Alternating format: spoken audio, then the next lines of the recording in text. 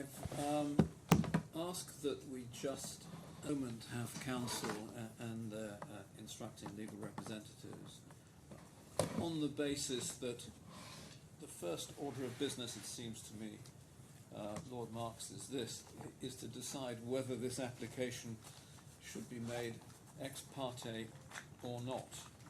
Your Honour, yes.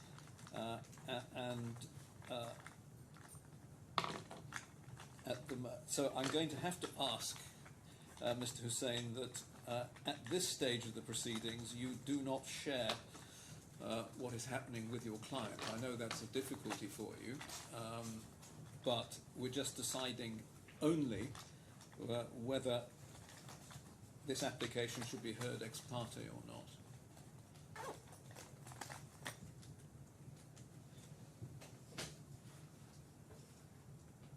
So I mean, you have no idea what's happening. So no, well, you don't. Lord Marks, you're going to have to outline with Mr. Hussain's professionalism being respected that these are private proceedings at the moment. I will say at the end whether or not and what he can share with his client, but yes. You can speak freely at the moment and tell me why there should be an ex parte application. Your Honour, I shall do that, and I'll do it with suitable circumspection for this reason, that although Your Honour was kind enough to suggest that I may speak freely, I did, before coming into court this morning, ask Mr. Hussain if he was able to talk to me in private without conveying what I had to say to him, to his client. And he said entirely properly that he would need to have instructions from his client to do that. He went and took those instructions. They were withheld. In consequence, he has been unable to talk to me on a confidential basis, and I perfectly respect that. That's his right, and indeed his client's right. Yes, well, I felt I would have sort of rather overridden that. Yes. But I felt I was we have to break the logjam somehow. Yes. I think we can, though I think we can only by hearing at least the first paragraph of the application, or the application for the first paragraph, for the order in the first paragraph. It may be that there are other provisions that give away what. But I don't understand, frankly, why this should be ex parte. Well, Your Honour, the position is this, that I am concerned as to what might happen immediately upon the relief being given that I seek in the first paragraph. Because... And what's your evidence to support that submission? Well, Your Honour, the evidence is a matter of inference from the... There is no evidence whatsoever that what is apparently an application for disclosure would somehow be frustrated. Your Honour, it's an application for disclosure of particular items of a particular type that would be vulnerable to frustration. Yes. And would be vulnerable to disappearing. Yes, but there isn't a shred of evidence before me that will happen. Well, I can only say it's a matter of concern. It's in much the same way as when you seek an it's pillar pure order. Speculation. I mean, if you had a scintilla of evidence that there had been previous conduct of that, then that would support the application. But simply an assertion without evidence seems to be no reason whatsoever for departing from the normal procedure of the court. I mean, if you can point some evidential basis for the application that this should be an application made ex parte, I will look at it. We're on the evidence is, we say, in the evidence of Mr. Mackenzie, which is that the evidence of the second defendant. Point me to a paragraph.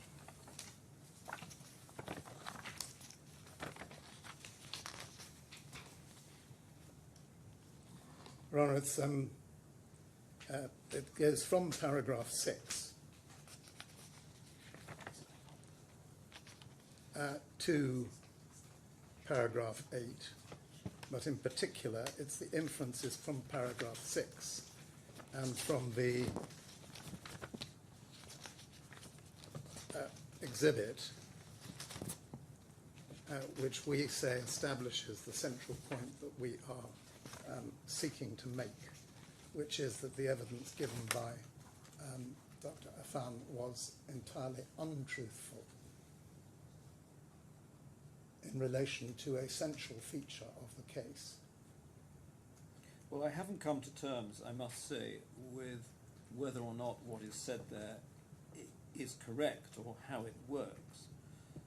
Your Honour, I was hoping to explain that to you. You will do in due course.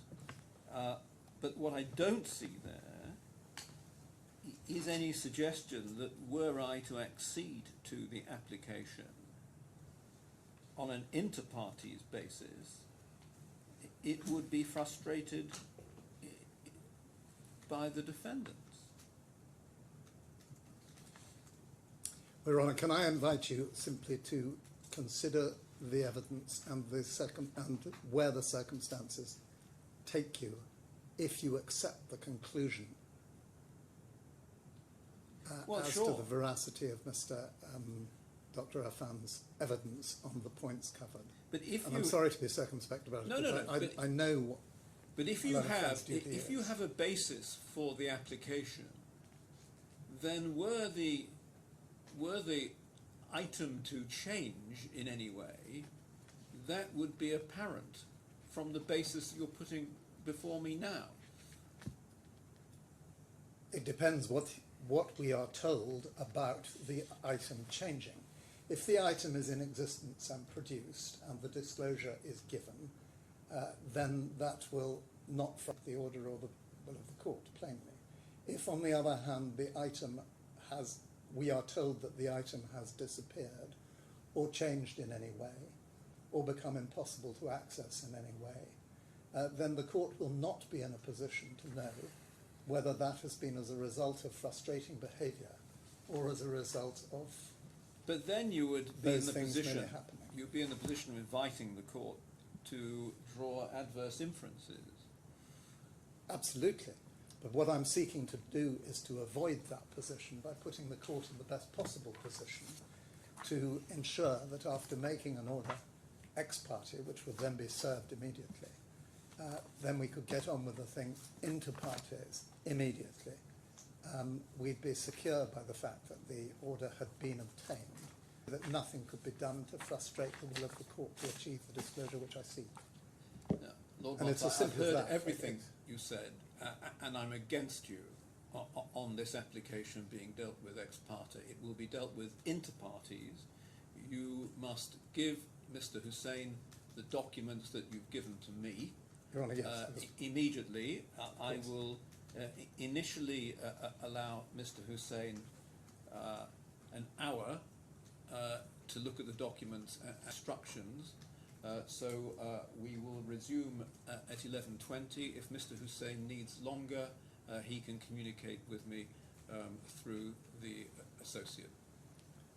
Your Honour, certainly. If he wants to come back earlier, because if he wants to come back earlier, I shall just be sitting in my room waiting upon you. Your Honour, thank you. I'll rise now.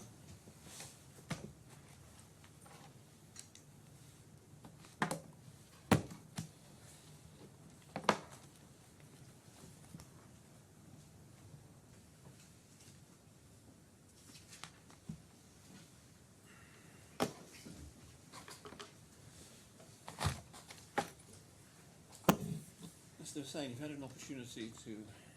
Yes, Your Honour, not a complete opportunity, but I can update you as to where we are. I've looked at the. I'm so sorry. You did tell me to do that. Can you hear me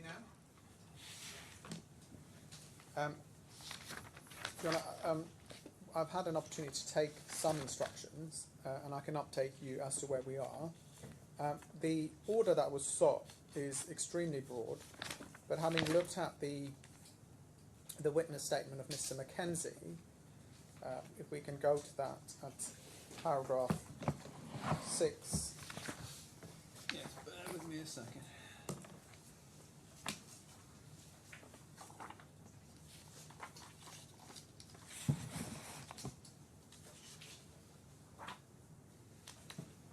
Sorry, it's not in Terrors, it's not in the bundle, it's fine. I have it. So if we're looking at paragraph 6, there seems to be two categories of documents that are being requested. The first one relates to combined bundle at 916.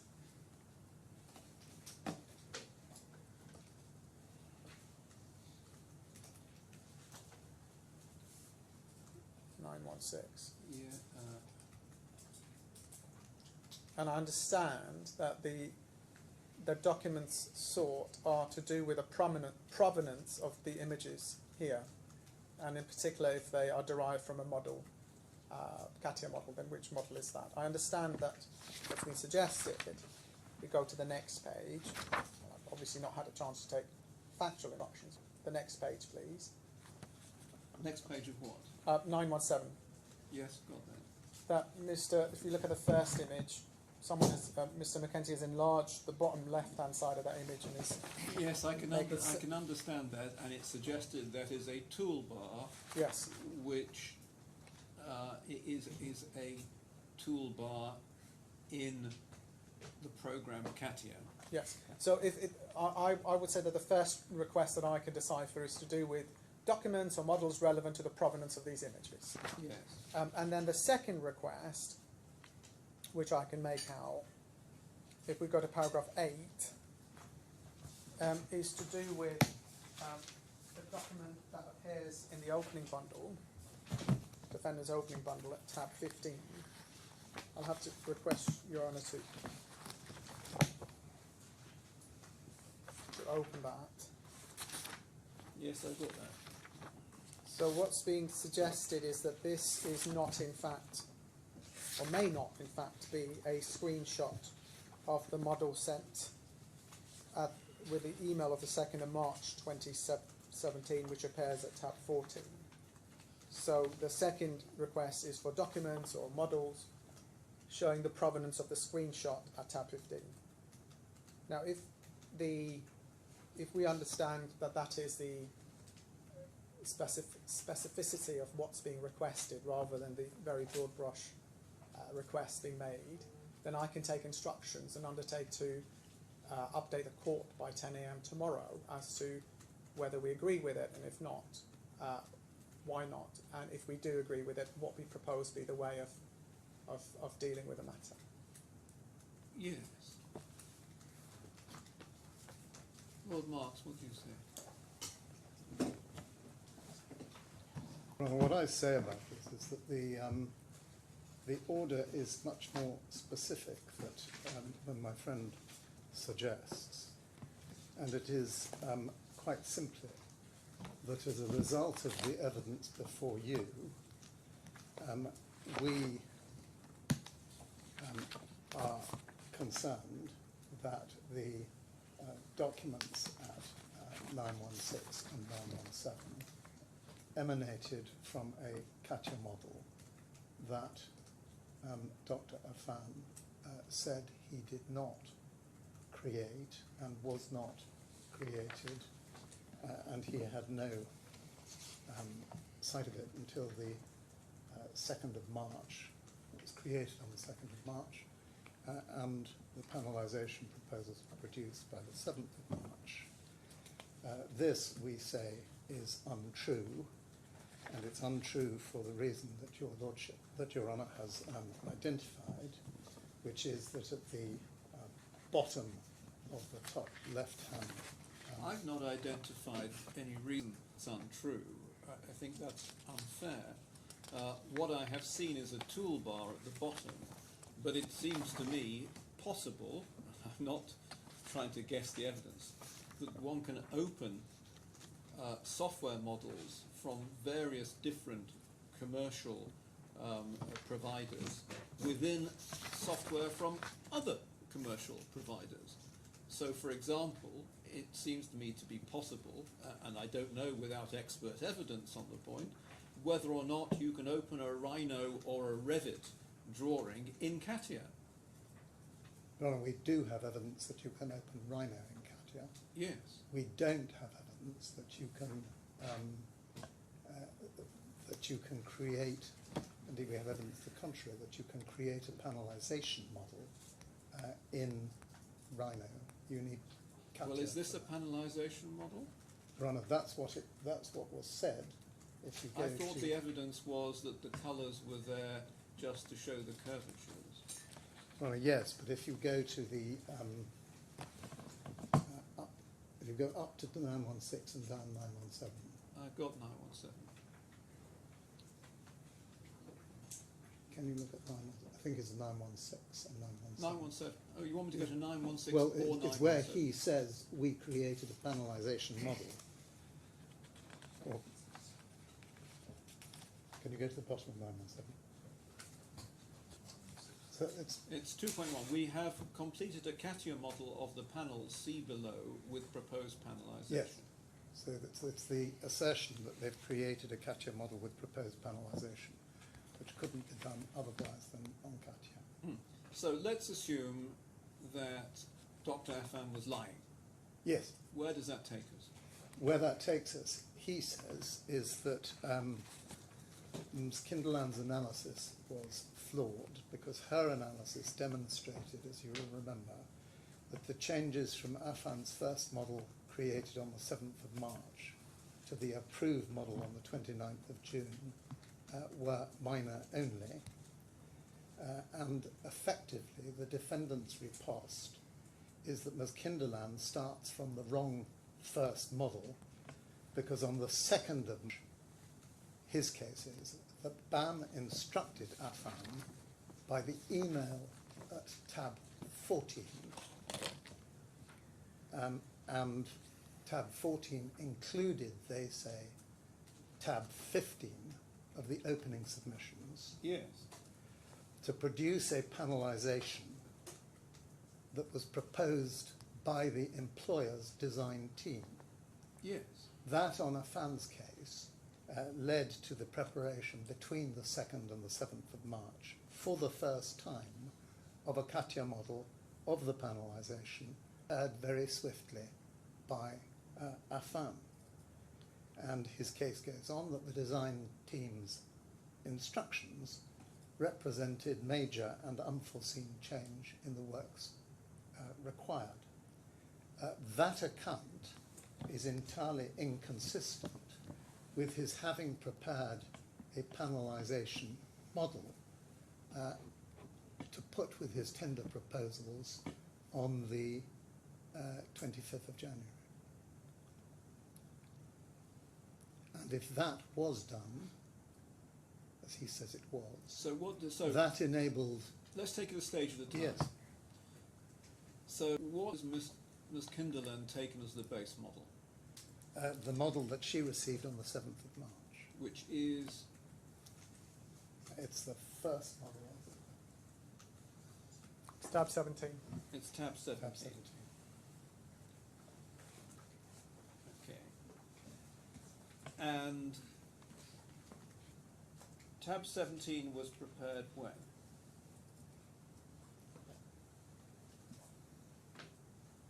If tab 17 is, I haven't checked the reference, if tab 17 is the model of the 7th of March, it was prepared on the 7th of March. 7th of March. So And that was so the 10% figure relies upon the 7th of March Relies on the 7th of March as the start date. as the start date. And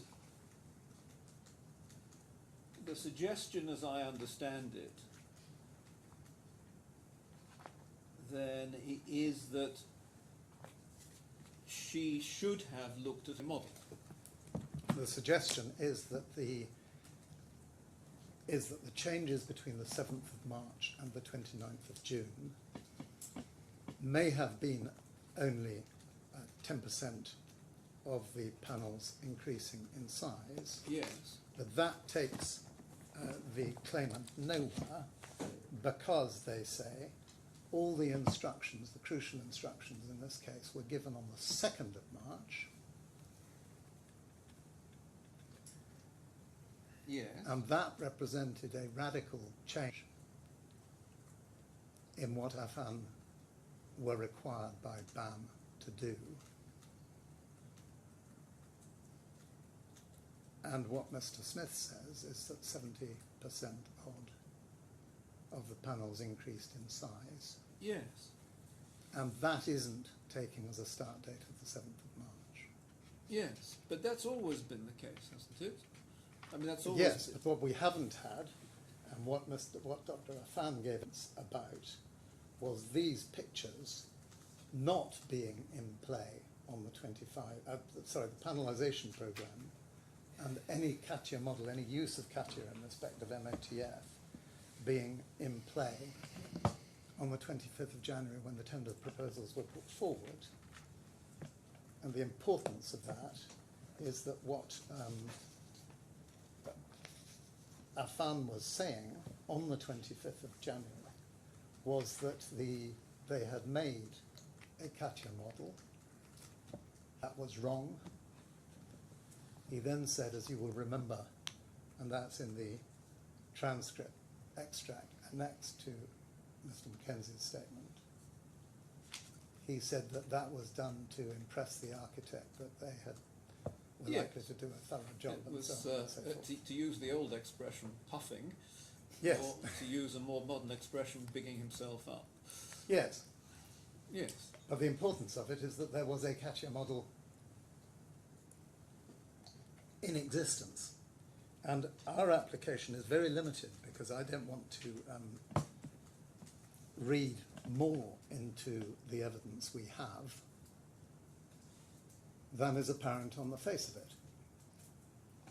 And I say that we are entitled as a result, and also as a result actually of the addendum, because Your Honour will remember that paragraph 9 of the addendum, that's B9, which is at page 1967, required the subcontractor to make available key staff or their alternates who are experienced in the use of relevant software and related passwords necessary for completion of the subcontract works.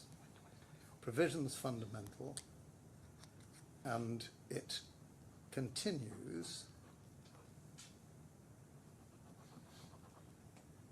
These rights and obligations shall continue until the subcontractor is released from such obligations by the contractor in writing. So, I mean, basically, you'd like to see the CATIA model. What we want to see is the CATIA model, and the reason for that. And you'll see the revisions to it. Yes, and we'll see the data creation. Yes.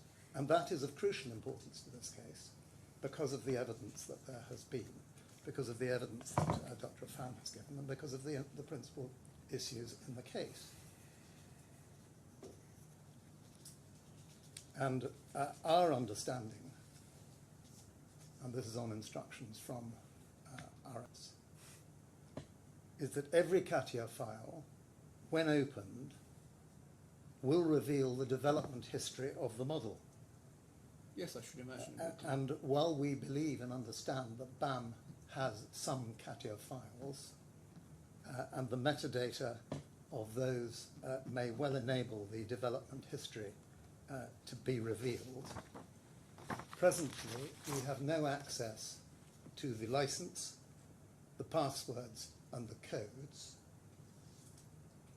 to all of which we're still entitled under the addendum because there's been no such release.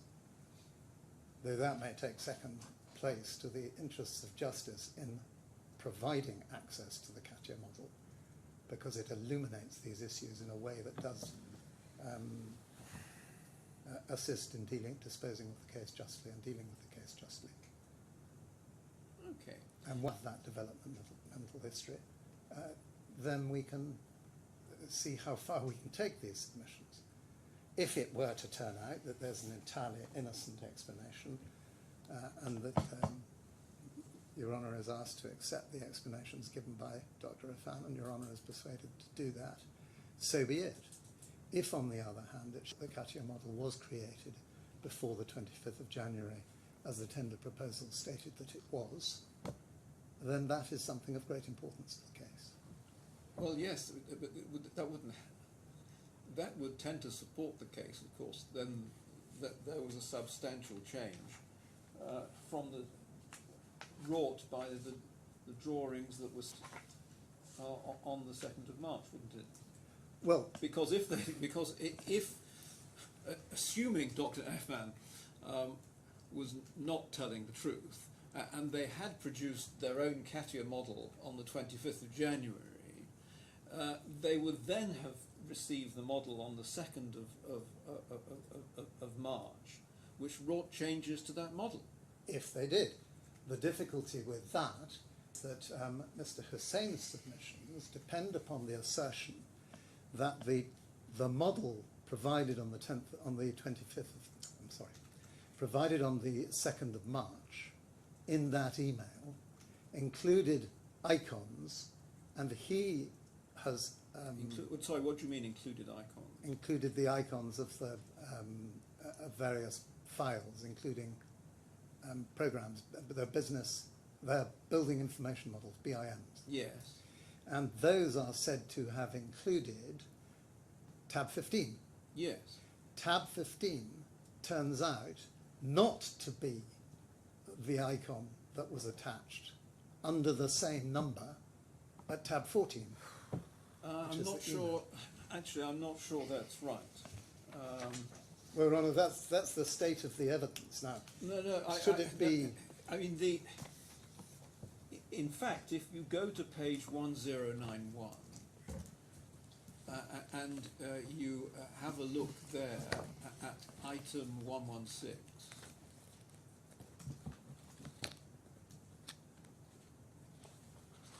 I just get it out.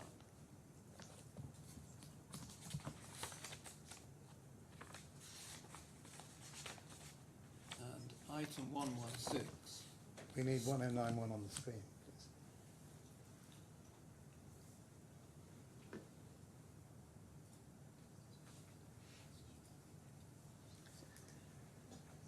Sorry, I haven't had time to log into that, so I don't know what you've got on your screen.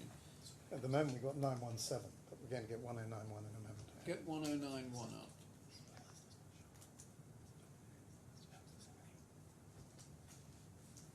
So if that can be rotated, Do you have it? I do now, Your Honour, yes. Okay, so you'll see that item 116 Yes, is a Revit model. yes. And indeed, I think if you go into tab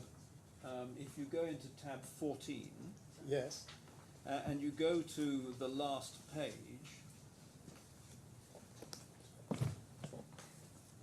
you'll see that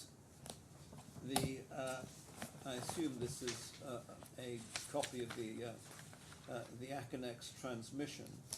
The Aconex transmission shows the drawing to be drawn in Revit, and if you go over to the very final page, that appears to be a printout of the Revit drawing. Now, if one goes to the exhibit to Mr. Mackenzie's witness statement, so it's not the exhibit. It's actually within the witness statement itself. The suggestion that somehow the document is different is based upon opening that document in two different versions of Rhino, in Rhino 7 and Rhino 8. The first and 11th side is opened in Rhino 7, the second is opened in Rhino 8. I've not seen the version on the left-hand side before, I don't think it's in evidence.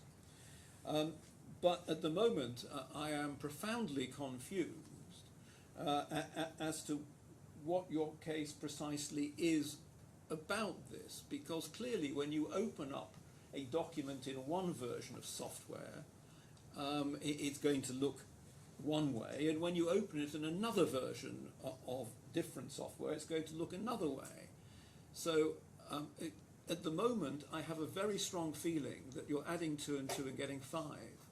Well, Your Honour, I hope not, because they don't have an equivalence. But the suggestion However, that somehow this the files are different, at the moment I'm not persuaded of. Your Honour, can I make a couple of points? Yes, of course.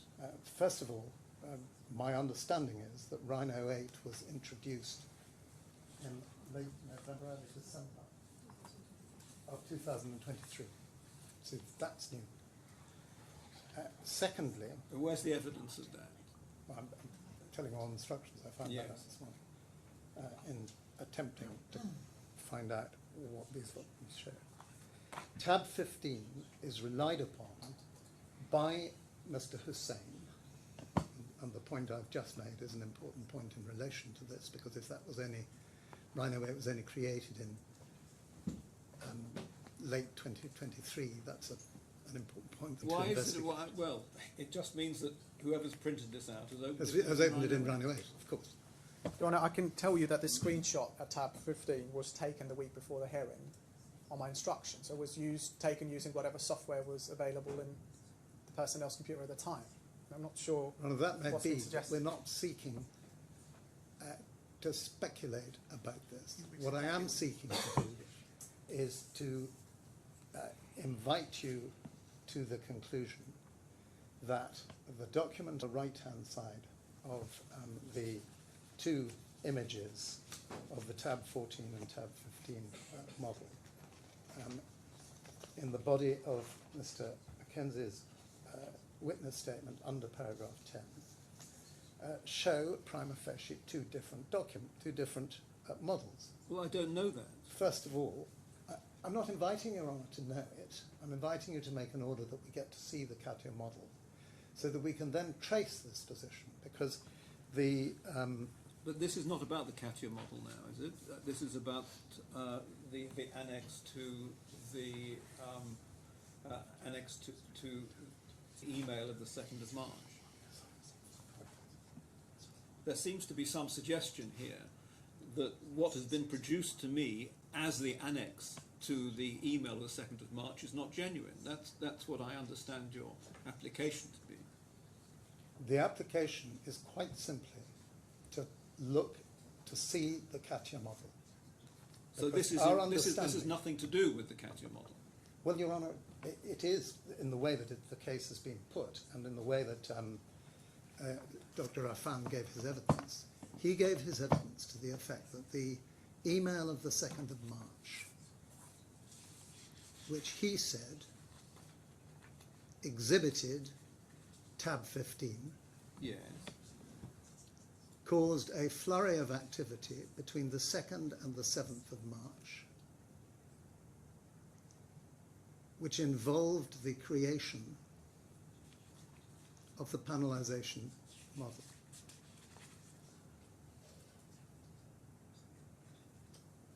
But Tab 14, which is the email of the 2nd of March, was said to include, this is important, tab 15 because of the existence of the same numbers. I'm getting totally lost here. Is it suggested that what has been produced to me is not what was annexed to the email of the 2nd of March? That's what it looks like. Well, I'd need persuading of that. If it helps, Because it's being opened in different software. So I don't know how software opens drawings made in different software. Your Honour, can I ask that tab 8, page 8 of tab 14, of which the court has a soft copy, I understand, Page. be opened. That's tab 14 of my friend's opening bundles. Yes. So that's the Revit model. Is it? And if you can zoom into the top middle for the number. Sorry. Now, so what am I meant to? I suppose I better get up the. I better get Your Honour, yes. online. It's on file 23. Right, bear with me while I get to see what you're looking at.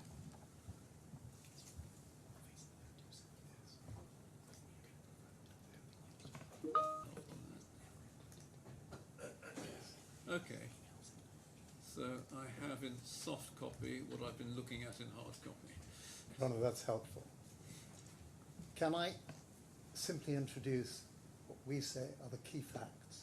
Yes. Tab 15, which my learned friend opened as the document that was attached to tab 14.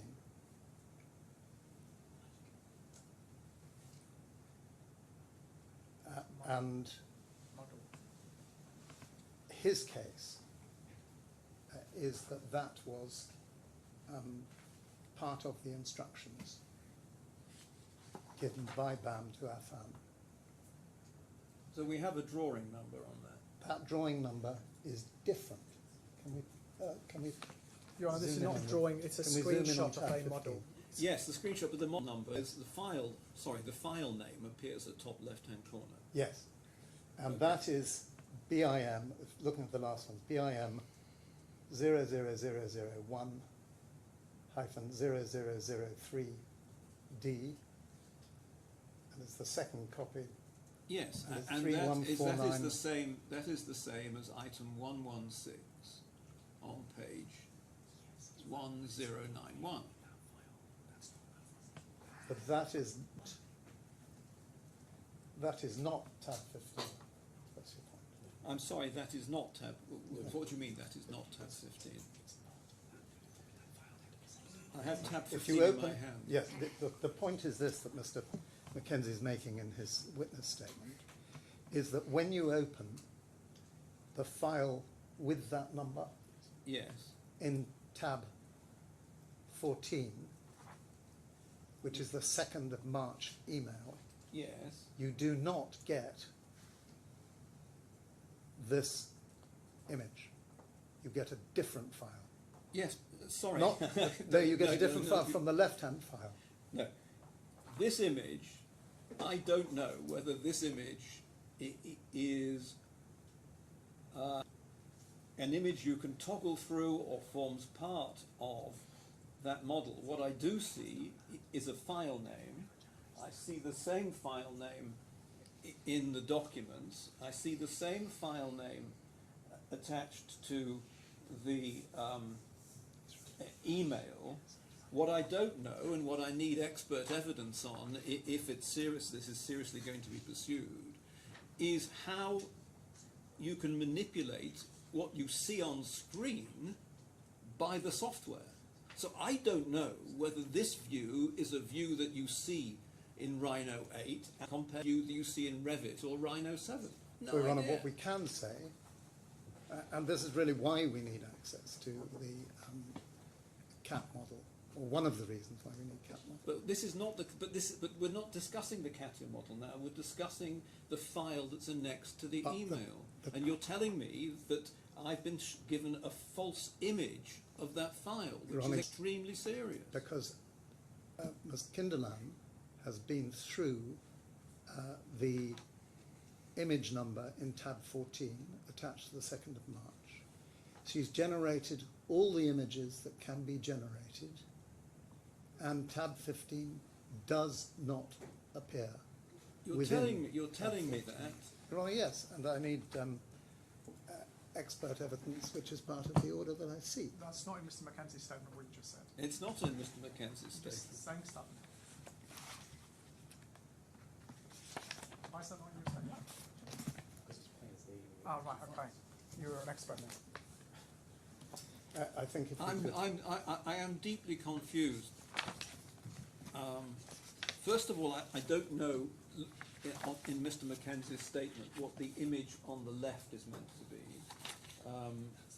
the image on the left comes from tab 14 when you open up the number of the Rhino model In Rhino 7. in Rhino 7. Okay. building information model ending in 3D, Right. and that's in Rhino 7 commercial software. Okay.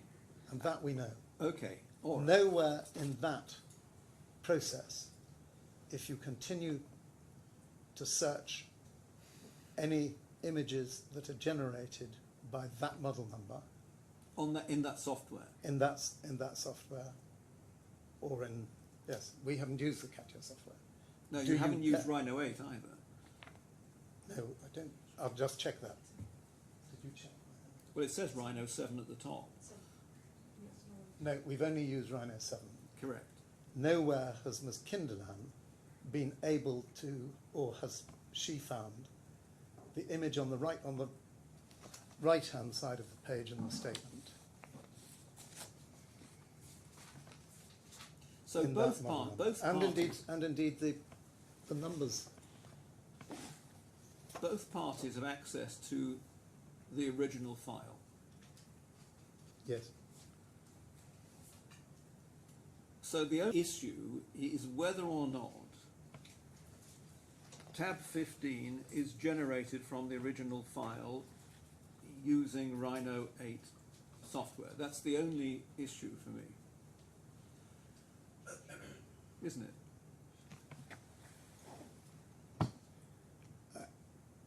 I'm not sure that it is, because although Mr. Hussain tells us that he opened this in Rhino 8 the week before the hearing, his case was the instructions to Affan were contained in the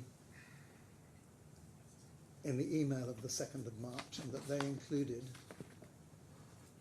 the image in tab 15. In other words, his whole case has been put on the basis that tab 14 included tab 15. Yes. And the analysis and the discussion we've had this morning. But it's common ground that tab 14 included this file. I mean, that's not an issue. Included the left-hand file, yes. No. You're confusing files and images. They are both images of the same file. Well, no, I don't think we are confusing it. I think the points we're making is that there appear to be two files bearing the same number.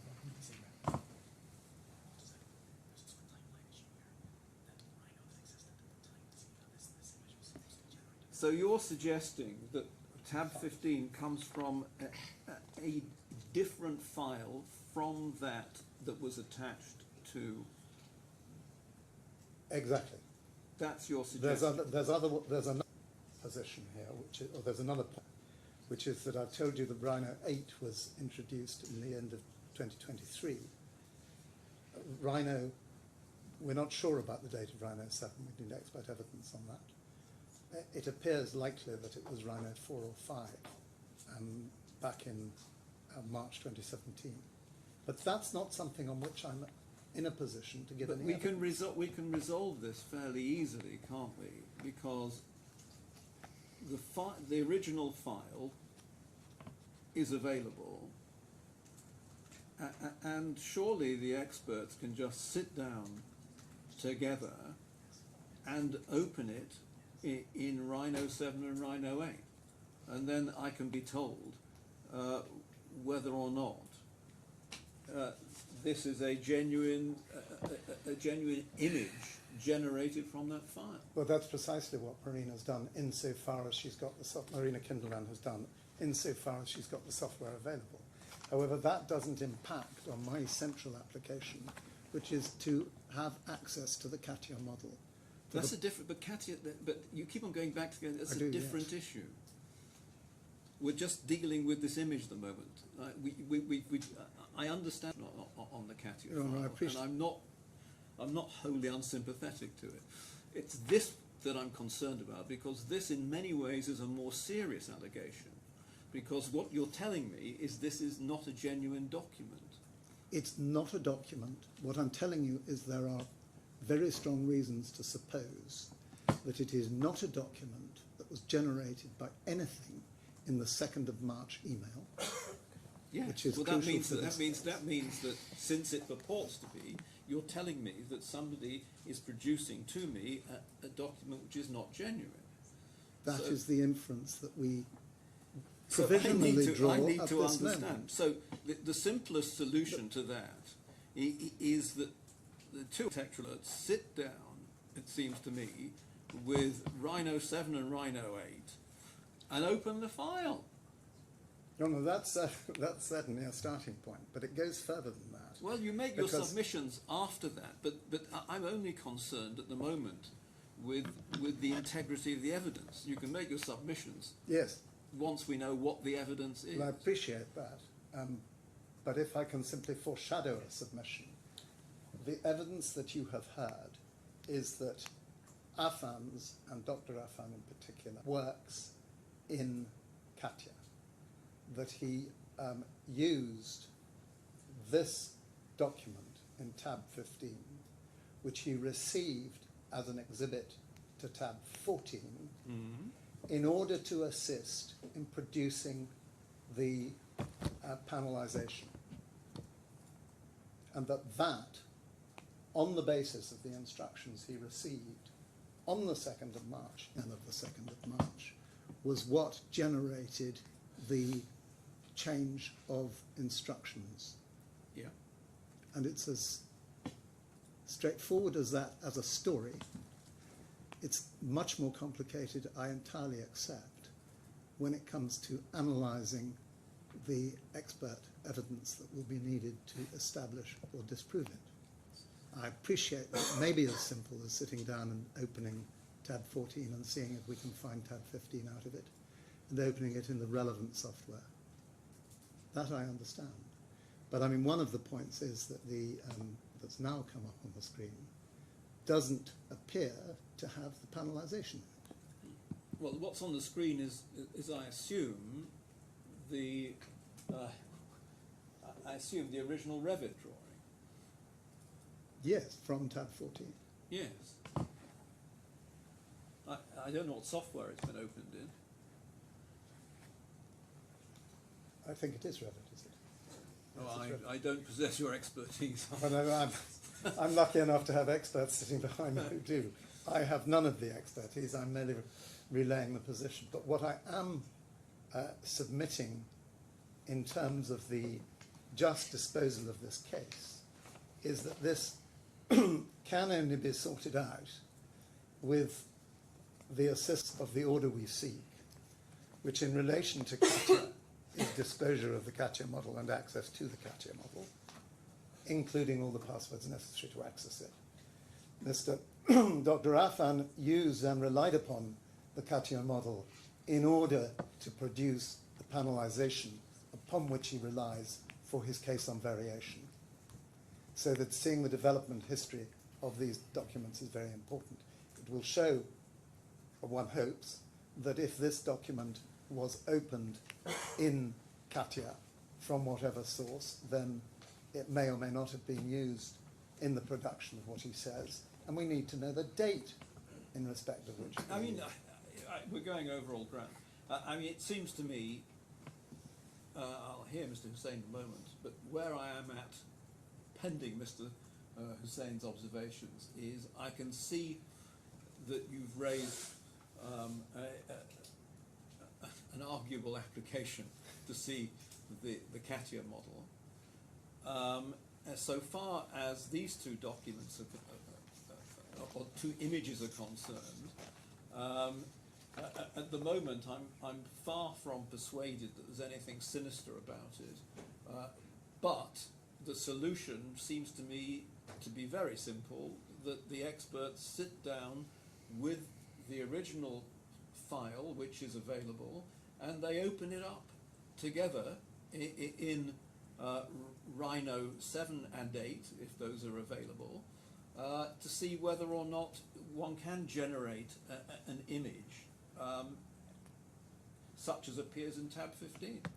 Your Honour, that's a sensible and informal suggestion, if I may say so.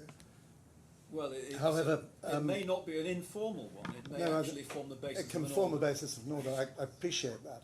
But if I can take you back to the order, Your Honour will remember that on Friday evening, I addressed you on the basis that this account of variation was entirely new. It was unpleaded by the defendants. It did not feature at all in evidence submitted on their behalf. Neither the lay evidence nor the evidence submitted by Mr. Smith as the technical expert. And I submitted, therefore, that it ought to be pleaded. And that is the subject of paragraph 2 of the order, which I've put in very much with a view to not disrupting or to avoiding disruption of the programme. I then suggested that we should respond to that by the 11th of November. And then at 4, the parties are to file any evidence in support of and limited to the amendments made by the 4th of, by 4 p.m. on the 15th of November, together with any documentary evidence they seek to rely on. The discussion we've just been having about tab 14 and tab 15 falls, and I quite accept from Your Honour that it falls much more clearly into concern for paragraphs 2 to 4 of the order than it does into paragraph 1 of the order. And I quite accept that the evidence, not just accept, I rely upon the fact that the evidence that we need to see and that we need to call, and you said on Friday night I should tell you what that evidence would be. Yes. It will be in relation to the Katia model, evidence from an expert whom we have already identified over the weekend, who will be able to give evidence about So you're the asking, working, you'll be asking permission to call a new expert? the working of the Katia model, so I will. It's relatively simple evidence. It's just about the working of the Katia model, the tracing of the development history, and I hope that can be done very fast, and I hope that can either be agreed because it is, but it will be controversial to anybody who knows about Katia. The second expert will, I hope, the second category of expert evidence will be that given by Ms. Kinderland, who will have to produce some evidence, both on the opening up of the images in tab 14 and tab 15, and on what the Katia model tells her about the availability of the panelization program and what the developmental history that the first experts can say about the development of the panelization program. That will give the court the information the court needs in order to determine whether the flurry of activity between the 2nd and the 7th of March 2017 to produce the new panelization models on instructions from BAM to Affan is a credible account or not. If But it isn't a credible account... It was always the case that a model existed before the 2nd of March. Not a panelization model. That's not what Dr. Affan said at all. I'm sorry, you're He saying... was working on a model, and he said that it would only be available, I think, 7th of March. Okay, And he said, he said two things which haven't been completely explored. One, there are documents for the effect that he was working on panelization at the end of February. But the panelization as a result of the varied instructions was all done, he says, between the 2nd and 7th of March. And that's his case now on the big change. And Your Honour will remember that so I you drew... say his case now, but I'm sorry to talk across Mr. Smith, but it's Mr. Smith's evidence that that Ms. Kinderland used the wrong base, and he used a different base. You've always known that Mr. Smith has taken a different base for the calculation of the changes. Yes, because Ms. Kinderland takes the 2nd of March base. Yes, the 7th of March but base. it's always been clear in Mr. Smith's evidence he takes a different base. Oh yes, he takes a completely... I mean, I haven't cross-examined Mr. No, Smith, no. but I'm going to. Yeah. And we'll elucidate So where I his don't 70% understand comes where from. the surprise lies. That's not the surprise. The surprise is that they changed their case in order to undermine Ms. Kinderland's analysis of the change from the 7th of March to the 29th of June. I don't understand that point. Because I don't understand the Smith, request. I'm sorry. Actually, Mr. Smith, I'm going to ask you to leave the room because Okay. we're going to be discussing your evidence, and I don't want any sense that it's tainted by what we're discussing.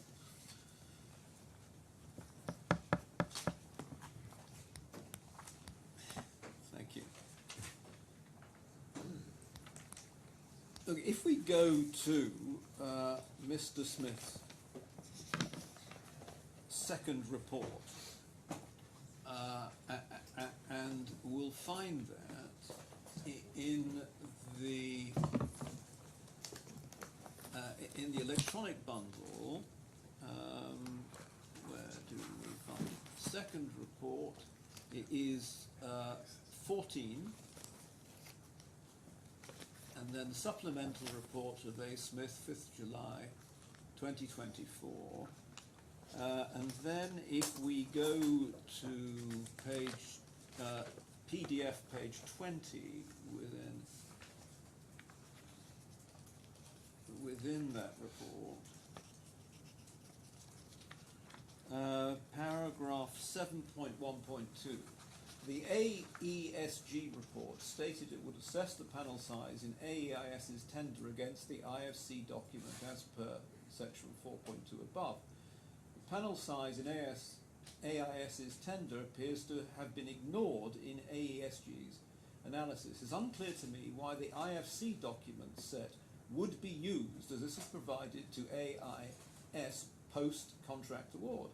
Furthermore, AESG's model analysis is between two post-contract models with no discussion as to whether the first model produced with panel sizes larger than AIS tenders was solely its own work or dictated to it. AIES tender proposal included a requirement for mechanical fixing of stainless steel sheets to GLP. This is not prohibited. That's not. Now then we go to 7.2.1.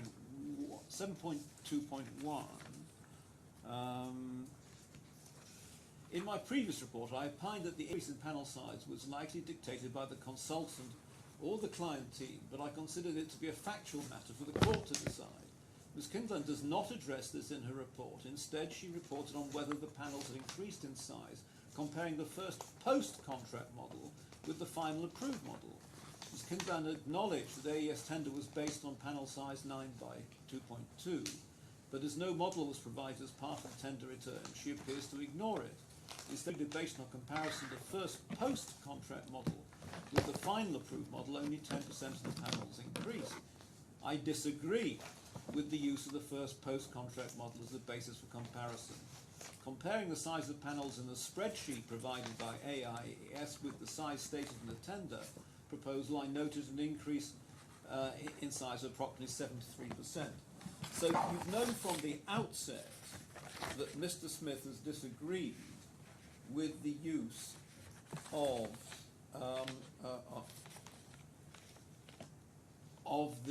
the model that Ms. Kindland uses to generate her 10%. Indeed we have. But that doesn't alter the fact that we have a fundamental difference with Mr. Smith, and it's probably as well that he's out of the room. Yes. Because he has analysed to get to his 70% or 73%, and that's at 5.12. You may have, I accept you have differences with him, and that's what we're here to resolve.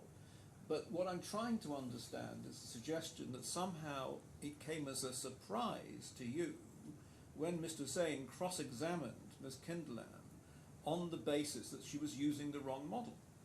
And I answer that in two parts. Yes, of course. First, by finishing my first point, which is that our dispute with Mr. Smith's evidence is that he only looked at 9 by 2 as the maximum size, and we will attempt in cross-examination to demonstrate how that cannot have been right, and that the sizes can be considerably greater than that, and that they are in fact closer to the what Ms. Kindland calls the option 1B sizes. They can be more, and we're just talking about the nominal size. Yeah, I see. That leads to his 70% increase. The difference that Your Honour is pointing out to me is that Mr. Smith has a criticism of the use of the first contract model. Yes. If there were a pleading and evidence to the effect that between the 2nd of March, which was the acceptance, well, we'll come back to that, which was the letter of intent, and the 7th of March, which was the first post-contract model, there was a change, then Mr. Smith's action would have some validity. The pleaded case was that what changed on the 13th of March. As it happens, we now know from a document that's been discovered that the letter of intent was only accepted on the 8th of March. I didn't know about that document. I didn't put it to Dr. Affan. But that's a document that we will be seeking to introduce. So this is just going way beyond. There's just new applications being just laid out. I'm not making an application. I saw don't this say. document in the early hours of this morning. No, but, Mr. Hussain, I'll give you your chance in a moment. Had there been a change between the 2nd of instructions, or a variation between the 2nd and the 7th of March, Mr. Smith's criticism might have weight. As it was, the pleaded case we faced was that everything changed on the 13th of March. In those circumstances, there having been no change between the 2nd and the 7th of March, we rely on Ms. Kinderland's analysis to show no change between the 2nd and the 7th of March, letter of intent on the 2nd of March. Thereafter, the first model is the 7th of March.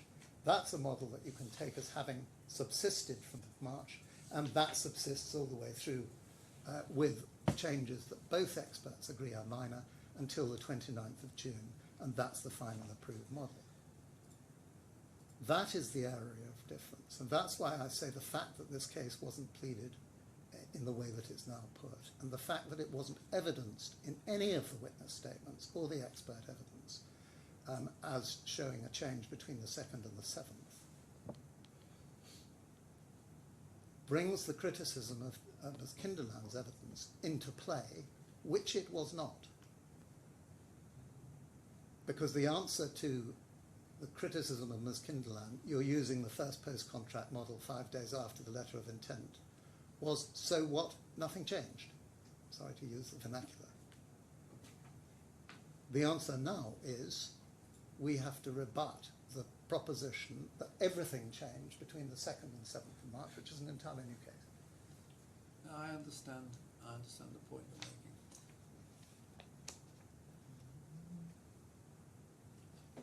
And that is why these documents,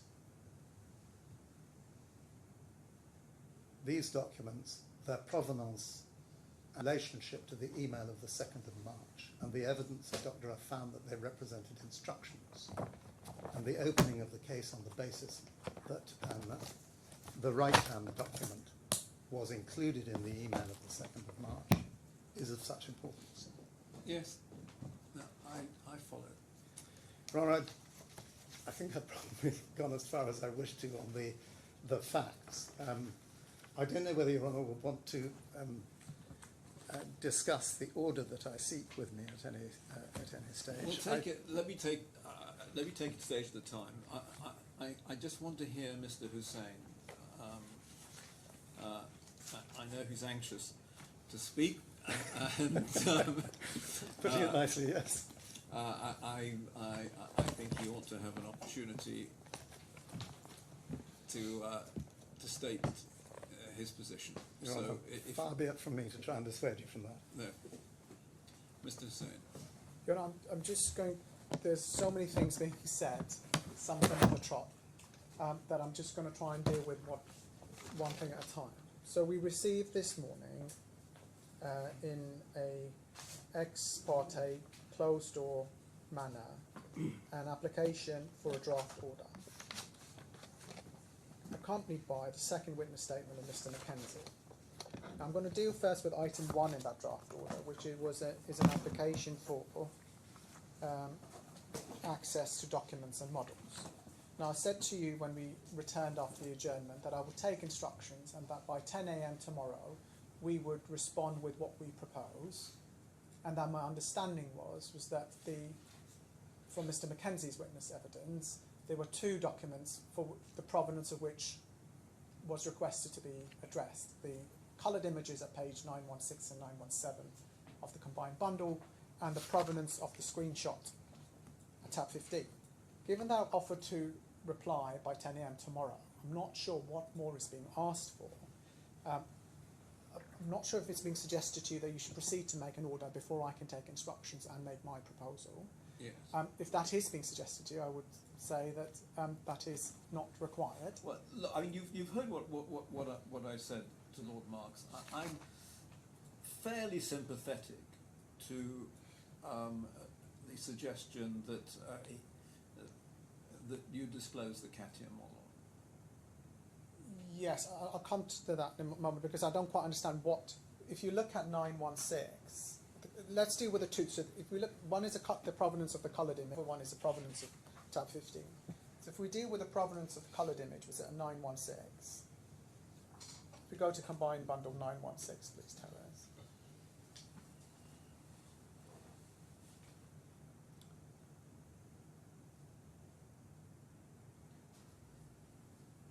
So if we look at this document, it suggested that there was a model which is the basis for this coloured image. But the same document in the next page says in terms, the panels will be formed from advanced fibre layouts and bonded with fire-rated items. The panels of main facade are proposed to be 9 by 2.2 metres. So I'm still struggling to see, and this has never been pleaded, what the significance of these images, and even if they were the product of the Katia model is said to be. It just seems to be a general point as to credibility, as to why there was suggested to be a Katia model or not. So that's the first point, and I will take instructions on the provenance of this image, and I will come back to yourself Sure. with a proposal. And you know, it may well be, again, I'm not. It may well be that there is an underlying model that was opened in Katia and coloured in Katia. Yes, but Who none knows? of that, and I don't want to give you information that I'm not Yeah, of privy course. to. But none of that automatically means that the Katia model used for the works should be opened up. There's no connection between these two things. Let me take instructions, and I will. But what I think may be likely is the Katia model updates itself, and you will have to look at. I'll need to take instructions. Yeah. Yes. So that's the first point. I'm not sure where this is meant to be going, other than a general credibility point, either on the maker of the proposal or on Dr. Affan, which is a matter of submission. So the second point is the document at opening bundle tab 50. I regard that as a more serious allegation. Yeah, well, I find it quite strange. I mean, again, with respect, the proper thing to do, and this is in a context of other conduct of the claimant of its case, the proper thing in my submission to do would have been to write to my solicitors and say, we would like documents showing the provenance of XYZ. Can you give it to us by XYZ stage? Instead, what we had was in my submission a quite sensationalist approach, that documents would be destroyed, etc., without any evidential basis. But we are where we are. So now it's being suggested that the document at tab 15 does not look like the document when, now I understand, this is not in Mr. Mackenzie's evidence, when Miss Kinderlin opens the file. What hasn't been suggested, the reason we're referring to this screenshot isn't because of what it looks like. I'm not particularly concerned with what it looks like. It's to do with the fact that it shows a certain panel sizing. Now, it's not being suggested that Ms. Kinderlin opened the document and it shows a different panel sizing, or doesn't show panel sizing. Maybe that's something that we'll hear next. So the question then is, what is the panel sizing, if any, indicated on the models provided on the 2nd of March 2017? There is nothing stopping the claimant from checking that and giving you evidence on it. They have the email. The email came from them.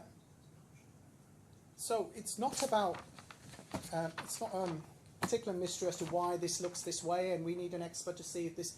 I mean, the point is, did the document sent on the 2nd of March 2017 indicate panel sizes that were larger than 9 by 2.2? That is what I'm relying on this for. I'm not particularly concerned with what it looks like when you open it, etc. But again, Your Honour, all I can say to you is that I will take instructions and come back by 10 a.m. tomorrow as to what we propose should be done. Yes, I mean, it seems to me that if there's any, the file says what it says. and the experts acting independently can both sit down together and agree what the file says.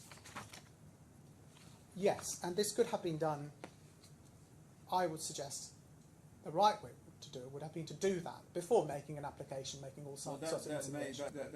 well be. But that's not the central issue before you. The other point is to do with the procedural amendments.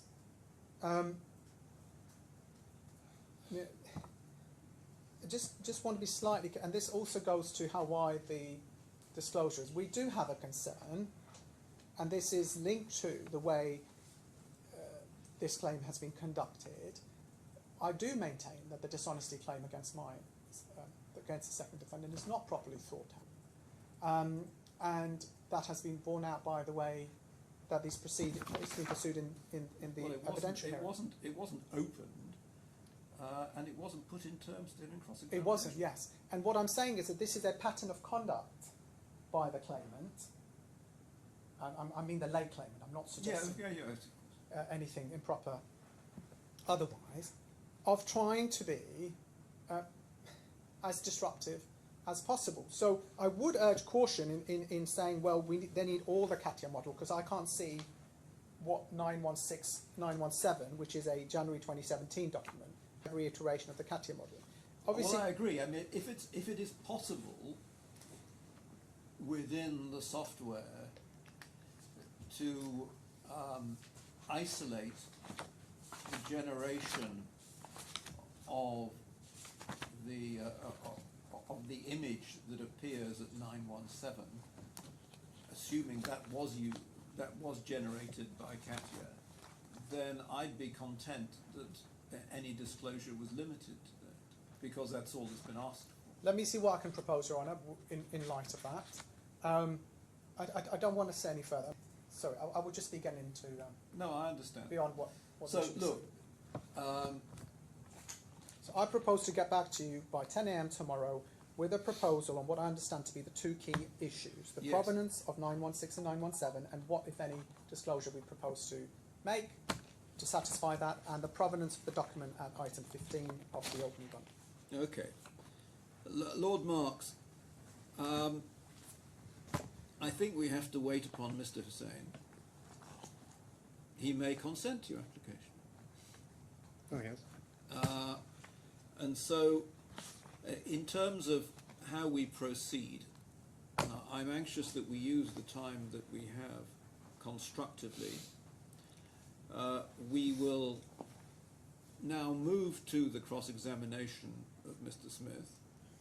Tomorrow morning at 8:30 we will have our site view, and then at 10 o'clock we will resume, and Mr. Hussain will tell us what disclosure the defendants are offering.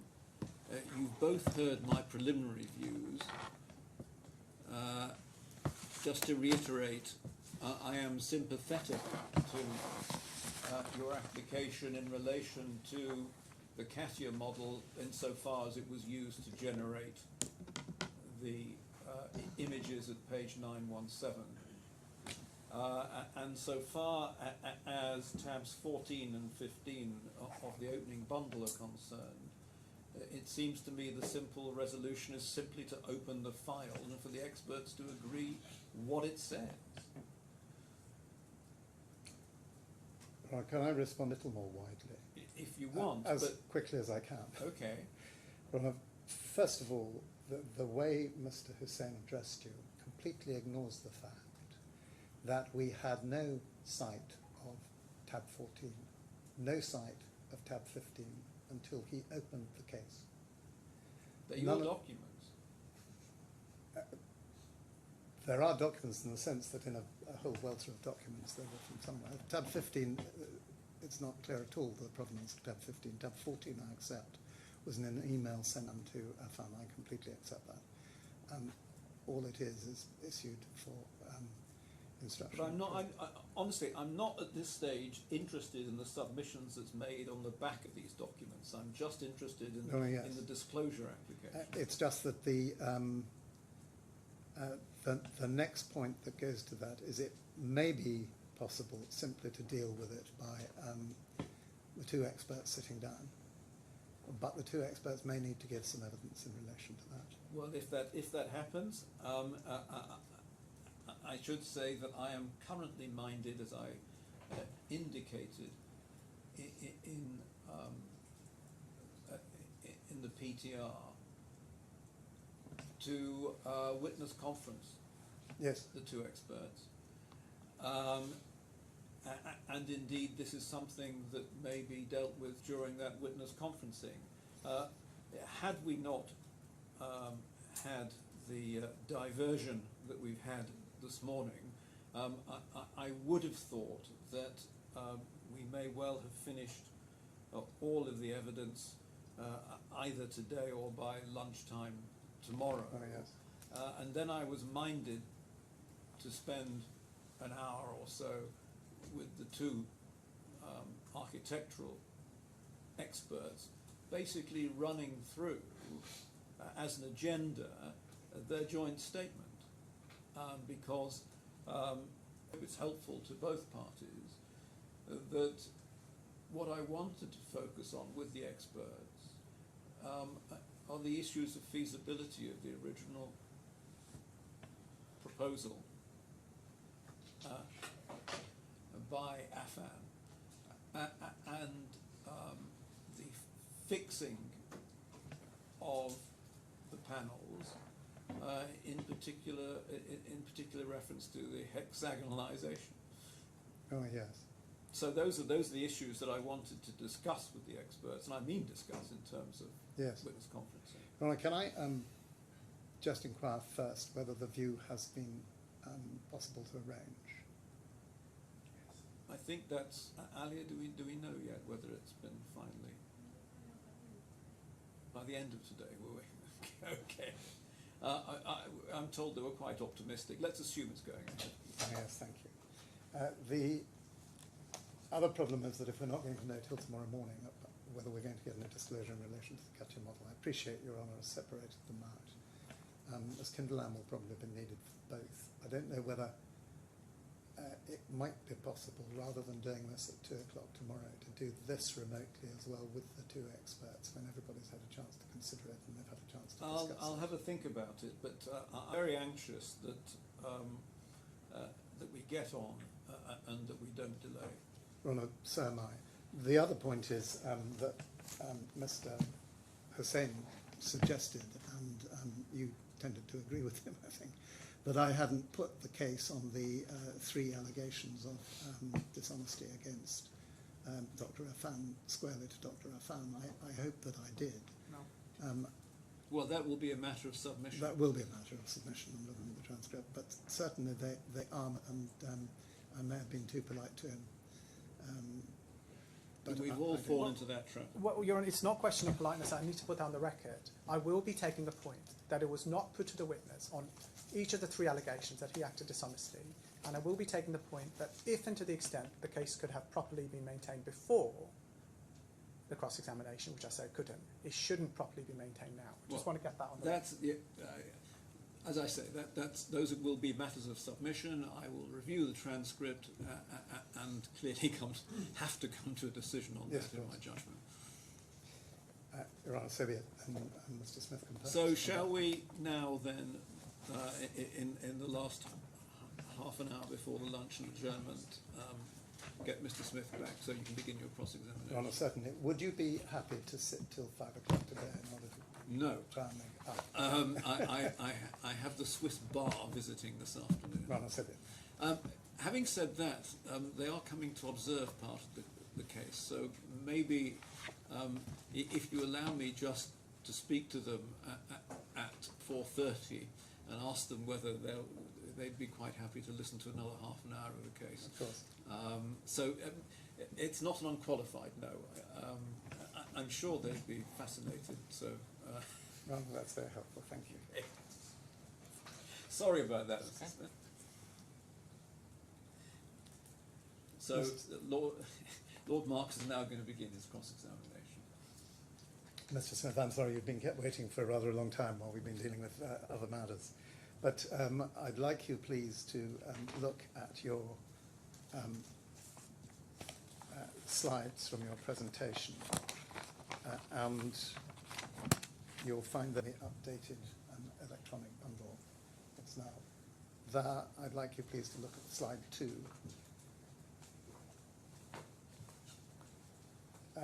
On the right-hand side, you'll see that option 1 is for a 2.5 metre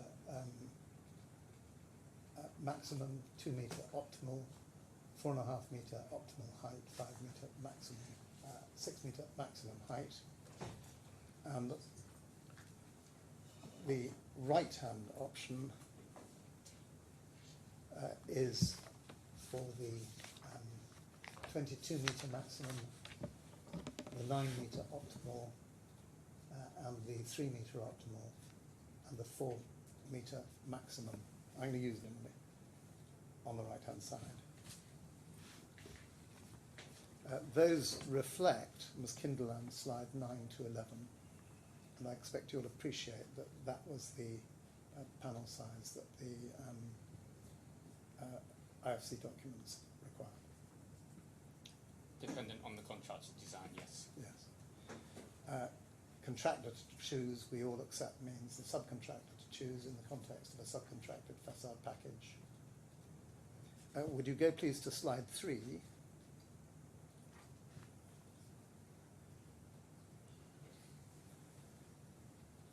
So the top left shows some panelisation, and the note 3 can go down, please. The panels there are said to be single curved panels with limited areas of minimal double curvature. Is that correct? Yes. And if we go to page 862 of the combined bundle,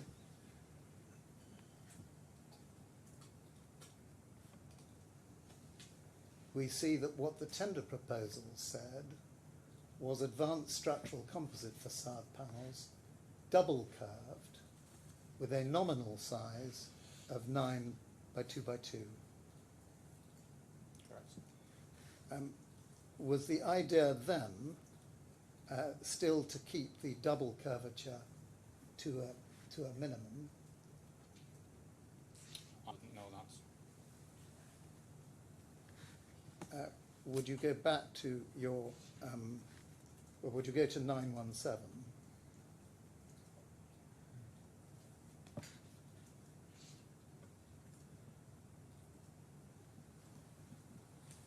That shows a smooth surface. Yes. Is that correct? And I suggest to you that the point of the double curvature is to achieve the smooth surface so that the joints between the panels don't need to be faceted. Correct. Go forward, please, to your slide 5.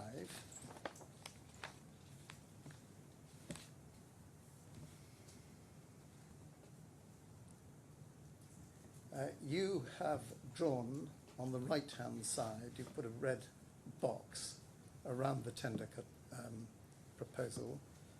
You've put 9 by 2 by 2 as compliance, double curved elements, and you've put 9 by 2.2 for every single panel module there. I haven't put 9 by 2.2. No. That is what is in Affan's tender proposal when they're Yes. stating compliance with 901. And you have, I've just highlighted it to his honour. yes, I suspect rather than put, I meant highlighted.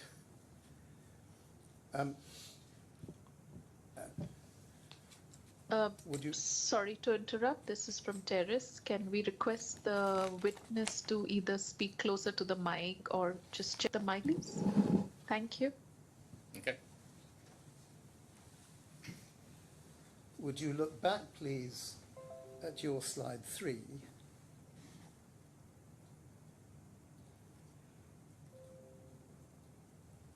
On the right-hand side, you've included a quote from BAM's CCN 222, at page 2. Yes. It's right, isn't it, that you have quoted from that document extensively? Correct. Indeed, in slides 3, 8, 13, 15, 16, 19, and 20. I needn't ask you to look them up at this stage.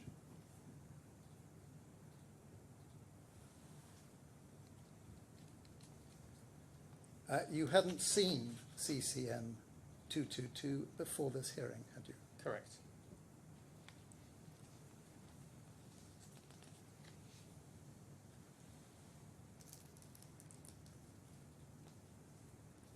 So that is plainly a factual matter, that was what was said in the CCN 222, and it postdated, of course, the tender by some way. Correct. And factual matter cannot have contributed to your expert opinion in any way. Correct. Would you look, please, at slide 4? And do you see at Coltai's, on Coltai document, there is a request at 12, please provide a brief production program and explain the type and number of machines to be used for panel production. Yes. And the answer is we will use 2 CMS machines to ensure milling of 4 number panels per day, 9/2.2, approximate monthly outlook of 60 to 80 panels. Each panel will take approximately 5 to 6 days to complete. Yes. And the date of that review is given at the top. Yeah. You want me to read it out? Well, it's the 17th of July, 2016. Correct. Would you look now, please, at page 938?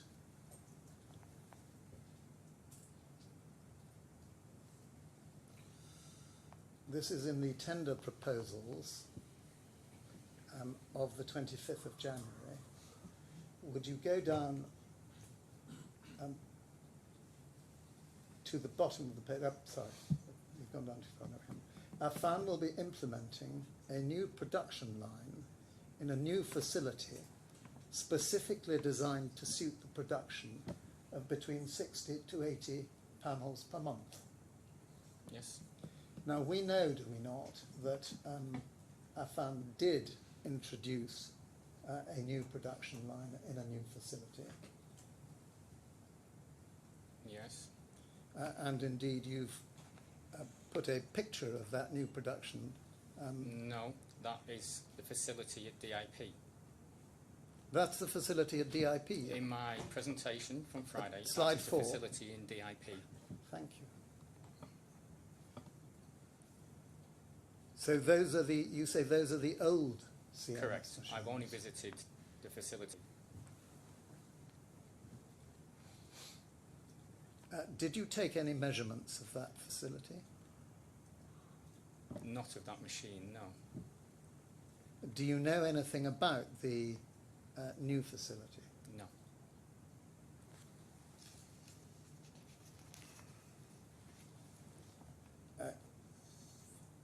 Have you seen any pictures of the new facility? I may have seen architectural drawings of it, but I can't recall to say for certain. Would you go up page 938?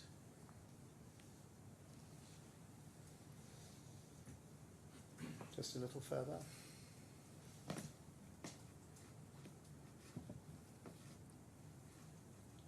So we're in 938, please. Stop.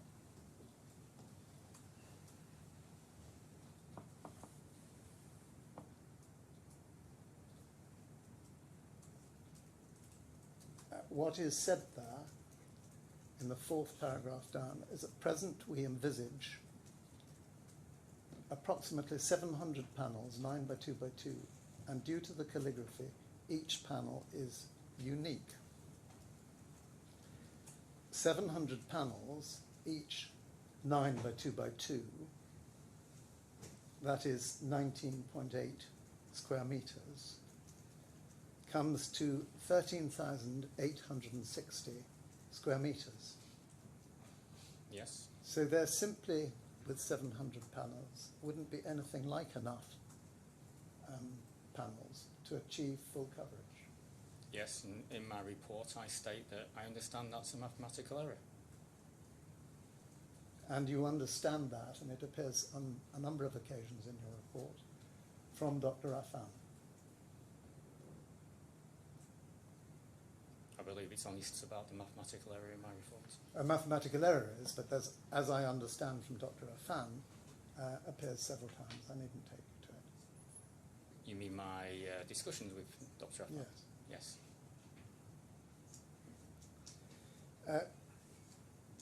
You may know this from your reading of Marina Kinderland's presentation. In her slide 21, it's made clear that the surface area to be panelled is 17,315 square metres. Do you accept that figure?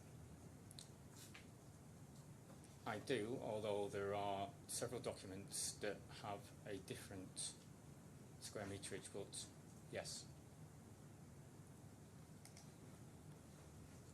Now, if the 9 by 3 typical module shown for option 1 on your slide 2 was adopted, that would be 27 metres squared per panel. Okay. And that gives ample coverage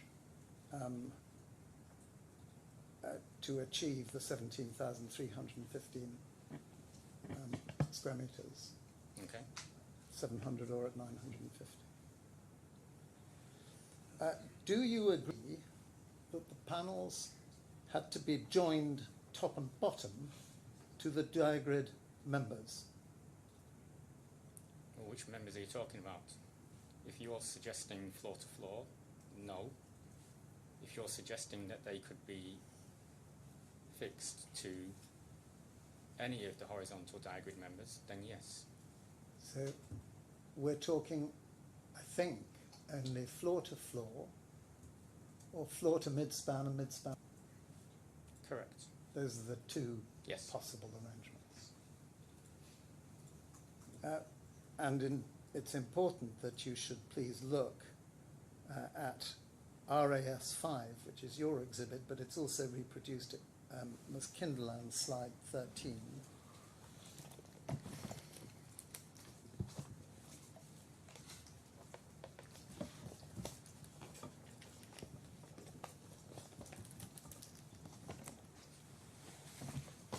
That is the panelisation process steps. Can somebody move their mouse out of the way, please, with the text? Or is that for me to do? That's for you, I think. You're right? Yes. Can you see the first panelisation step is preliminary subdivision of facade surface along horizontal diagrid members? Yes. Those, of course, could be floor to floor, or they could be midspan. Correct. In your slide 6, you have drawn lines across what's been known as drawing 003, I think, to show that the midspan lines, is that? Correct. And the point of your slide 6 is to show that one could attach to the midspan lines. Yes, as it The shows midspan on the line. left-hand side image from the IFC drawings. Can I put this to you? That would have to be the case if the panelisation adopted was the 2.5 by 4.5 module that we looked at in your slide 2.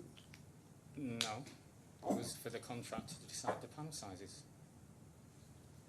not to follow exactly what was in the IFC. But if the size chosen was Ms. Kinderland's option 1A, look at her slide 11 again, please.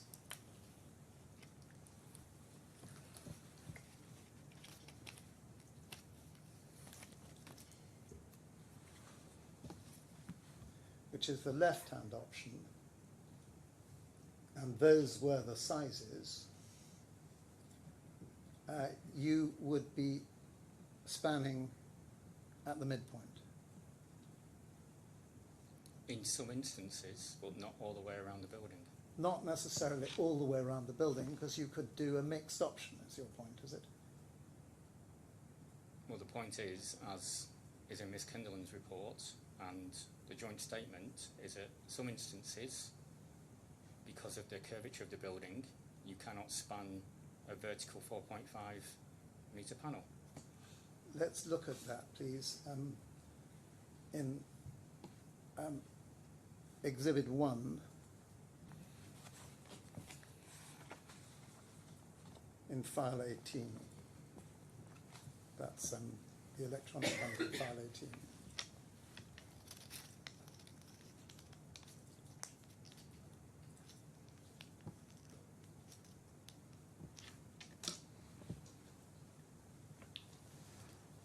The point I think that you are making is that if you look at the, can we zoom in on the right-hand side of that exhibit to show the blue and the green dimensions?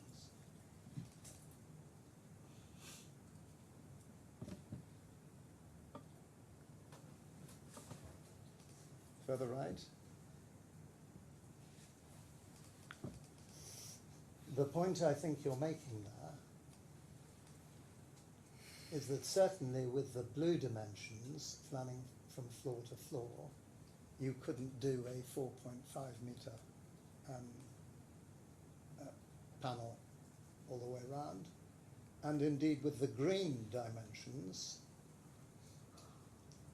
and the green dimensions I think were added by you, is that right? Correct. The only areas where you could do the 4.5 metre panel would be those areas where the floors were closer together, even at half level. Yes.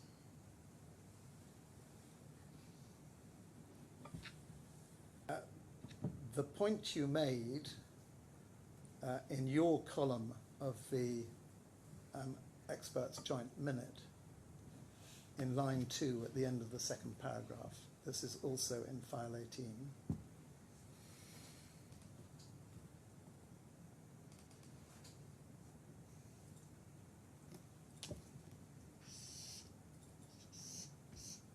Could you go up, please, operator, to line 2?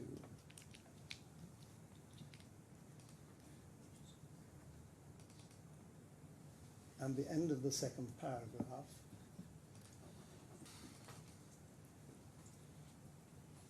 you say the panel size stated in the Affan's tender returns of similar dimensions to the model sizes noted on IFC, which states the typical module sizes to be 2.5 by 4 or 9 by 3, vertical span 4.5 or 9, typical to preferred contractor module. Drawing 906 does suggest a maximum panel height of 20 meters, however 9 is noted as optimal. Details also noted as potential model sizes options dependent on contractor design. Drawings 918, 934, 942 and 946 all show vertical details and spike panel height typical 4.5. I consider this to mean the IFC contemplated panels being fixed to the diagrid horizontal member midspan between the floors, that is 4.5 vertically. But in fact, I think you'd accept that the 4.5 metre option, option 1A, was not in the event chosen by Affan. Correct, but that's not what I'm stating there. I'm stating there that panels could be connected at the diagrid member at the 4.5 metre centres of those diagrid members. And that would have been appropriate and to be expected if Ms. option 1A, the smaller option, had been chosen. But in the I think your last answer accepts that it was not. Correct.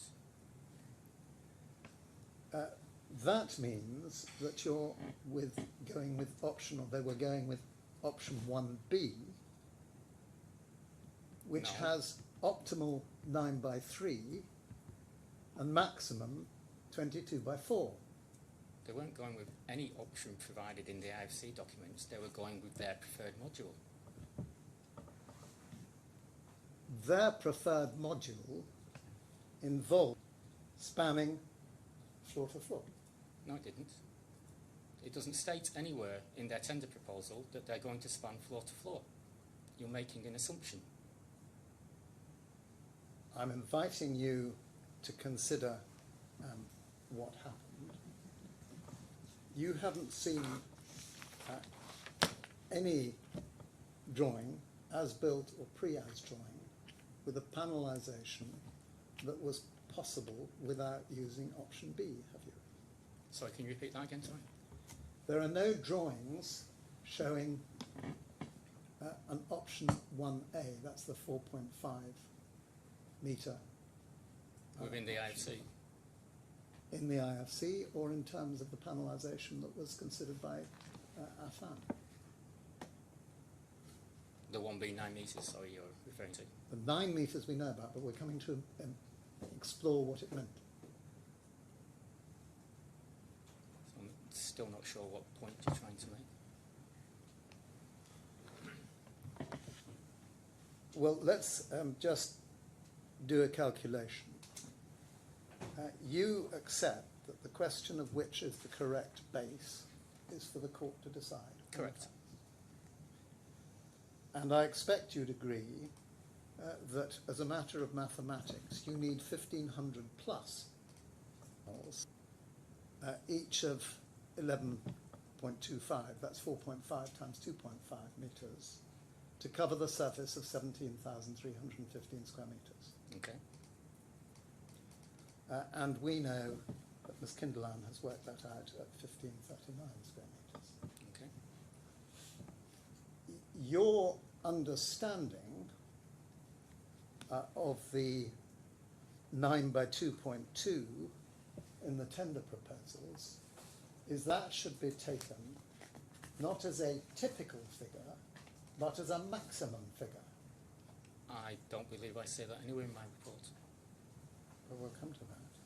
What is your view, your opinion, given what you know about what was built and given what you know about the tender proposals? You mean in terms of the definition of nominal? Yes. That it would be, the average size would be 9/2.2. It could be a little bit smaller, it could be a little bit bigger. So would it be fair to suggest to you, and it's your evidence that we want on this, that for the use of the word nominal, you could legitimately substitute the word typical? Correct.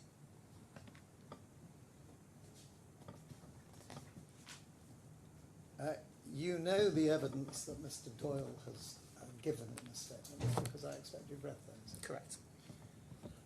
And you know that his evidence was unchallenged to the effect that one of the reasons for Affan being the preferred contractor was the low number of panels required and the fact that they were all, well, it's the second reason, is the fact that they were all double curved, so did not need to be faceted. Yes.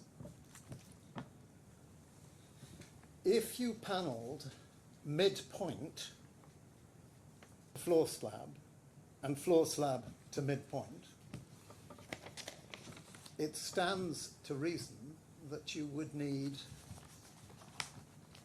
twice the number of panels, give or take a few, and twice the number of brackets. If you were limiting yourself to that, yes. And twice the number of brackets would give you a requirement for an added weight of steel. Yes. And these brackets are not the small type of brackets that we hold up shelves with. They're very substantial brackets, are they not? Correct. Perhaps they'd be less substantial than smaller brackets, but still very substantial. And the added weight of steel would carry with it significant risk that there would have to be added foundation strength. I'm not a structural engineer, so I can't answer that question.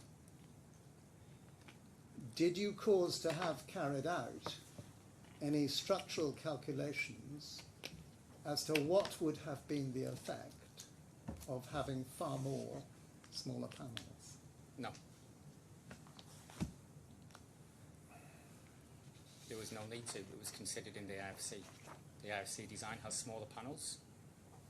So by that fact, I'm assuming that it would need more brackets, as is indicated, and therefore would assume that what is taken into account in the design.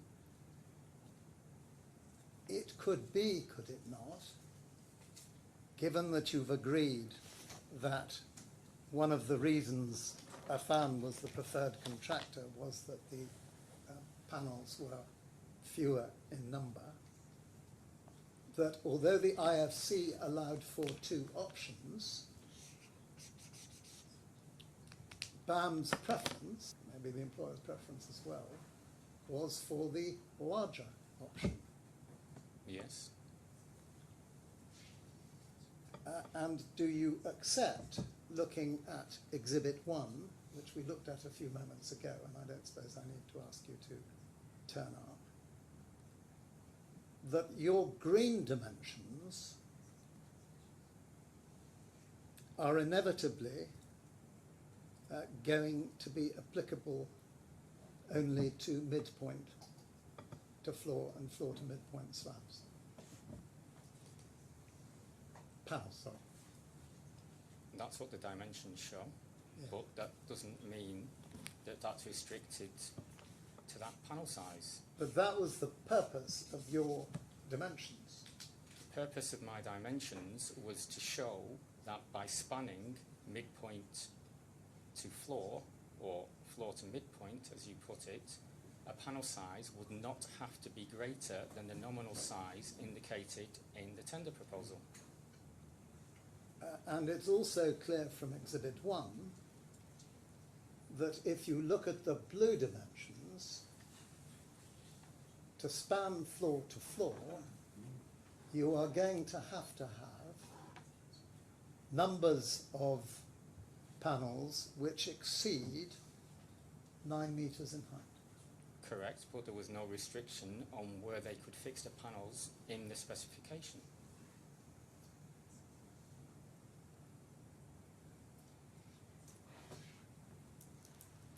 But you would accept that it was plainly desirable to have horizontal lines at top and bottom of the panels,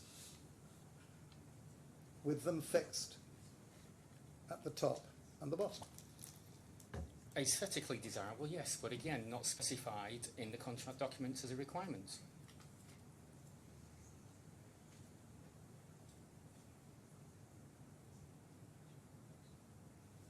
But it was possible to achieve, and it was achieved,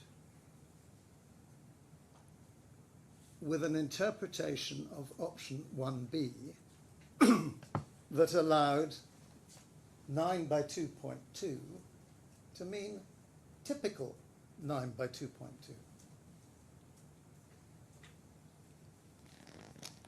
If you're suggesting that a typical 9 by 2.2 could result in an 18-metre panel, then I disagree. Sorry, would you repeat that answer, please? I said if you are suggesting that a typical 9 metre by 2.2 metre panel could result in an 18-metre panel, then I disagree. But doesn't that entirely depend on the nature of the curvature and the number of the panels we're talking about. If there are very few very big panels, and the typical panels are 9 by 2 by 2, isn't that, by definition, compliance with the requirement for typical panels? No, because going to the nominal, which is stated in the tender proposal, I wouldn't expect the nominal to go, say, beyond a range of 10%, either up or down from the panel size that was stated. But we'll come to that. What you would expect is that there would be variable lengths if you were spanning floor to floor. Correct.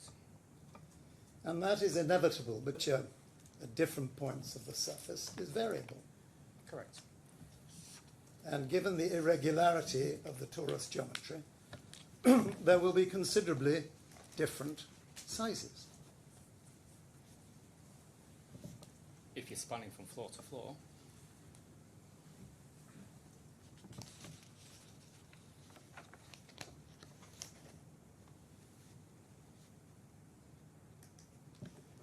Would you go, please, to Marina Kinderland's slide 50.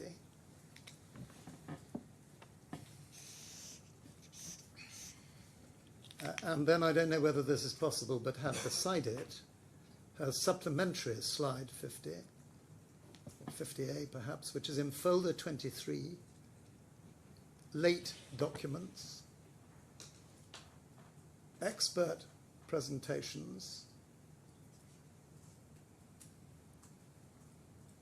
AESG model study 202-41025.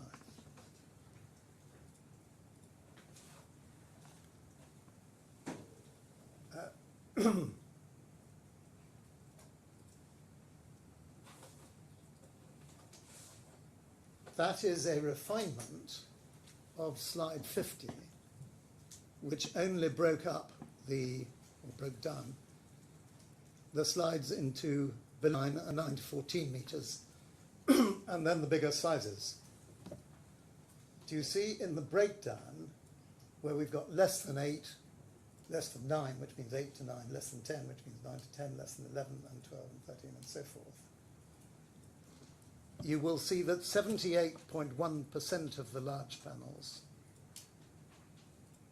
78.1% of the panels of less than 11 meters are less than 11 meters. Just Yes. adding up those figures. Yes. 21.9% is greater than 11 meters.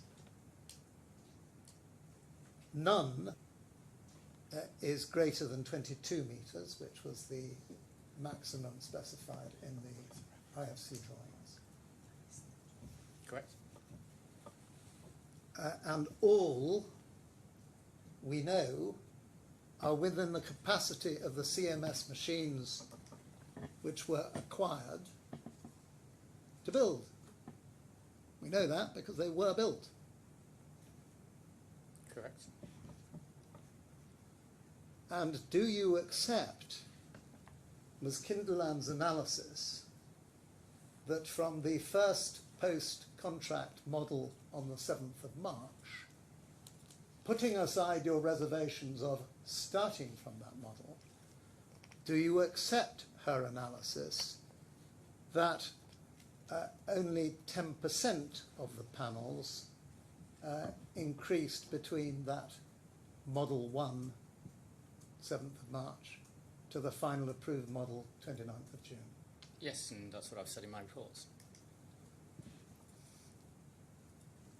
And you've also agreed with Ms. Kinderland that such an increase is minor only. Correct. On your slide 17,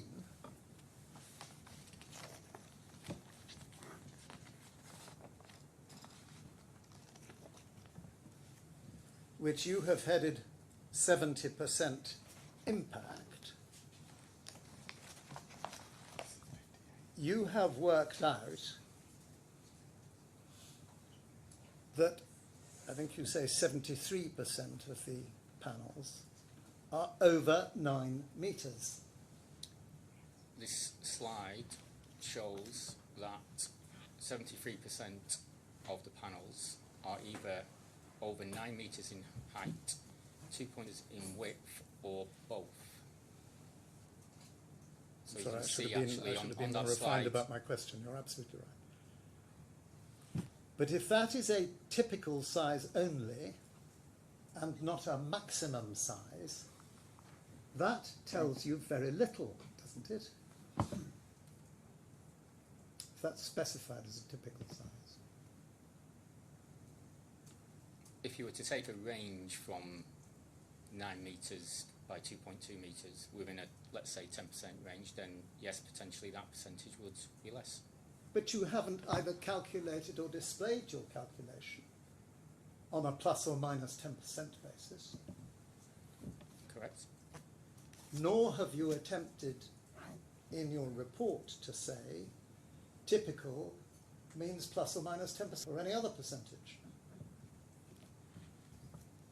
Okay. Typical could quite easily refer either to the median or the mode rather than the mean.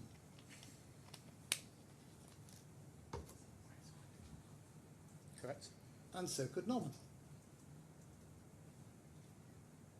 Not necessarily. Well, I think you agreed with me a little while ago that typical and nominal could be taken as interchangeable. And if you Potentially, agree yes. that, then somebody looking at the tender requirements might take the same view. But the tender proposal doesn't always state nominal.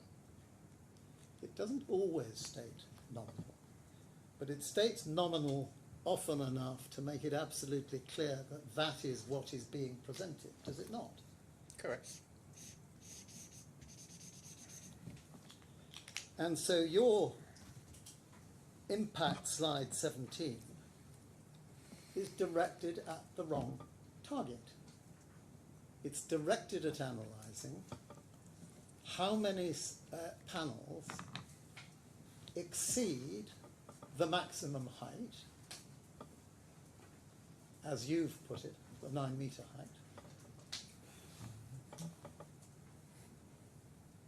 Yes, that slide shows panels that exceed a defined dimension.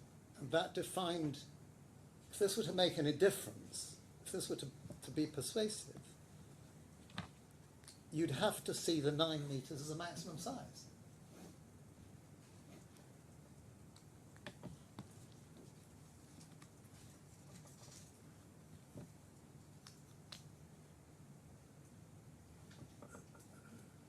It could be interpreted that way, yes. And you'd have to see 2.2 metres as a maximum width. Correct.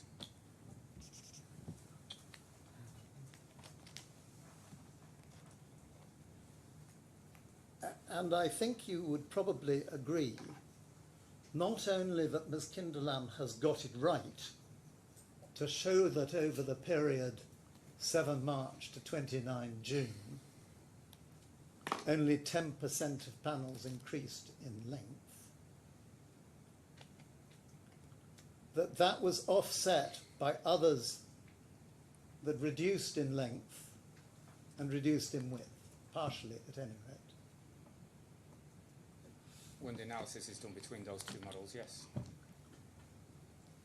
And you would also accept, looking, and it's still screen before us, at Marina Kinderlam's breakdown of the sizes. Perhaps we could move that slide a bit to the left, thank you. That we can do the analysis another time, but that the large slides, the large panels of over 11 metres are a pretty tiny minority. That's what the slide shows, correct? And isn't the truth here that your difference with Ms. Kinderlam is not about the figures, it's about the principle that you have worked on the basis that Dr. Affan's panelization proposal in his tender model should be read as indicating a maximum figure of 9 by 2.2, which it does not say. My analysis is done on the tender proposal, but yes, I agree with you that the slide on the screen at the moment indicates a fixed size. Furthermore, whether it was true or false that Affan had made a CATIA model as stated in the tender, the panels are laid with horizontal lines at the top and bottom of the floor spans. And we can see that from Exhibit 1.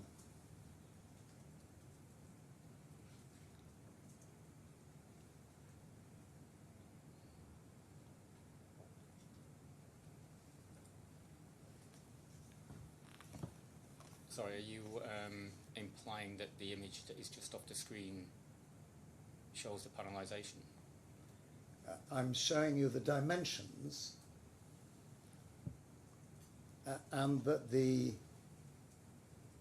horizontal lines that are shown from left to right, the dark green horizontal lines that span both the 917 image, or what looks like the 917 image, and drawing 003, go from floor to floor.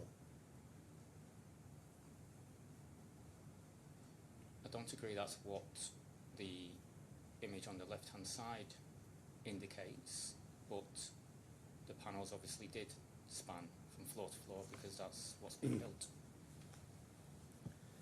Would you look, please, at Ms. Kinderland's slide 20? 10 past 1. Well, I just looked at my watch and I see that. No, Do you want me to ask you this finish, question about slide yeah. 20 and then we can move on? That shows the structural analysis of the mock-up of the future museum. That shows the panels supported at each end. Correct. And that shows on the left-hand side 9 by 2 by 2, and that is an Affan document. Correct. And that's taken from the tender proposals. Yes. I'll leave it there. If you Can want I to just have it. clarify something on the... What do you understand supported at each end to mean? That there is a bracket at the end, each end of the panel, and that's it. It doesn't define where on the building that is to be fixed. It just states there, I can read now, panel support both end connected to steel frames, but it does not state what level of the steel frames. So that of itself doesn't tell you midpoint to floor or floor to floor. Correct. My suggestion, though, is that Model 1B fits that drawing, that diagram. Model 1A does not. It could be interpreted that way, yes. Okay. Yes. Right. Well, in that case, we'll resume at 10 past 2. Mr. Smith, you know Yes. the score. You don't speak to anybody about your evidence while you're being cross-examined. I will get in touch with the Swiss lawyers and tell them I'm sitting till 5. No, that's very helpful. I think it's rather... I suspect we may make quite good progress this Okay, evening. but I think it's rather more important that we do make progress. Yes.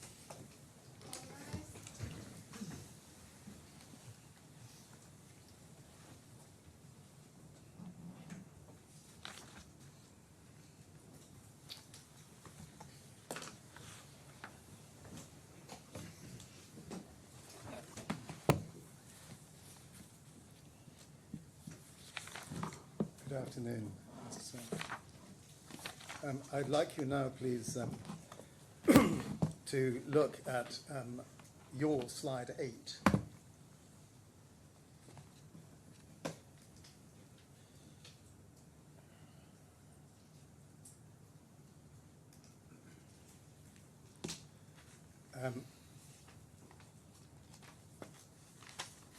Now that's headed killer model. I take it that merely reflects an understanding that you obtained from your instructions. No, if you look at the model, at the file name, it has the letters KLD, I which see. indicates that the model has It been emanated supplied originally. by Killer Design. I take it that you hadn't seen it before the week before the hearing. Correct.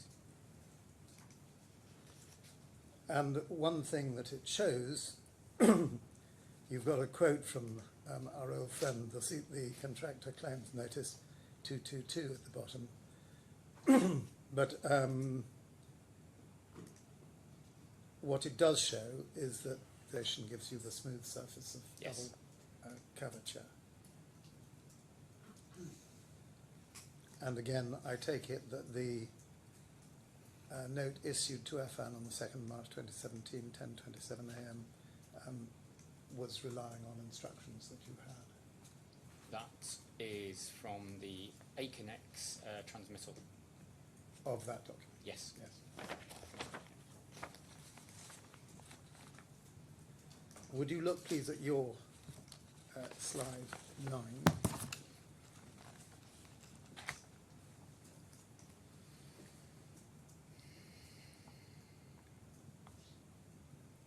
And that is, it says overlaid with RAS 15. What do you mean by overlaid there? So what I've done with that image is I've taken my exhibit 15, which is the one of the elevational drawings from Killer Design, and overlaid the image screenshot from the model that was supplied, and added a transparency to that image so that the underlying elevation can be seen through it. And the purpose of that slide was to show that the horizontal joints line up with the floor levels that are indicated on the elevational drawing. And that overlay was performed by you, Correct. and that was the overlay of your RAS 15. Yes.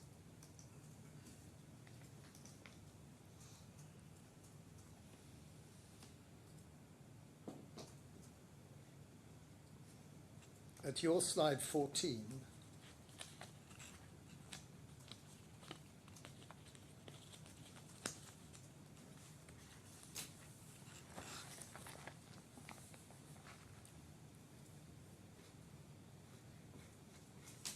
you've got these drawings here,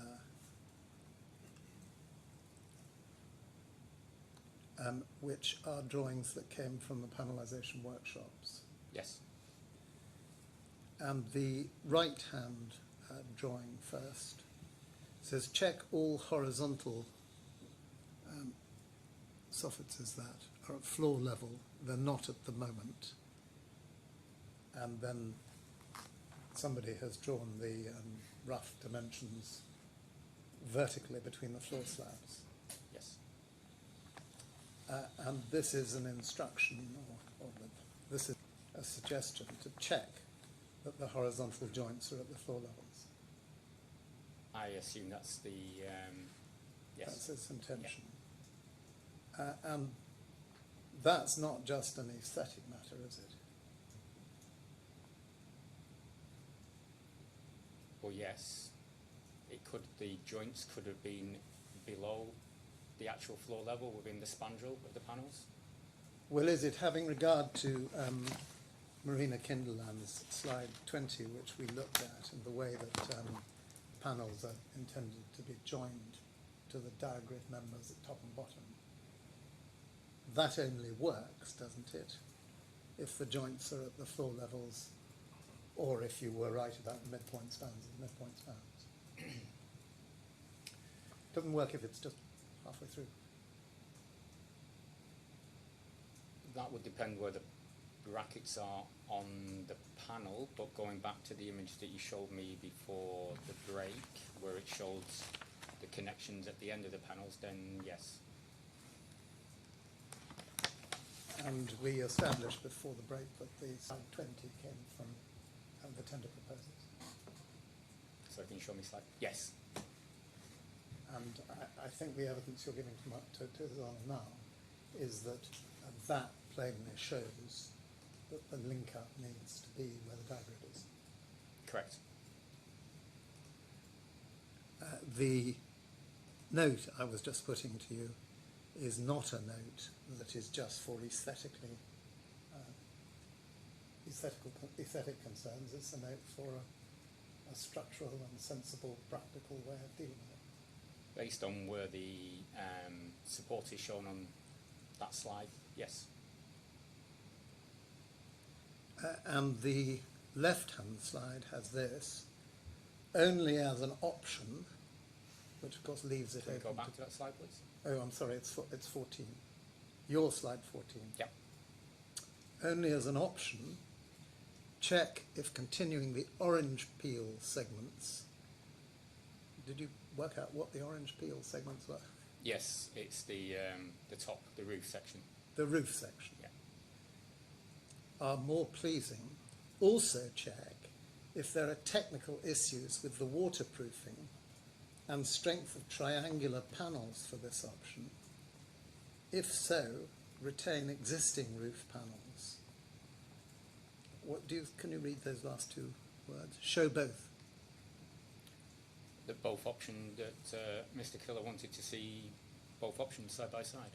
So there are different concerns there. One is continuing the orange peel segments, and that is a more pleasing, which I take it as aesthetic. Mm-hmm. And then also he's concerned with technical issues of waterproofing, panel strength, and so forth. Correct. So that's what it certainly appears not to be just aesthetic. stating, yes. Sorry? That's certainly not just aesthetic. Correct. I want to ask you this as a general point. First of all, isn't this kind of discussion, whether dealt with by way of jotted note or conversation or emails or however, isn't this just the sort of discussion you would expect in a subcontractor with design responsibility who also has specific responsibility to develop the design with the employer's design team, to engage in with the architect? Not to engage with the aesthetics, no. Why do you say that aesthetics are excluded from the realm of design? Because the tender specification provided a detailed design which, without the contractor having to do any of his own technical design, should have been sufficient to build from. Well, I'm sorry, is that right, Mr. Smith? Yes, that is the standard practice. I think you have said in your reports and agreed, and it's an established matter of fact, that the panelisation is effectively to the contractor design. Correct. And this is not the contractor's design by the looks of it. If the contractor, I'm asking you a general point here, if the contractor comes up with a design that the architect thinks at the extreme is just aesthetically not acceptable, and the design is subject to employer approval, is the architect not entitled to say, no, that's not good enough, let's see if we can think of something better? The architect could have, if he wanted to, put restrictions in the specification on the design that the subcontractor would perform in terms of aesthetic requirements. going to your point about the client approval gives the impression that the contractor was not allowed to design his own panelisation scheme if he had to seek approval from the client for whatever he produced. But you've used the word design there in the context of acceptable aesthetics as well. Yes. And all I'm putting to you is that isn't it in this type of contract, which isn't after all uncommon, that there's design responsibility on the contractor or subcontractor, as the case may be, Not from an aesthetic point of view. with a responsibility to discuss it with the design team in the sense of the architect and the engineers. And they all have a responsibility to come up with a solution that deals with aesthetic and structural concerns. The aesthetic requirements, if there were any restrictions, as I said before, should have been clearly stated in the specification, and they were not. Well, how then do we interpret these notes, which deal in both drawings, because the right-hand drawing also has some aesthetic design issues about smoother transition, but some strictly structural issues about joints at floor level.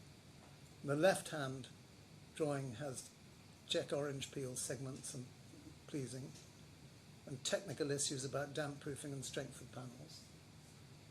These are completely hybrid in terms of design responsibility, aren't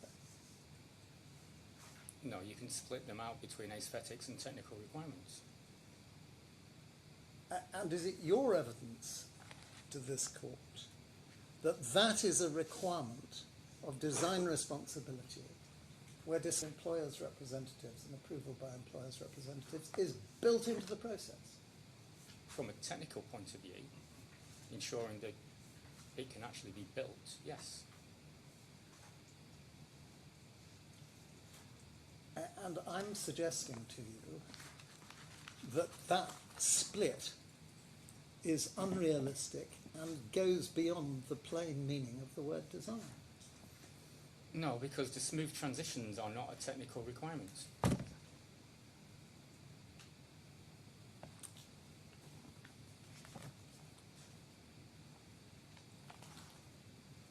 Well, we'll leave it there. Clause 2.6 of the tender specification. Would you go to divider 10, your report, in the electronic file, page 8, 3.2.7. Sorry to intervene, sir. Could you please repeat the reference again, if it is for terrace? The reference is electronic divider 10, page 8, paragraph 3.2.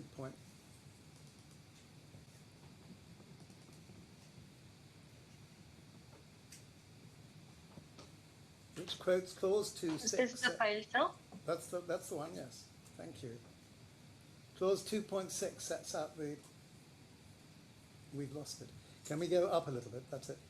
Sets out the design and performance requirements. Subclause A states, design responsibility determines sizes and thickness of units and the type, size, number and spacing of fixings. Determining the sizes of the units is absolutely essentially a hybrid matter of aesthetic preference and structural integrity, is it not? No. I don't read it that way. Well, what is it? Well, the panels could have been any, as long as they were able to be fixed at the horizontal die-grid members. And no matter if they're higgledy-piggledy and some end at the midpoint and some end at the top? If the architect wanted it to be done in a particular way, it should have been specified in the tender documents. It was not. And you don't think that's a little artificial?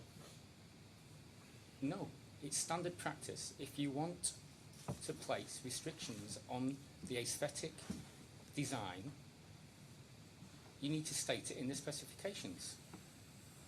If they wanted the joints to be at level, it should have been stated in the specifications. It is not. Let's go on, please. I want to come to the hexagons. Slide 18, please. Your slide 18.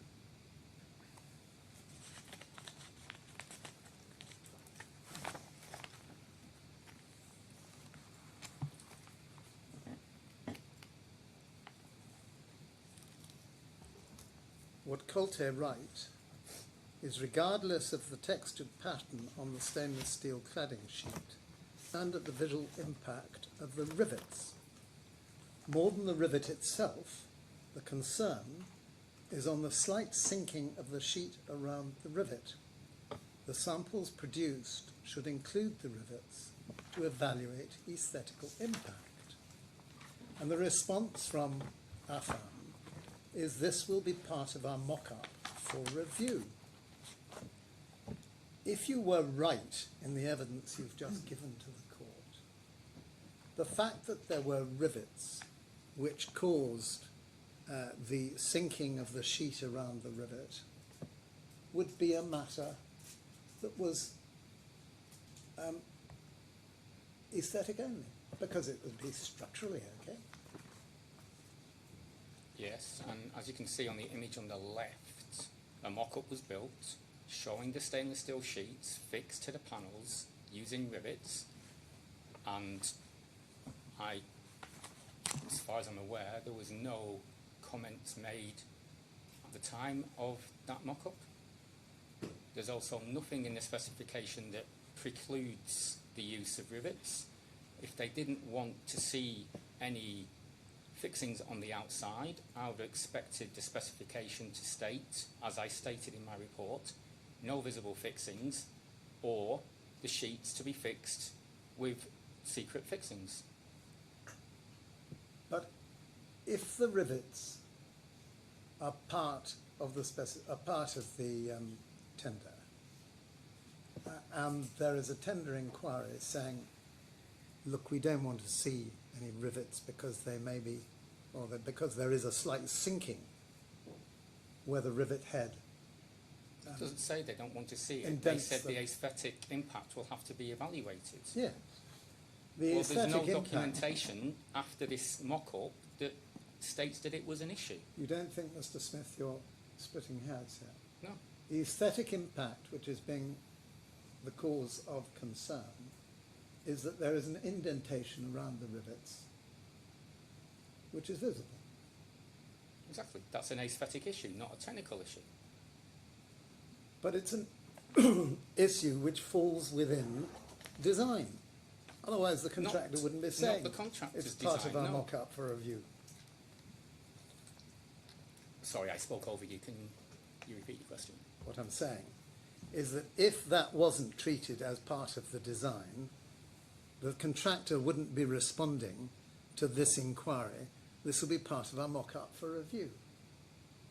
Yeah, and as I've just stated before, the mock-up was produced showing the rivets, and there was no, that I've seen, no documentation after the mock-up was produced that raised the issue of the rivets being visible. We know, in fact, they didn't go ahead with rivets. Excuse me? We know, in fact, they didn't go ahead with rivets. Yes, and why that didn't happen, I can't speak to, because I haven't seen any documentation. Go to slide 19, please. This is a quote from CCN 222. Design team were unhappy with how their design panelization looked and subsequently instructed incorporating hexagonal patterns in the stainless steel to overcome the resistance of the sheet thickness. Comment received included the rejection of vertical hairline joints and instructed full width panels, length of stainless steel. Can we just look at the diagram above it? The hexagons, to deal with an old chestnut, don't join at the corners, do they? Sorry, they've gone up one slide rather than staying on the, Oh, okay. I see the hexagon pattern. yes, Okay. You can see the hexagons don't join at the corners. correct, So it's not lots of separate hexagons. It's Correct. one sheet correct. with incisions made in the sheet. Yes, so, just sorry, as a point of clarification that I, if I may, Please. heard during the course, there's been the word scoring used, which implies that it's only cut partially into the stainless steel sheets. So the hexagon pattern, as you've stated, is an incision that goes all the way through the sheet, and they are individual cuts, shall we say, that do not join up but form the hexagon pattern. Let's put it this way. We are agreed that the hexagons are created by incisions through the stainless steel sheet. Correct. They go all the way through. Yes. They're created by laser, Correct. but they don't join at the corners. Correct, yes, they're not individually cut. So if I'm feeling particularly tough and I hold up a sheet, 600 ml sheet of this steel, it's not very thick, so possibly it's not so difficult. It won't fall apart. Correct? It's one sheet with a lot of hexagons cut into it. Yes. And the purpose, if you look at CCN 22222, is to overcome the resistance of the sheet thickness. Of its, the ability to bend the sheet, yes. Ability to bend the sheet, thank you. Otherwise, often called in this case, drapability. Yes. Drapability may be important aesthetically because it's not very nice if it doesn't drape over the panel, but it's also structural because you've got to be able to have the sheet following exactly the surface of the panel.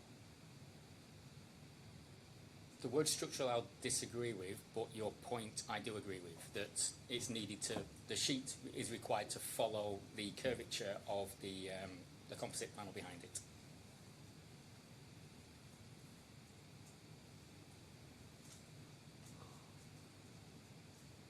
And can you explain to His Honour, because I am personally unable to follow it, why is that not structural? Because the stainless steel sheet isn't providing any structural requirements, it's just the cladding that is fixed onto the composite panel. Well, it's not support, but if it's not draped and securely fixed, then there's always a risk that it'll fall off. But that isn't Yeah, but it's not a structural issue. I can follow that. Sorry? I can follow it. Yes, I understand that. Okay. But it's not purely an aesthetic issue, is it? So I may be using structural far too widely because I'm not talking about structural I think support. you are. Yes, I'm perfectly happy with that criticism. I'm not happy with the criticism that if it's not structural, then it is aesthetic, because this isn't for aesthetics, this is for... No, for I'm technical agreeing with you. buildability. On that point, I'm agreeing with you that the hexagons were employed to improve the ability of the sheet to match the curvature of the composite panels.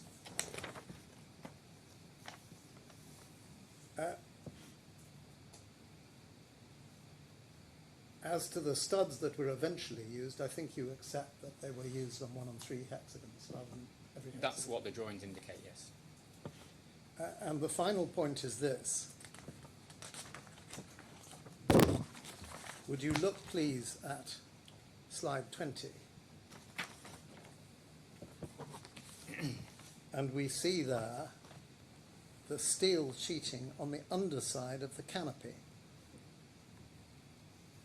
Yes? And there are no hexagons. Correct. So if the hexagons were purely for aesthetic reasons, there'd be no reason to put them on the underside of the panel. So that the image that I put up here was to show the hairline, the straight hairline joint Yes. And the I was making was between the stainless steel sheets that are fitted to the composite panel, you have what has been termed the zigzag pattern, so that it appears that each panel is clad with a single sheet of stainless steel rather than a number of sheets of stainless steel. And my point was that if sheets had a straight hairline joint, you would not be able to see it. Now, we've had a lot of unusual words in this, in the context of a construction case anyway, in this case. And one of them is beautification. The suggestion is that the hexagons were there for the beautification. They're not here. If they're effective at beautifying the steel panels, they've not put them here. The point I believe that the design team had an issue with, as I just said, is that each sheet of stainless steel, if it had a hairline joint, it might be visible and indicate more than one stainless steel sheet fixed to the composite panel. What I understand the design team wanted to have in having the zigzag pattern was to achieve the look at the composite panel was only clad with one sheet of stainless steel. I understand that. Now, this canopy is close enough for every visitor who goes to the Museum of the Future to be able to see this steel sheeting at close quarters. Correct.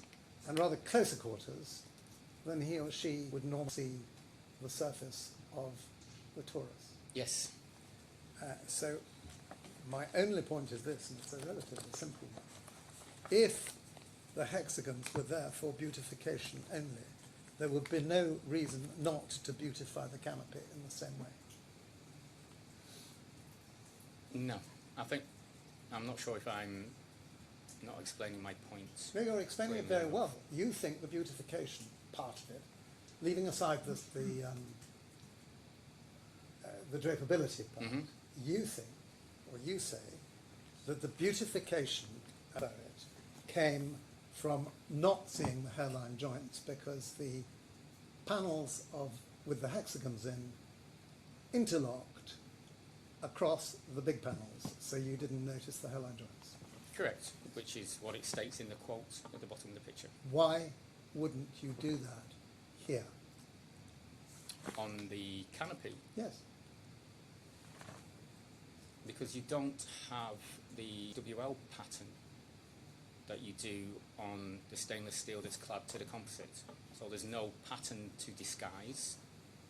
If you didn't have the zigzag pattern on the composite panels and you didn't align the 6WL, then it would be even more obvious that the composite panels were clad with more than one sheet of stainless steel.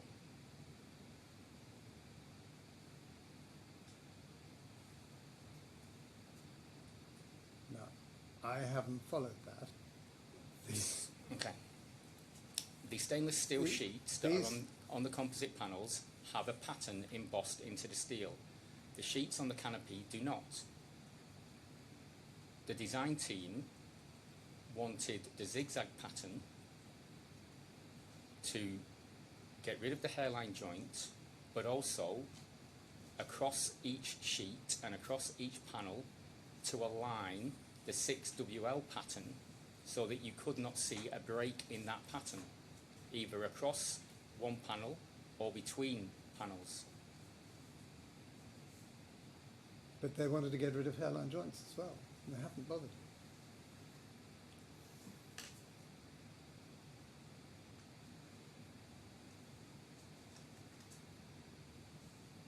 Well, they have. That was the effect of having the zigzag pattern.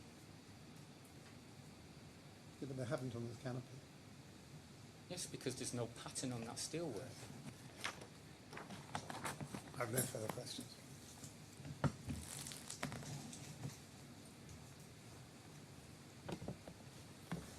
Mr. Smith, you were taken to the tender proposal. we can go please to the combined bundle at 915.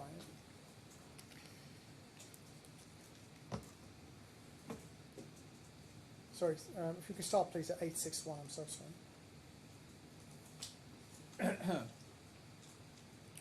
So this is the commercial proposal. You aware there was a technical proposal as well? Yes. So we've got 862. In the commercial proposal, at item 1.1.1, it refers to facade panels, nominal size 9,000 by 2,200.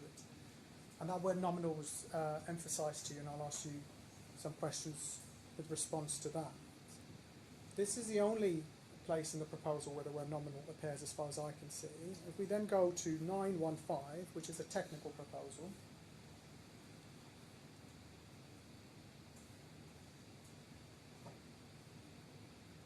and then we go within that to 917.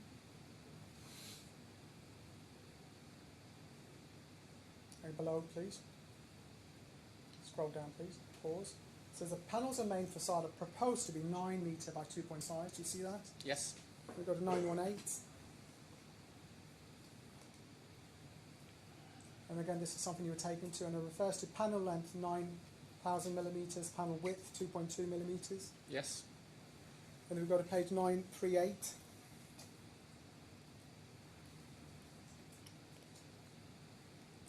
And this is section 2.4.2, and it says, at present we envisage approximately 700 panels. You talked about the number being an error. 9 metre by 2.2 metre. Yep. So these are the three references in the technical proposal. Which of the technical or commercial proposal would you see as more relevant to deciding the modules or panel size chosen by the contractor? From a technical point of view, the technical proposal. Thank you. You were then asked, to the extent it's relevant, your understanding of the meaning of nominal, and you said little bit smaller or little bit bigger. Can you just elaborate on that?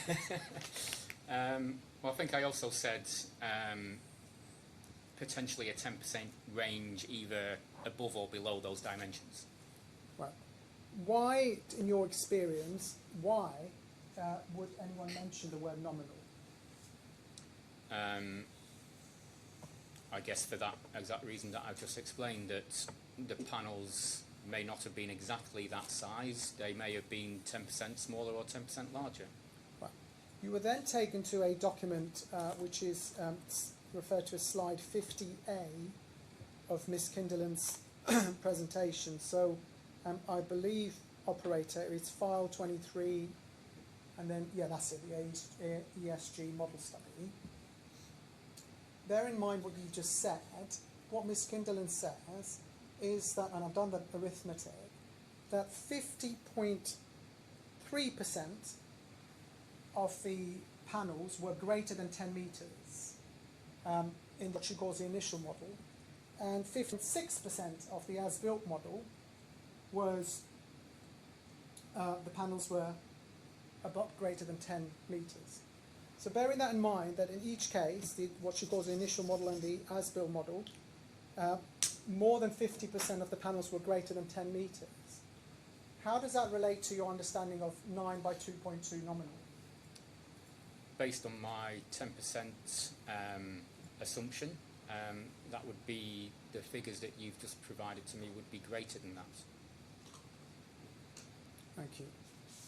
You stated in your cross-examination nothing in the there's nothing in the specification. I hesitate to interrupt, but I'm just concerned about the last question, because the friend's arithmetic, I think, may be wrong. The greater than 10 metres is 10.7 plus 4.1 plus 5.4 plus 2.9 plus 8.4. I think he's included the earlier figure of less than it is. No. I might have. I understand that that's greater than 10 metres. Greater than 10 metres includes less than 11, less than 12, less than 13, 14, 14 and above. Well, you can make submissions. Sorry, Your Honour, are you happy for me to proceed? Yes, please. You said in your answer to one question that there's nothing in the spec that requires the panel spanning floor to floor. What did you mean by that? Exactly what it says is the specification provided no restrictions on the facade contractor in terms of the panel size or where the panels could be fixed to. And I think that is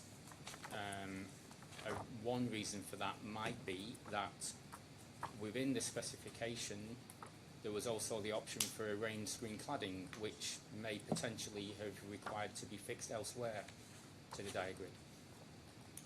Thank you. You were asked a series of questions about aesthetics, and it was put to you, why do you say that aesthetics are excluded from the realm of the design? Can I, in relation to that proposition, can we please look at the document and treble 2? You should have in front of you a file headed Claimant's Disclosure, 21st of October. I have a folder with Yeah, CCN 222 Yes, in it. that's it. Your Honour, it's, that's it, thank you. It's tab 2 of the disclosure file. Yeah. Mr. Smith, please help me by going within that. It's kind of page 6 from the start, and it starts, it's got internal page 1 on it. Yes. This is BAM's submission to Bureau Happold. You've quoted from it in your presentation. At the penultimate paragraph on the first page, BAM says, the contractor has no authority or obligation for the aesthetic design, nor any enhancements or changes to the aesthetic designs, which is provided by the employer in the contract IFC documents, and which must be maintained. And then similarly, although there are other items here, if we go to internally paginated page 28,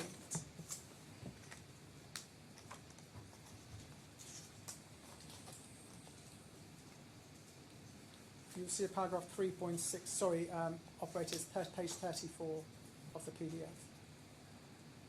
Paragraph 3.6.18. I do. BAM says, in summary, the above provisions of the specification outline the intent of the contract documents and the contractor's, in inverted commas, design obligations therewith. Drawings and information in the specification are intended to show the general form and arrangement of the facade. The contractor shall complete the engineering of the design through the incorporation of the specialist's subcontractor's technical details, whilst maintaining the visual aesthetics of the design provided by the employer. The contractor is therefore not responsible for the aesthetic design, nor any enhancements or changes to the aesthetic design, which must be maintained as supplied by the employer. Bearing that in mind, can you just help me with why you say, as you were asked, that aesthetics are excluded from the realm of Affan? Because there was the design obligation on Affan was a purely technical design obligation from my perspective, which was to ensure the technical requirements of the specification were met in relationship to what was set out in the specification. In your experience, an architect, what if any steps could an architect take if it wished for the contractor or the specialist subcontractor to be responsible for the aesthetic of the design? I can't really think of any reason why an architect would give a contractor carte blanche on the aesthetic design of a building. Okay. Then the two questions you were asked about hexagonalization. If we can stay in this same document and go please to internal page 76.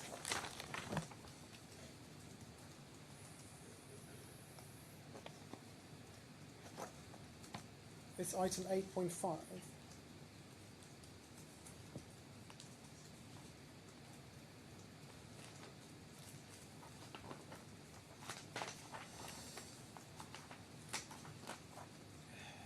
Are you there? Yes, sorry. So you gave evidence to the effect, you said something along the lines of the stainless steel sheet is not providing any structural function. And if we look at 8.5.1, this is how BAM describes the series of events. It says the design team, capital D, capital T, were unhappy with how their design panelization, in inverted commas, looked in the visual mock-up 5 Rev 0 presentation, and subsequently instructing hexagonal patterns in the stainless steel to overcome the resistance of the sheet thickness. As a specified 0.8 millimeter grade 3166WL to being double curved to the upgraded geometries of the project's panels. Comments received back on VMU 05 Rev 0 included the rejection of vertical hairline joints in all locations and instructed that full width panel lengths of stainless steel, more extensively curved, be used instead to reduce the number of vertical hairline joints. What, if any, structural function did the instruction to use full width panel lengths of stainless steel serve? None. What do you understand was the purpose of that instruction? To remove the vertical hairline joints.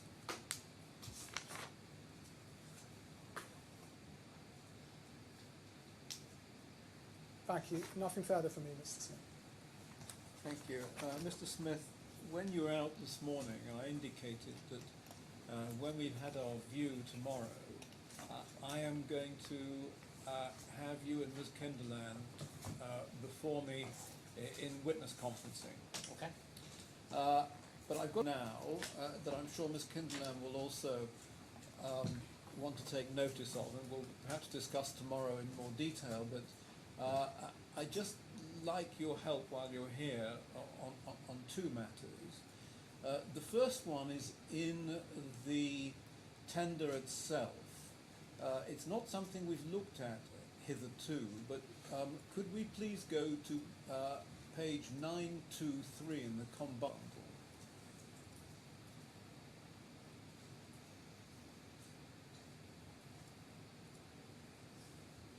So that is, thank you. Could you just shrink it slightly so that we could see the whole page? Thank you very much, operator. We've lost the text at the top. Yes, okay. So the text at the top says, due to the limitations imposed by the main slabs, all connections of our unitized panels will be to the should be diagrid structure via welded brackets. Yes. Okay. Where do those brackets, if you're able to say so, sit in relation to the floor slab? Those brackets appear, from just looking at the image in front of me, to be connected to what I'm going to refer to as the vertical members on the diagrids. Yes. It would be below the floor slab. And do those vertical members extend between floor slabs?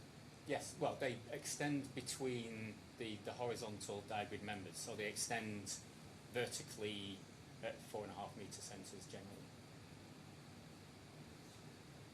So let's see if we can find a drawing that can illustrate where the vertical members are, so that Your Honour, if you my presentation Yes. and slide 7. Could we have slide 7 up, please, operator? So if we blow up the well, either the left or right hand side image would assist, Your Honour. Let's blow up the left-hand side.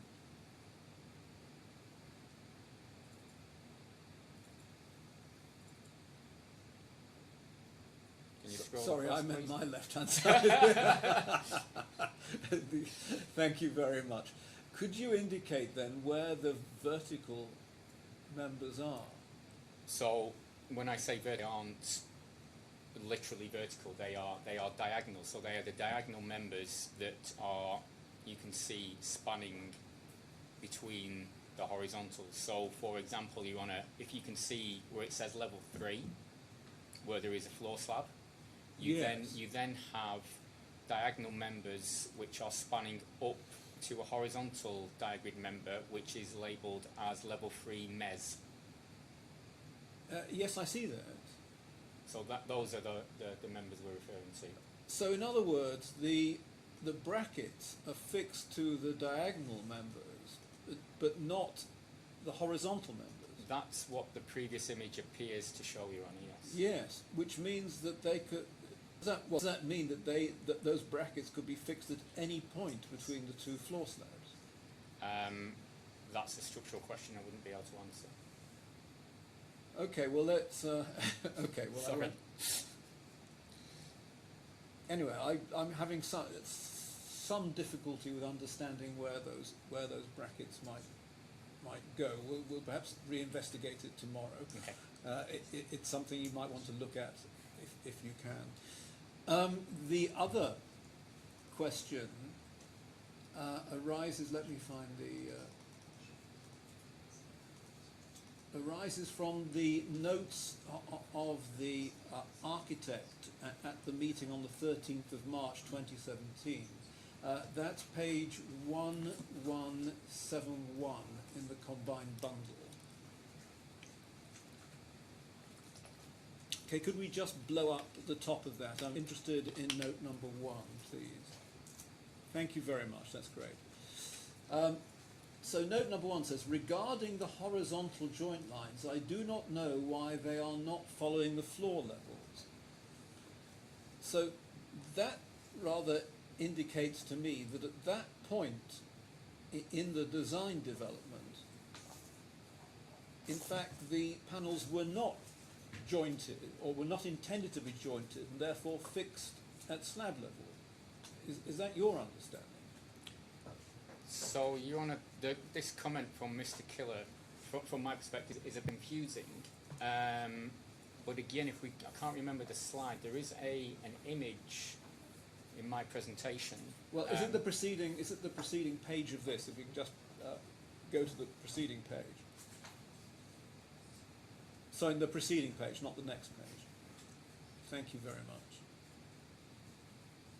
The one before it. Yes, thank you. Is that the one you're thinking of? No. So, Okay. sorry. What I'm trying to explain is the diagrid horizontal members at floor level are not actually at floor level. They sit below the slab level. Okay, let's maybe what's helpful is go to where is it? If we go to Ms. Kinderland's Exhibit 1, that I think is the largest scale drawing that we have. Okay, could we blow up yeah, that's great. Thank you very much. That's perfect. Thank you. Does that illustrate what you're saying? Yes, in a way. If you were to zoom in a little bit closer, I'm not entirely sure that this drawing reflects the detailed drawings in the IFC, because it appears to be showing the nodes, the horizontal members aligned with the, actually they're aligned with the truss supporting the floor slab. Sorry, you'll have to... Sorry, so they are, the horizontal members appear to be sitting below the concrete floor slab. So they're aligned, so below the floor slabs you're on, there's a truss which supports them, which is connected to the diagrid as well. And it appears that the horizontal members of the diagrid are aligned with the top steel member of that truss. Okay, will you try and dig out? I think we've got some sections, haven't we? Yes, there's one in my presentation. Well, can we dig that out for tomorrow, Sure. so that we can look at that rather than take time? Okay, no problem. Now, okay. Well, before I let Mr. Smith go, is there anything that either council would like to ask arising out of my questions? Lord Marks? No? Oh, no. No. Thank you very much indeed. Okay, well, we'll probably resume tomorrow morning. I think we're likely to get through the quantum evidence quite quickly. So it should be mid-morning tomorrow. Okay, thank you. Thank you very much. Or I'll call Mr. Kenyon. Thank you.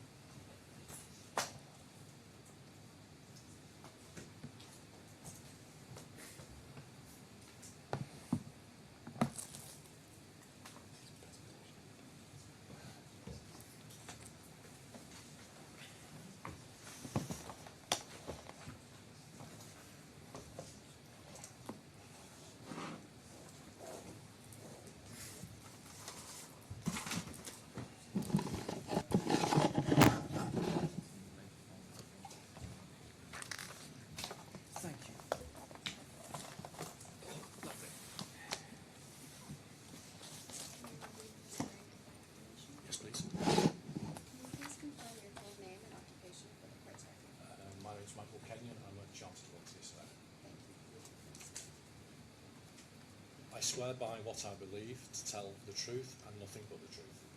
Thank you.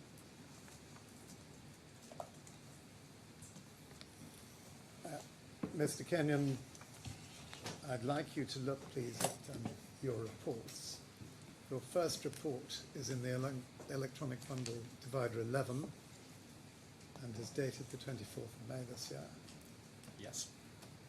Would you look, please, at page 170? Sorry, I've lost the display's gone. Sorry, I just tilted it, it disappeared. It's locked in out of the Sorry. system.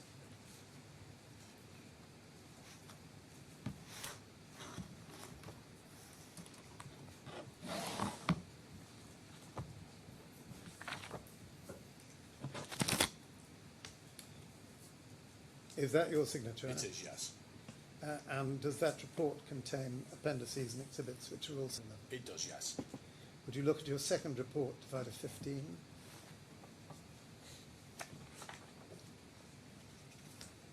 Is that dated the 5th of July 24? Yes, Does it also contain appendices and exhibit? it does. And would you look, please, at page 77?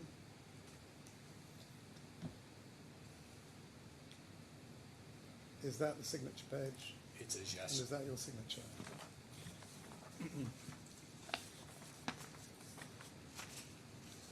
Yes? Yes. Would you look, please, at your third report in divider 17?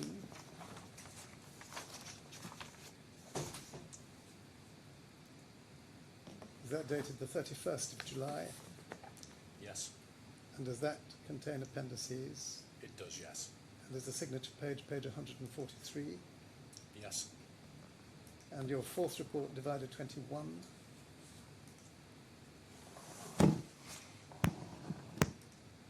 Does that contain, is that the fourth report, 1st of October 24? it is, yes. Does that contain one appendix, which is your review of the late documents relating to labour? It does, yes.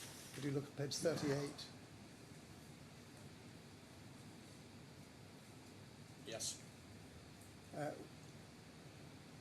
Have you compiled two experts' joint minutes with Mr. Atherton? yes, Is the first one at divider 19, dated the 2nd of September? yes, Have you both signed that at page 41, which is 42 of the PDF? yes, correct. And the second one, divider 22?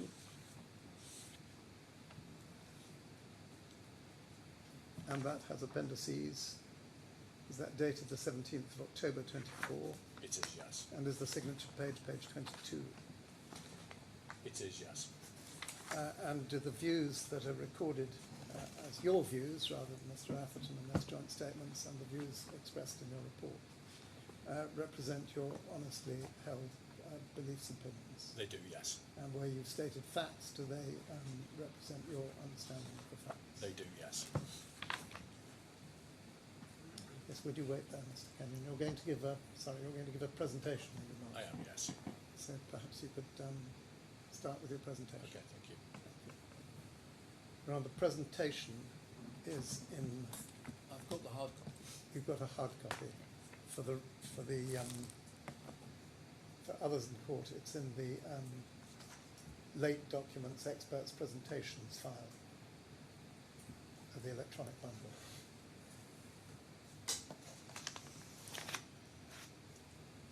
Okay, good afternoon. The presentation I've prepared is a consolidation of the issues and differences between Mr. Atherton and I. Mr. Atherton and I have reached a broad measure of agreement across quite a number of the issues, and the purpose of these slides is really to provide, as I say, a consolidation and a reference of those differences. It's not my intention to go into each and every of the slides, but I will go into detail to explain why it is and where it is we are different. I have received an addendum report from Mr. Atherton yesterday afternoon. I've not had the opportunity to update my slides to represent where there is now a narrowing of difference between us, but I will talk to some of those differences that have been reduced as I progress through my slides. There are a number of important issues in relation to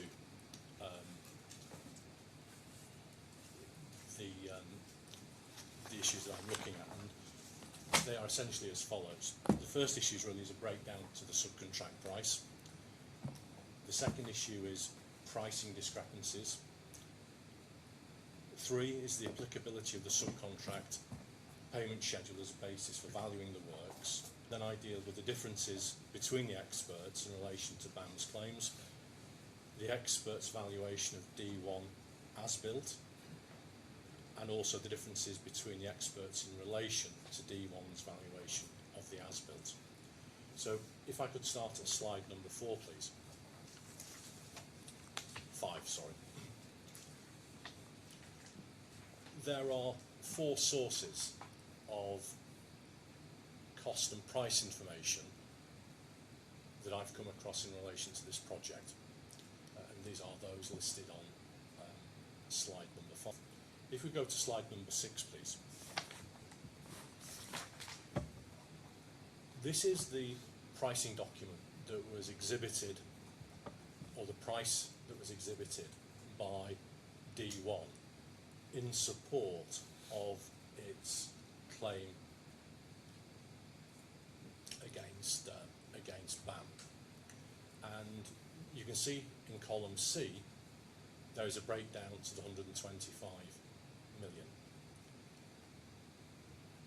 In the reply to the defence to counterclaim, at paragraph 6.9, D1 provided an exhibit 032, and that exhibit was referenced as being the source of a correction to the contract price in column C, where the workshop labour was stated to be needed to be revised from the 6526425 to 2530 million. So when those factors are included into the calculation in column C, they modify the contract price to 146 million and 152 million.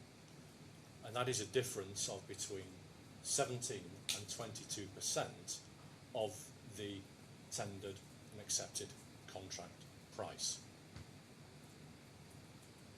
If we could move on please to slide number 6.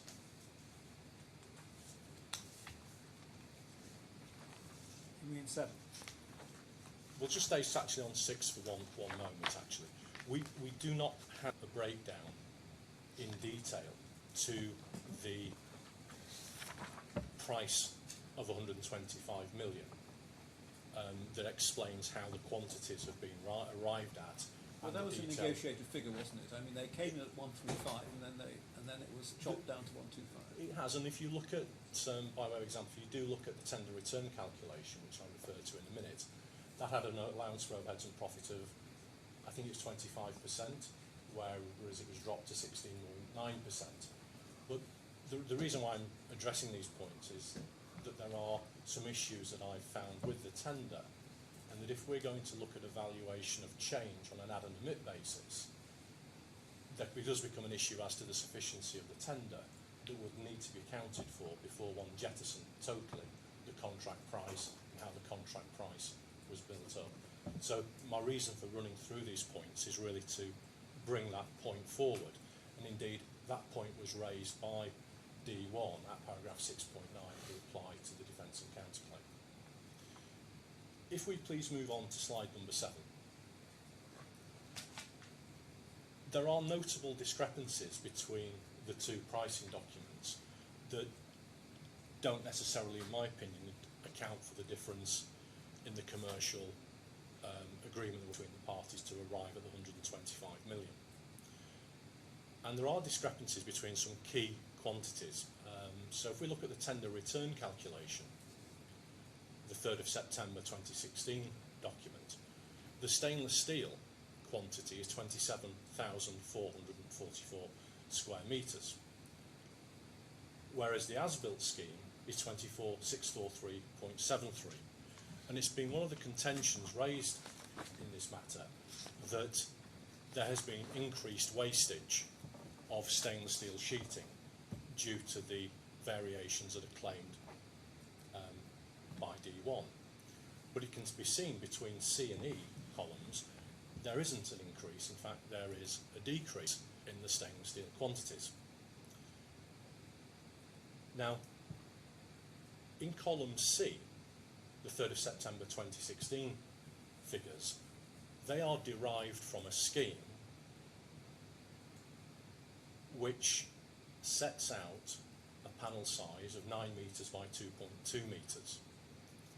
So these these factors or these quantities, the 12.12748 and the 27444, are consistent with, on that pricing document, with the scheme of panel sizes that is 9 metres by 2.2. If we move to the summary pricing document dated the 17th of October 2018, this does it, which we looked at on the previous slide. This would be a presentation of the contract price that was developed sometime after the contract was awarded, and it attends to a variation on one of the bottom, on one of the lower lines, on line item 24 of a D-scope of the GRP reveals. That was a change that was introduced post-contract award. So it does seem to me that the 17th of October presentation is a presentation of the contract price that was derived sometime after the GRP de-scoping. Now, one thing that's interesting with the 17th of October pricing document is that it is based on a panel size of 4 metres by 2 metres.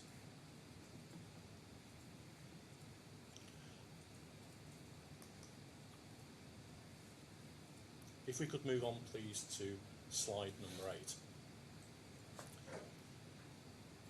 This is an extract from the BQ. Build-ups to the BOQ rates and prices have not been provided. Ordinarily, if we were looking at a variation valuation on an add and omit basis, or even to try and develop new rates and prices, we would look to use the existing rates wherever possible. And particularly as these are blended composite rates, we would look at those rates and extract out of those rates areas that are different. So for instance, if we now had a change in the quantity of stainless steel due to increased wastage, we could adopt the stainless steel price and adjust the percentage of waste accordingly. And we could follow through with those changes for foam, fixings, and additional machine time if it was decided that the hexagonalisation was a variation.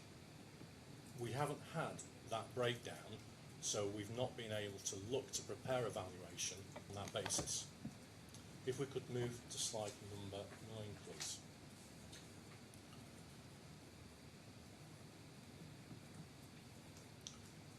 This is the subcontract payment schedule, and this was used to value progress payments up until the point that BAM took over Affan's works, or D1's works.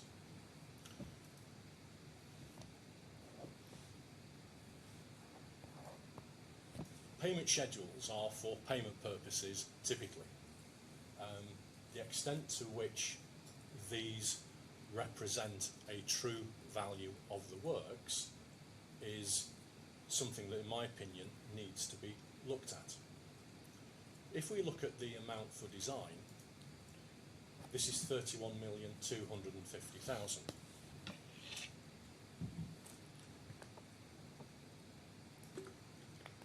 If this is going to be used as a figure to add to other items to provide a valuation, then care needs to be taken to ensure that the 31,250 million does not include and or overlap in any way with the amounts in the balance of the valuation. Now, if we look at the pricing document that was produced as a basis for valuing the difference in D1's original claim, the one that I referred to at the beginning where we substituted the 6.5 million with the 25 and 30 million, the design allowance presented in that document is 13.3 million. If we then look at the document that was exhibited at D032, which is referred to at paragraph 6.9 of the reply to the counterclaim, the design allowance is 3.7 million. In my opinion, that variance between those two figures and the 31,250 million requires some degree of investigation. Contractors will often seek to undertake work and be paid for work on as positive a cash flow basis as possible. And because of that, payments are on payment schedules can often be very favourable. Now, if Affan's design allowance was 13.3 million and we have a payment to be paid of 31 million, then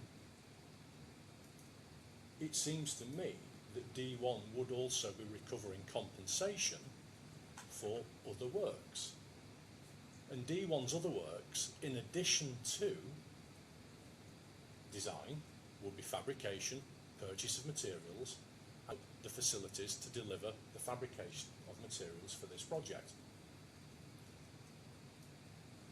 If that 31,250,000 includes for those works or a contribution to those works, then it would be incorrect to add that sum to the as-built cost of fabrication,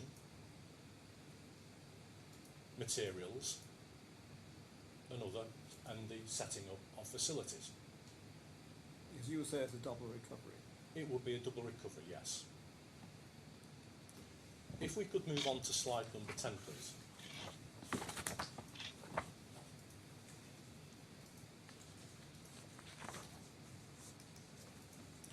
If we could then, this section now really will run through the claims that BAM have against D1. If we could move to slide number 11, please.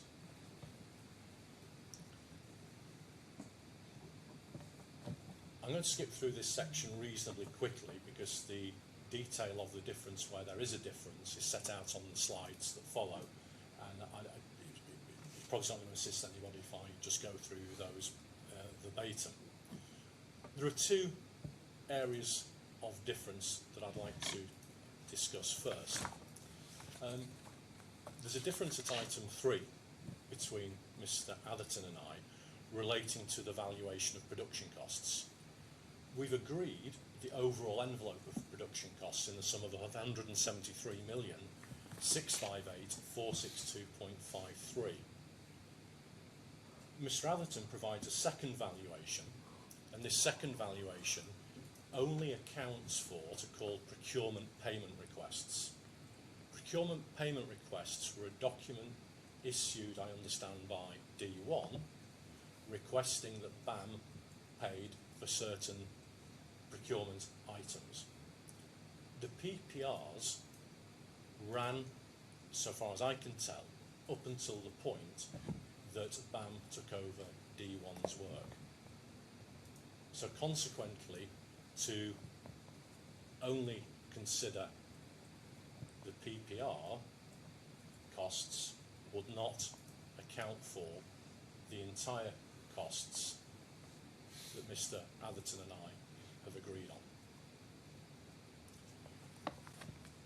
There's a difference between Mr. Atherton and I in relation to items 5 and 5b. Items 5a and 5b are the subject of the Memorandum of Agreement.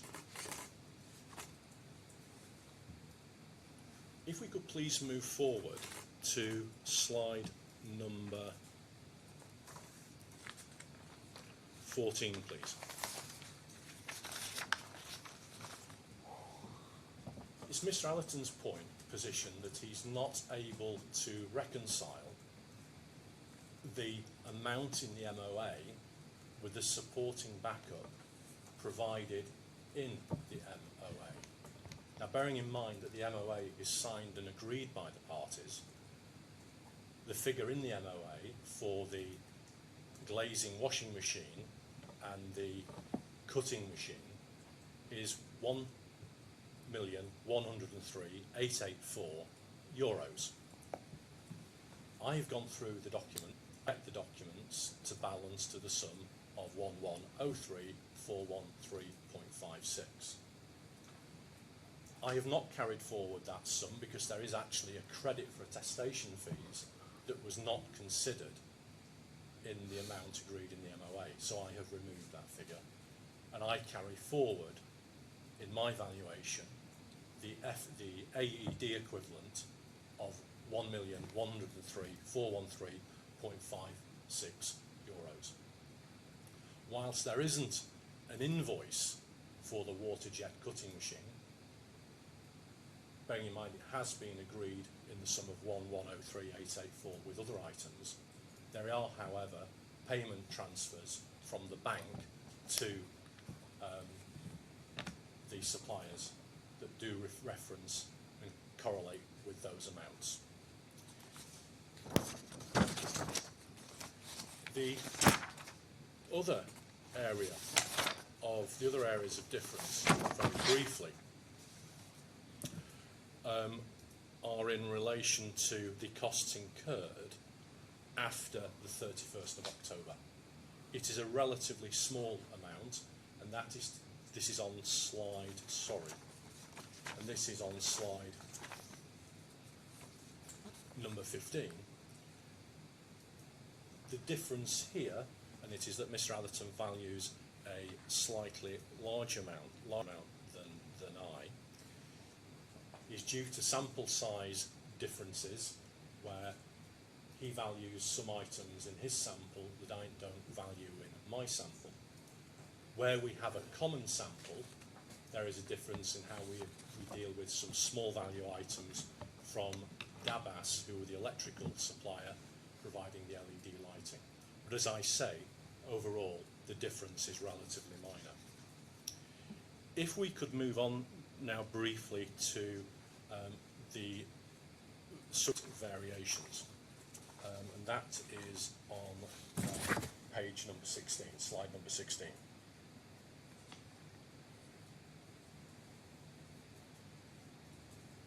The difference between Mr. Atherton and I relates to the emission of the sand-blasted etching to glazing. I don't believe that this is a variation that's in dispute between the parties. I think Mr. Haslam acknowledged this as being a variation in, I think it's a letter in May 2018. I think, I can't remember quite the exact date. And he's mentioned in that letter to providing details in support of the valuation of variations. I've not seen what those details are, and I've not seen a detailed build-up from D1 to support what that emission may be. However, in the contract price breakdown that was produced after contract award, dated 17th of October 2018, there is a reference to D1 acknowledging a valuation emission of 500,000 AED, but I've not seen any build-up to that amount. The valuation of 911,455 that I've carried forward is based on the valuation that ACOM undertook, adjusted for the overheads and profit that will be chargeable to BAM, and that is as set out in Mr. Doyle's witness statement. If we could move on to slide 17, please.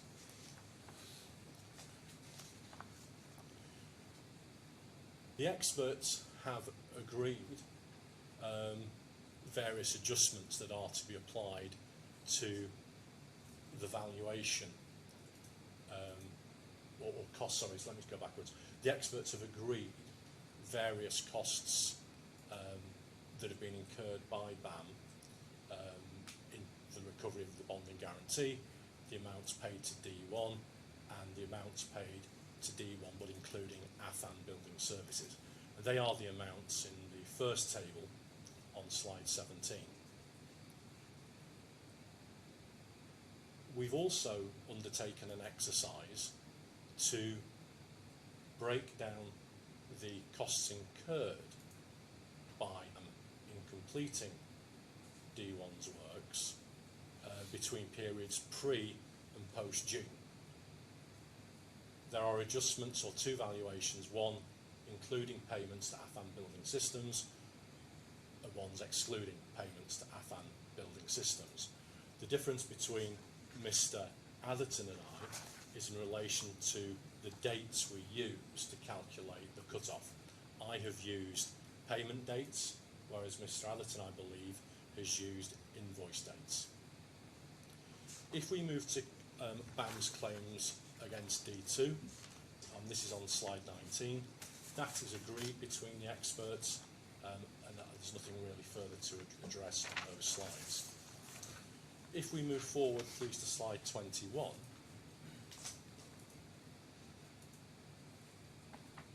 this is a valuation of D1's works based on either the subcontract price breakdown in the BQ and also the stage payment schedule. Mr. Atherton has not provided a valuation based on the subcontract BQ rates. It's unclear why. We have the BOQ rates, and we both have been able to verify progress percentages for the 404 panels that have been installed and the 433 panels that have been delivered. I've produced a valuation on that basis based on the subcontract BOQ rates.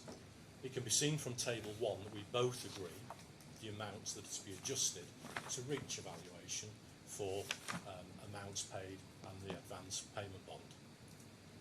The stage payment valuation is set out in table 2. So this is based on the payment schedule that I mentioned before that deals with the 31,250,000 for design.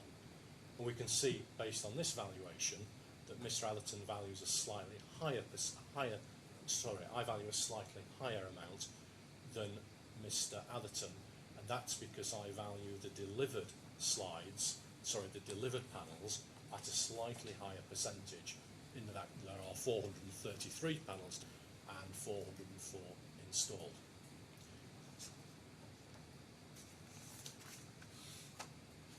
If we could move on, please, to slide 23.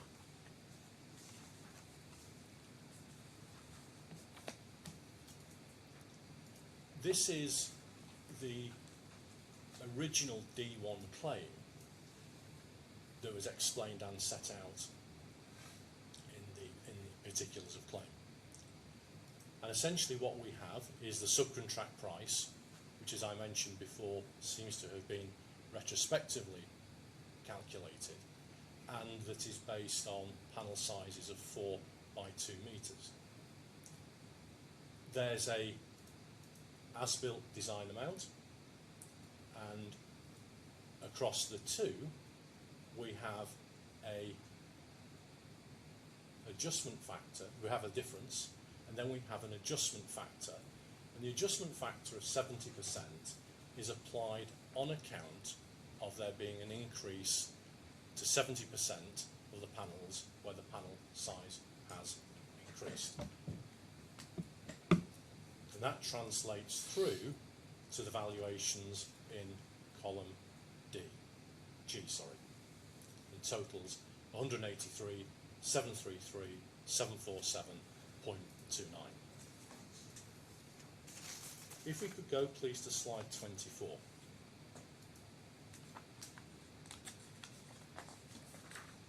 The differences here are out of date on account of Mr. Atherton's amendment yesterday. I understand there may be some further adjustments to those figures, which will further narrow the differences between Mr. Atherton and I. If I sort of go through very briefly the differences between us, the brackets and supports, it's essentially a rates issue, a small minor rates issue. The foam and milling, if we could move briefly to slide 27, please.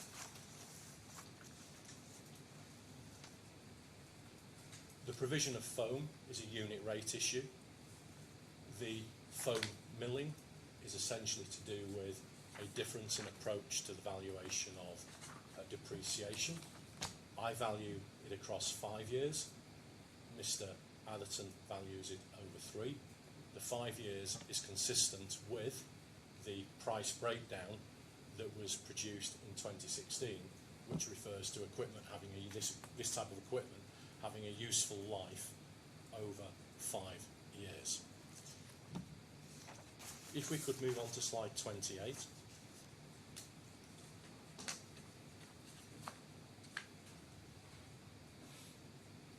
Sorry, if I may just go back, sorry, yeah, that was okay, that's fine. The fibre reinforced materials, this has been subject of an adjustment, further adjustment and revision by Mr. Atherton, and this is, I understand that we are now almost entirely agreed with the valuation of this item, and it may be that there's only one small rate item left where we have a disagreement, and that disagreement I think is relatively small, probably one of the small value differences we have. 29 slide, we deal with panel joints. That is now agreed between Mr. Atherton and I. Consumables is a very small difference.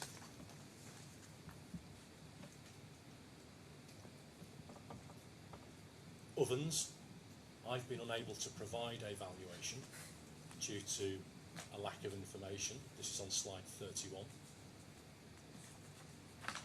I agree and accept that ovens will have been used, but based on the information that I've been provided, I've been unable to complete a valuation as to what that amount may be. Stainless steel, Mr. Atherton and I agree the amount for the provision of stainless steel. I've been unable to agree an amount for machining as I don't have details of the rate build-up, and I'm unable to investigate that rate or take a view on what that rate may or may not include.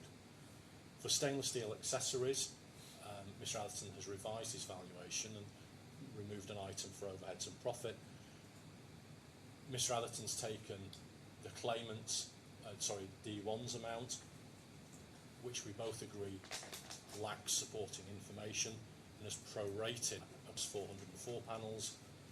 I've taken fixings and the like, this on slide 32, sorry, the fixings and the like, and I've valued those at 200mm centres and built a rate up using the ratio that D1 has put forward, but valued them individually to give me a composite rate at 200mm centres. As regards labour for fabrication, Mr. Atherton and I have a difference in the rate to be used to value the labour. Absent details from Affan, Atherton and I have used BAM's contra charges as a reference for calculating typical market rates for labour. The BAM market rate, or the BAM rates in those contra charge notices include labour supplied by third parties. In my view, if we're going to treat that labour as directly employed, we need to make an adjustment for overheads and profit to any third-party suppliers, so we're calculating an effective cost of employment rate. I've taken 15% as a notional adjustment for overheads and profit, and that drives the difference between Mr. Atherton and I in terms of rates. The balance of the difference between Mr. Atherton and I is that Mr Atherton carries forward a valuation for labour after February. There is no supporting documentation for labour after February, and Mr Atherton and I have both agreed that the labour that is presented for the period after February is a calculated amount on a formula or forecasters. That concludes my presentation. Thank you. Okay, I think we'll just rise for good afternoon grace and proceed until 5. Of course. Okay, well, it's now. We'll come back at 1:45.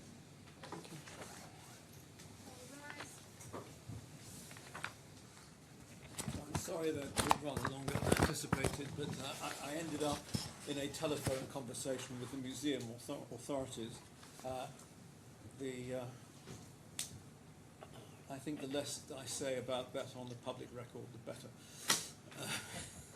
So it may be that we may have to have our inspection tomorrow at 10 o'clock.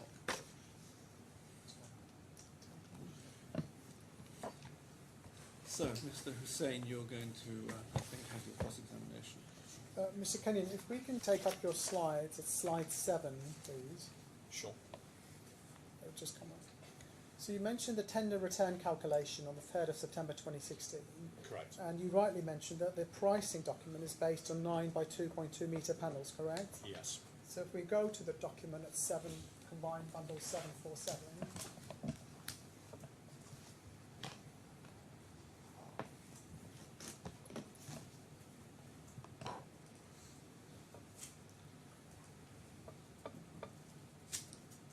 and then go to page 749.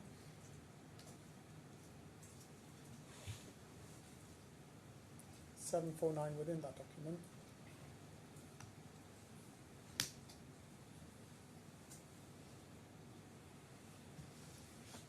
Please, Terrace.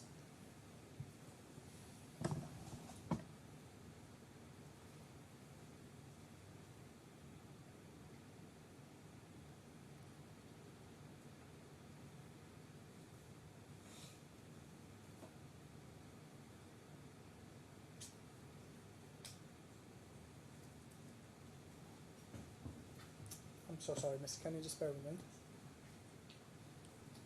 So we see calculation of panel 9 by 2.2. Yes. So it's very clear to you that the tender was priced on the basis of 9 by 2.2 panels, correct? That's what this document shows. Thank you. Then if we can go to your slide 11.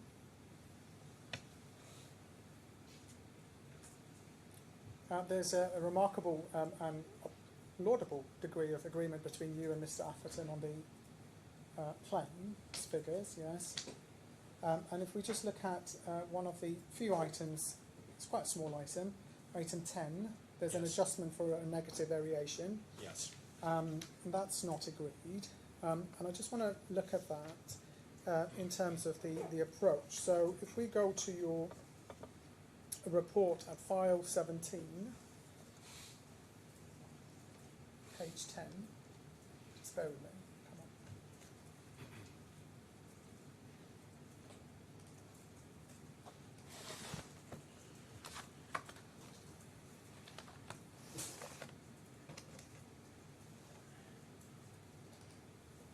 Is this my second report? Yes. 2.9.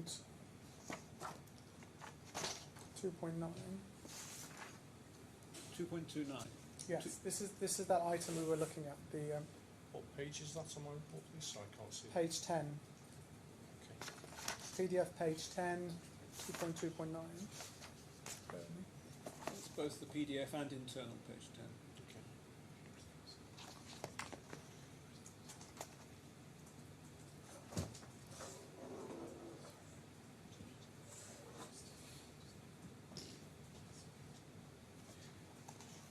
You there? I am, yes. So you're talking about this item, And you Yeah. say in MK1, I provided a valuation of negative 911,000 Yes. AD in respect of the emission of the sandblasted edge to the glazing. Yes. Mr. Atherton has not provided a valuation of this item. In GA2, Mr. Atherton says that he has not been provided with any valuation of this item by Affan, and that he has been unable to locate a copy of the employer's cost consultant's assessment. In MK1, I noted that the employer's cost consultant's ACOM's assessment was provided as part of DD2. That's Mr. Doyle's second statement. Yes. I also noted that in DD2, Mr. Doyle says that ACOM's, next page, assessment represents a full amount to the claimant by the employer's cost consultant. I provided a valuation by reference to the ACOM assessment. Yes. So that assessment is at page 2695 of the combined bundle.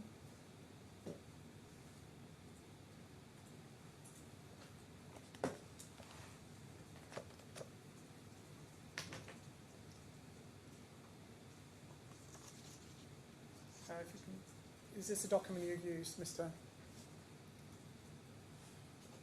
Bear with me 1 second. Actually, I'll go back. I'll go to where my valuation is.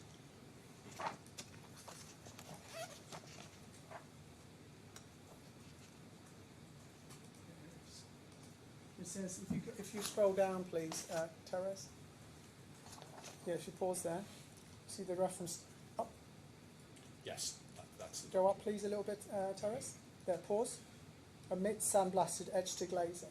Is that what you used? It is, yes, 'cause that's the one with the manuscript notes, yes.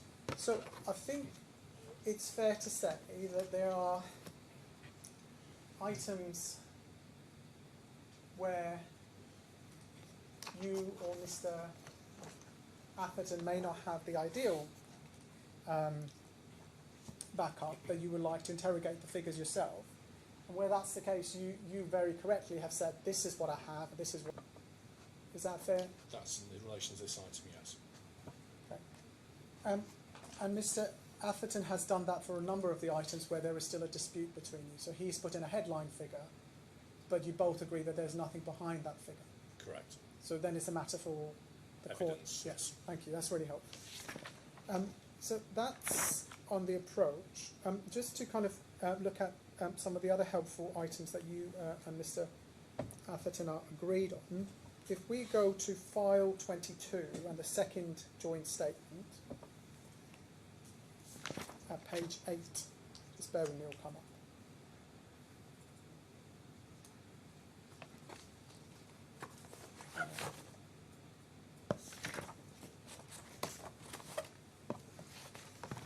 That's it.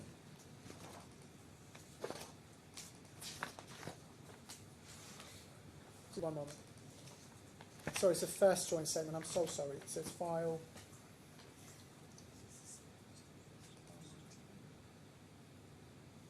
File 19. I'm so sorry, Mr. Can you just bear with me a moment?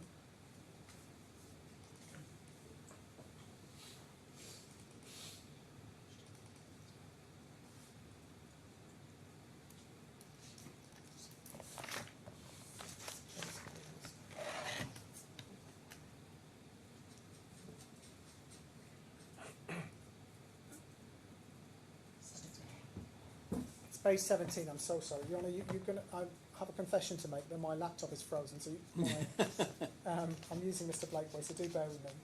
No, sorry, it's the same document. I'm so sorry, Mr. Kenyon. First joint statement, which is at file 19, at PDF page .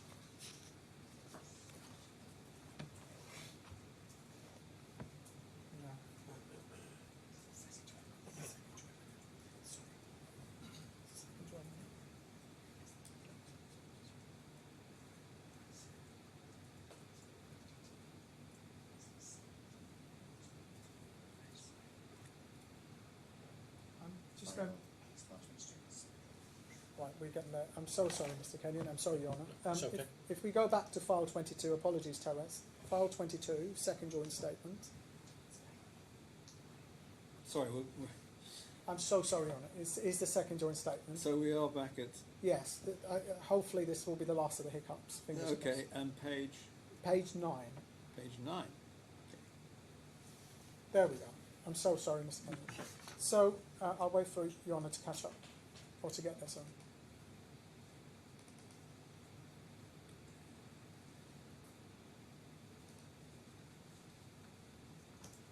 Okay. So you see the table in the second joint statement of 4.1.1. You and Mr. Atherton agreed that the sum recovered on the advance payment and performance guarantees is 21.875 million, yes? Yes. You also agreed that the amount paid by BAM to the first defendant is 46,509,103.14, Yes. and then you've also included... Sorry to intervene, sir. I request the witness to turn on his mic and speak, please. Yeah, the microphone's on.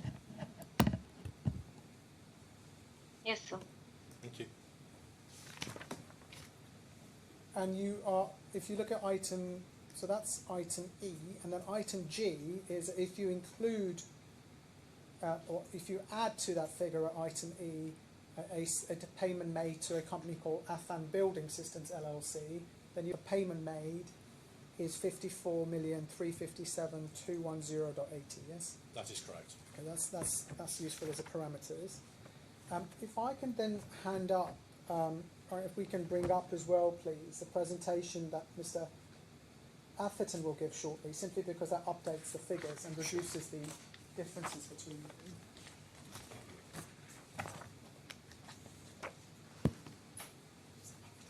Thank you. No, sorry, can I give this to the judge?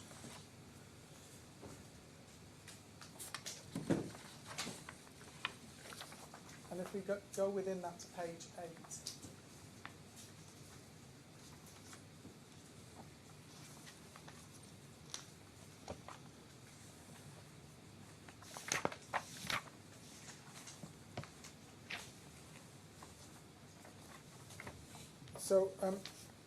So the reason I'm using this rather than the one in your slide is that there are some corrections made, I think, yesterday to Mr. Atherton's figures, which narrows the differences between the two of you on this as-built valuation, or what you've called an as-built valuation. Yes. We have your evidence on what that means and so on from your point of view. But just to give the court an idea, on this method, the total from Mr. Atherton is 66 million, and the total from you is 55 million. You see that? Yes. So it's roughly 11.7 million difference. Yes. And the largest items of difference are item 2, foam and foam milling.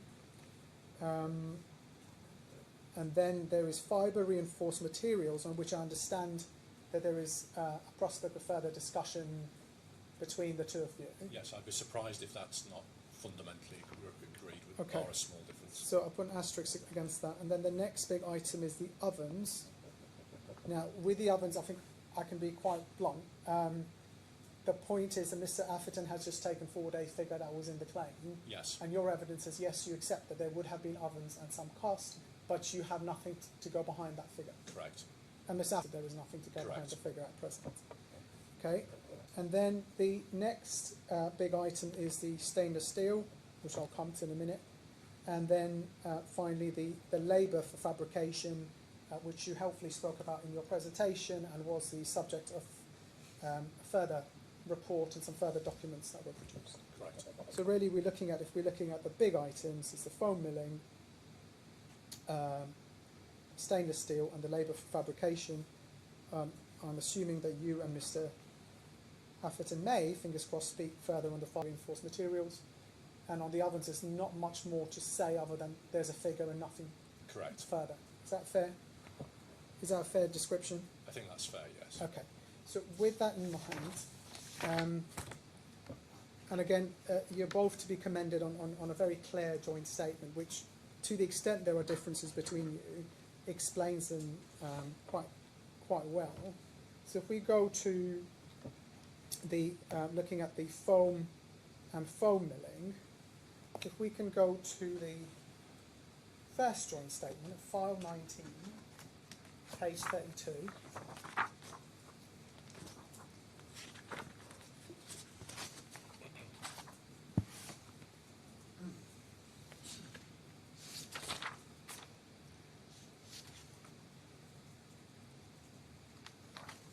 sorry, it's the first joint minutes, which was.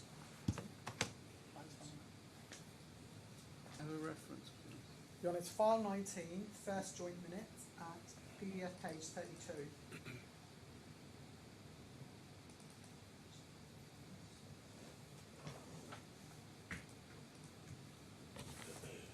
Excellent. Can we scroll up to page 32, please?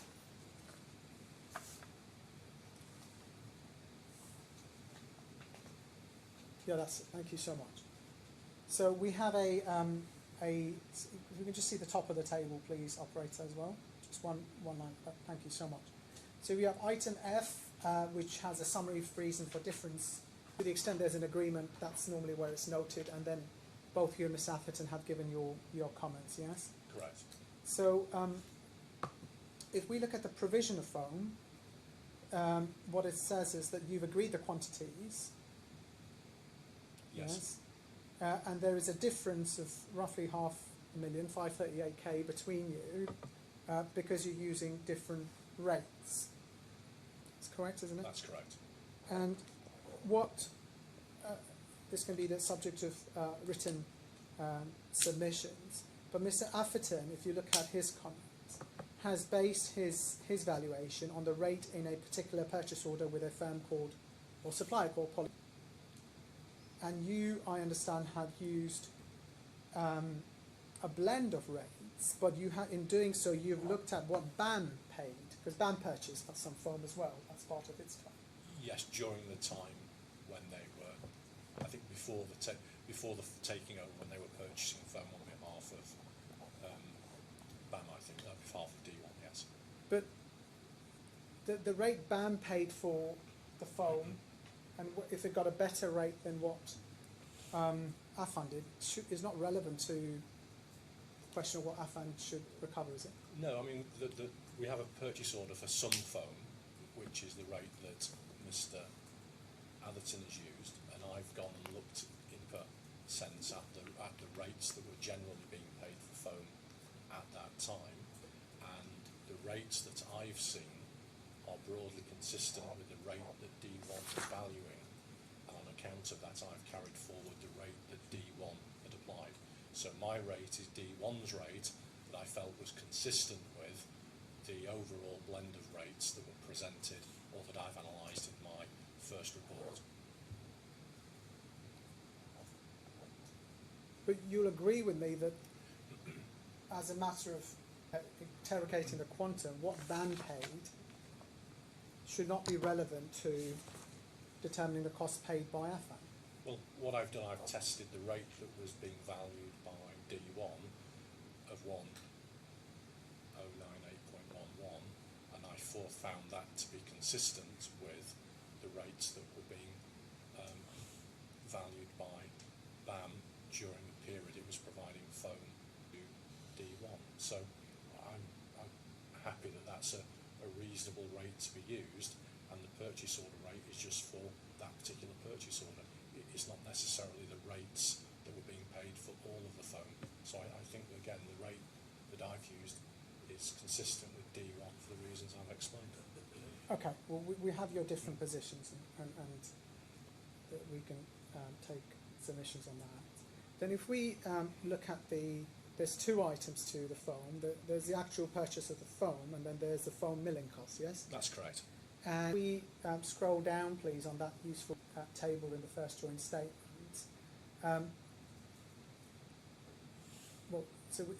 Just looking at the table on the top, if we scroll up a bit, although there's a limited difference between you and Ms. Atherton on the provision of foam, which is based on the rates, Yes. there is a more significant difference between you on the foam milling, yes?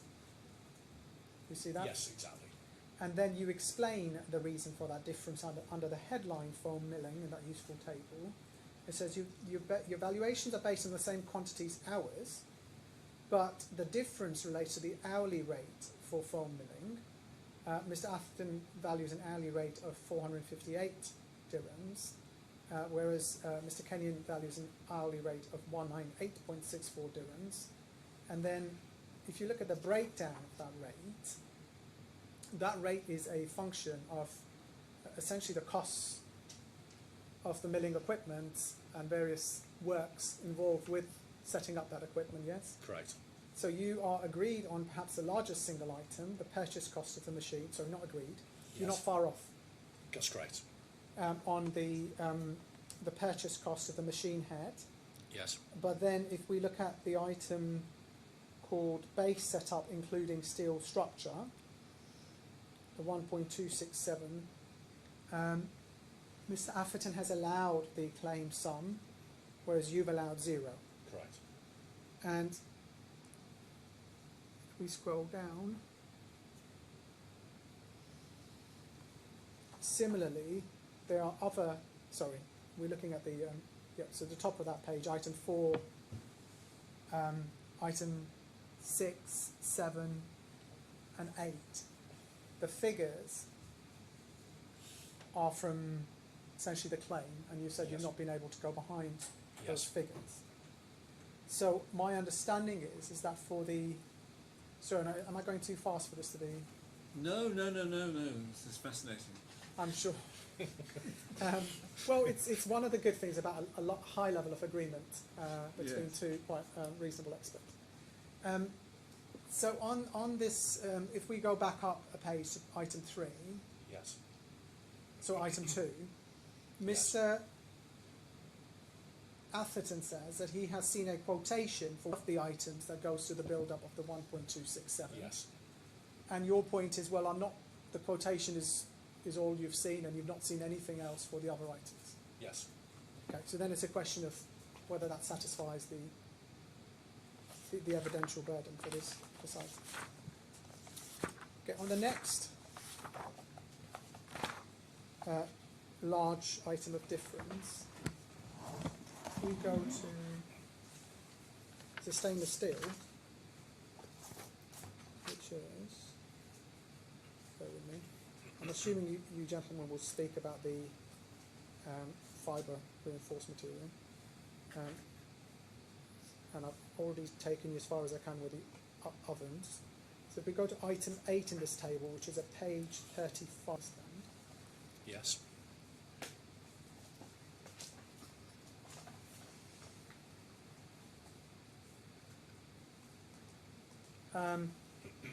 sorry, scroll down please, Terrace. Scroll down.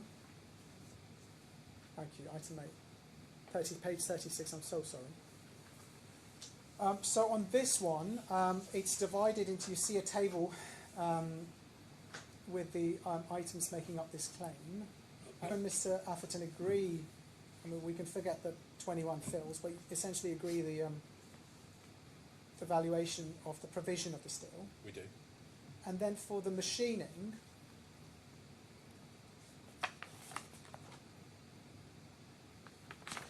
I understand for both the machining and the accessories, it's just a question of there being nothing to interrogate the figure claim. Is that right?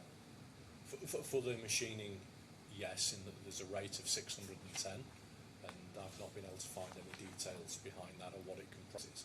So that's the difference, essentially. There's a minor difference in the calculation for the minutes that the machining takes per metre squared, which again drives a little bit of difference, but the primary difference on the machining of the steel is that I've not been able to verify the rate of 610. I think Mr. Atherton also says it's subject to further verification. Yeah, I think both of you have been quite clear. You take a figure forward and there's nothing more, that you are just taking the figure forward. Sure. And then for the accessories, if we go to, so that's where you've put in 210 and Mr. Atherton has put in just over $1 million. Mr. Atherton, I understand, has just taken forward the claimed figure.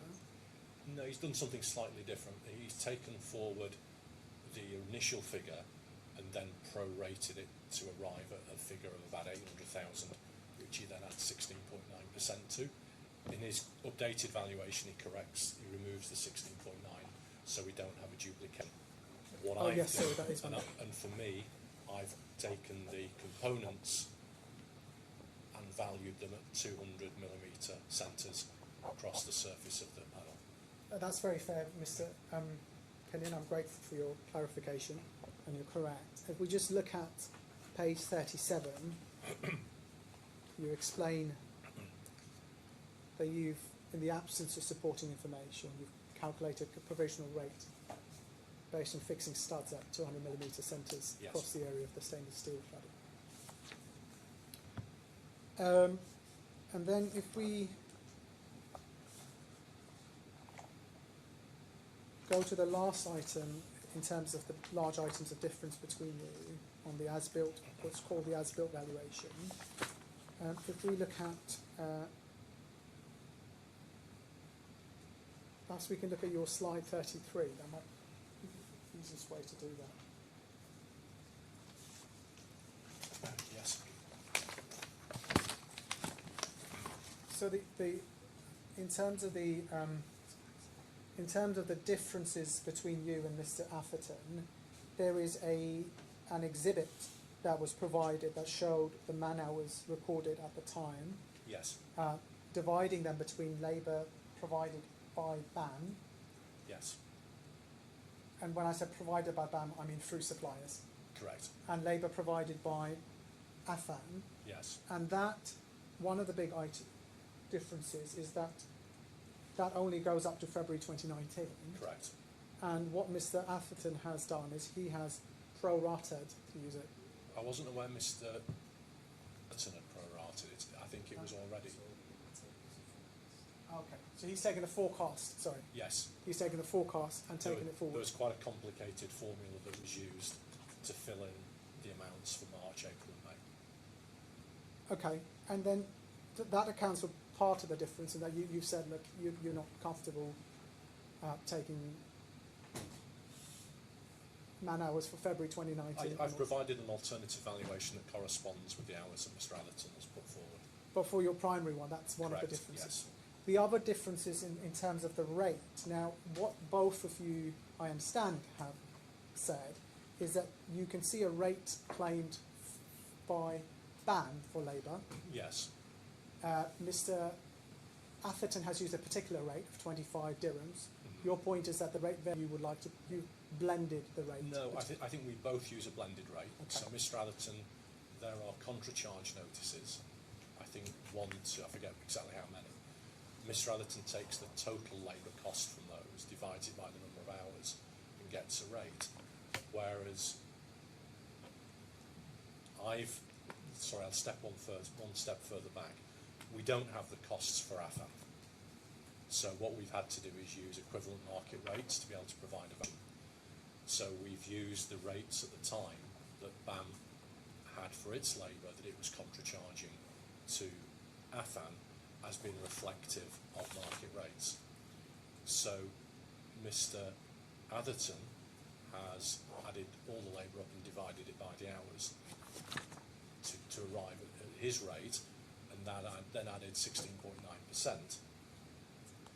What I've done, where there is a third-party supplier, so we can effectively have an sense of what would be the cost of employment directly, I've taken a notional allowance for overheads and profit off the suppliers. So we effectively have, this is the net cost of employment if they were employed, and I've blended that rate with that adjustment into the direct BAM labour to get a equivalent cost rate.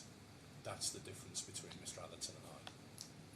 That's really helpful, but so it's fair to say, and I think this is a matter that's better dealt with in written submissions, that a large part of the difference in the figures and the rates is that you've removed an element of overhead and profit which you understand, which you say would be... Yes, if I'm a subcontract, if I'm applying subcontract labour to whoever it may be, my rate necessarily includes overheads and profit. Where if I've already got that labour on my books, I'm not paying third parties overheads and profit. So when I then add overheads and profits in on a gain, which happens at the second from the bottom line, there is a duplication. So that's why I've removed the 15%.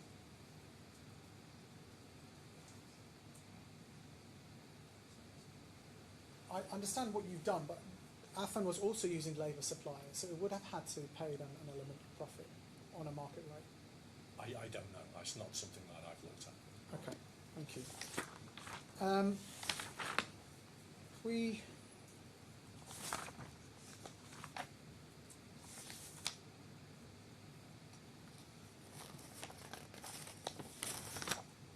just bear with me.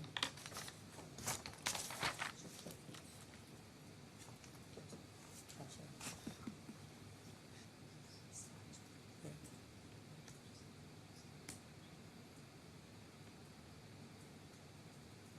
Just bear with me one moment.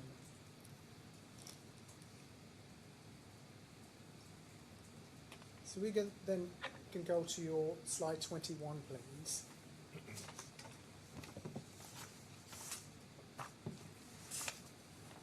Yes.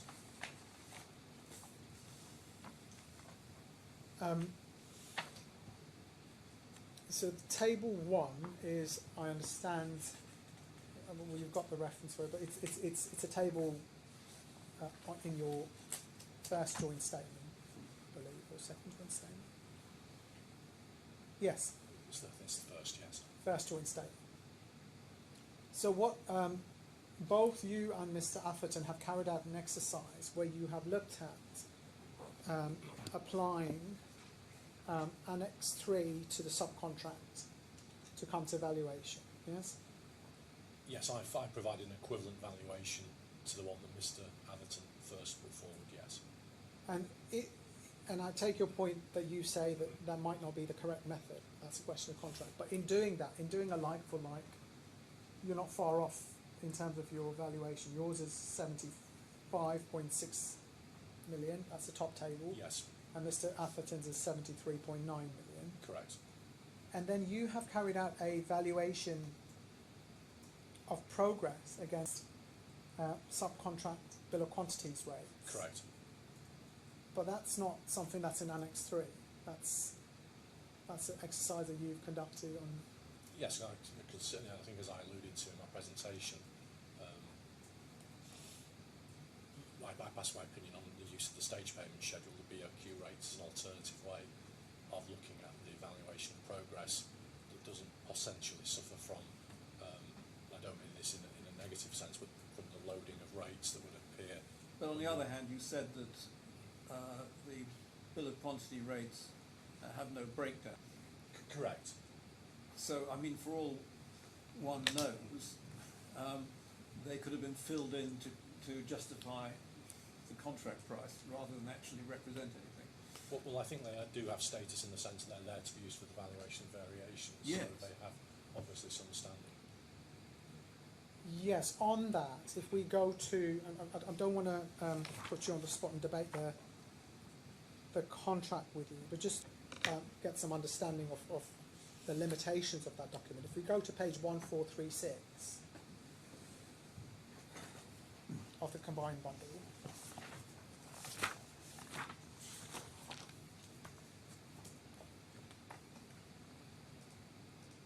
this is the subcontract. It says the value for all subcontract variations shall be ascertained by reference to the rates and prices, if any, specified in the subcontract for the like or analogous work. But if there are no such rates and prices, or if they are not applicable, then such value shall be as is fair and reasonable in all the circumstances. There is no rate or price for larger panels than 9 by 2.2 in the subcontract pricing document.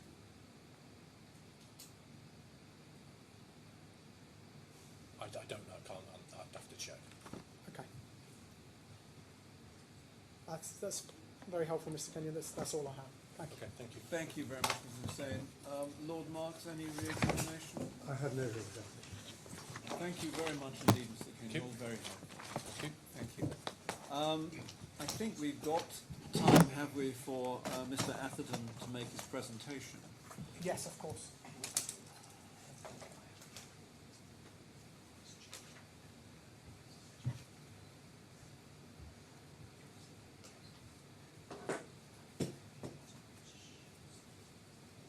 Meanwhile, can I just find out whether we're on for tomorrow? If you want to pop out and check, thank you.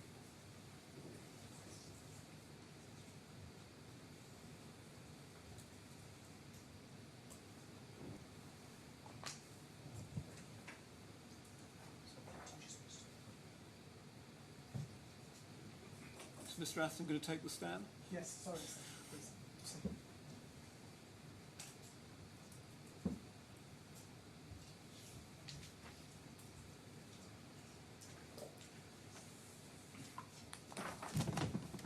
So I've got a hard copy already of Mr. Atherton's slides to introduce his evidence onto the record. Yes, sorry, I thought he was going to... We're not swearing in the experts, is that right? Oh gosh, yes. We'll swear. Perhaps we'll swear him in. Sorry. In order to save time, sorry, I sent the associate there to find out whether our site visits on tomorrow. Will you make your presentation, then we'll swear you in, and then we'll put your evidence on the record, all right? Okay, thank you. To save a bit of time. Terrace, can we please bring up Mr. Atherton's presentation, which you should have?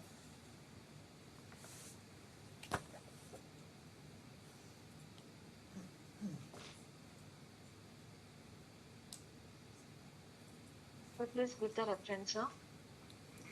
You could try. Will it be file 23?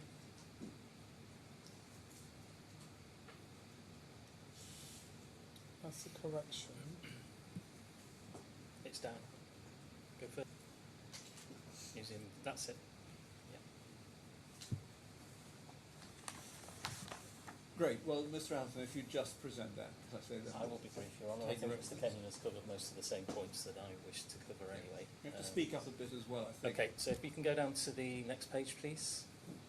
I think we've already been through the first sheet here. This is a summary of the BAM costs, which are mainly agreed. As was pointed out during Mr. Kenyon's cross-examination, there are two small issues which are not agreed. One relates to the costs incurred after the 31st of October 21. There's a small amount of 54,000. The main item that is not agreed is the variation for So the would you bear with emission. me 1 second? I'm sorry? They're still being difficult. The museum is still being slightly difficult, I'm afraid, in terms of our site visit tomorrow. Actually, would you? So, in which case, let's swear Mr. Atherton in now. In that case, then. Sorry, I've messed you around, Mr. Atherton. Can you please confirm whether you be swearing about oath or affirmation?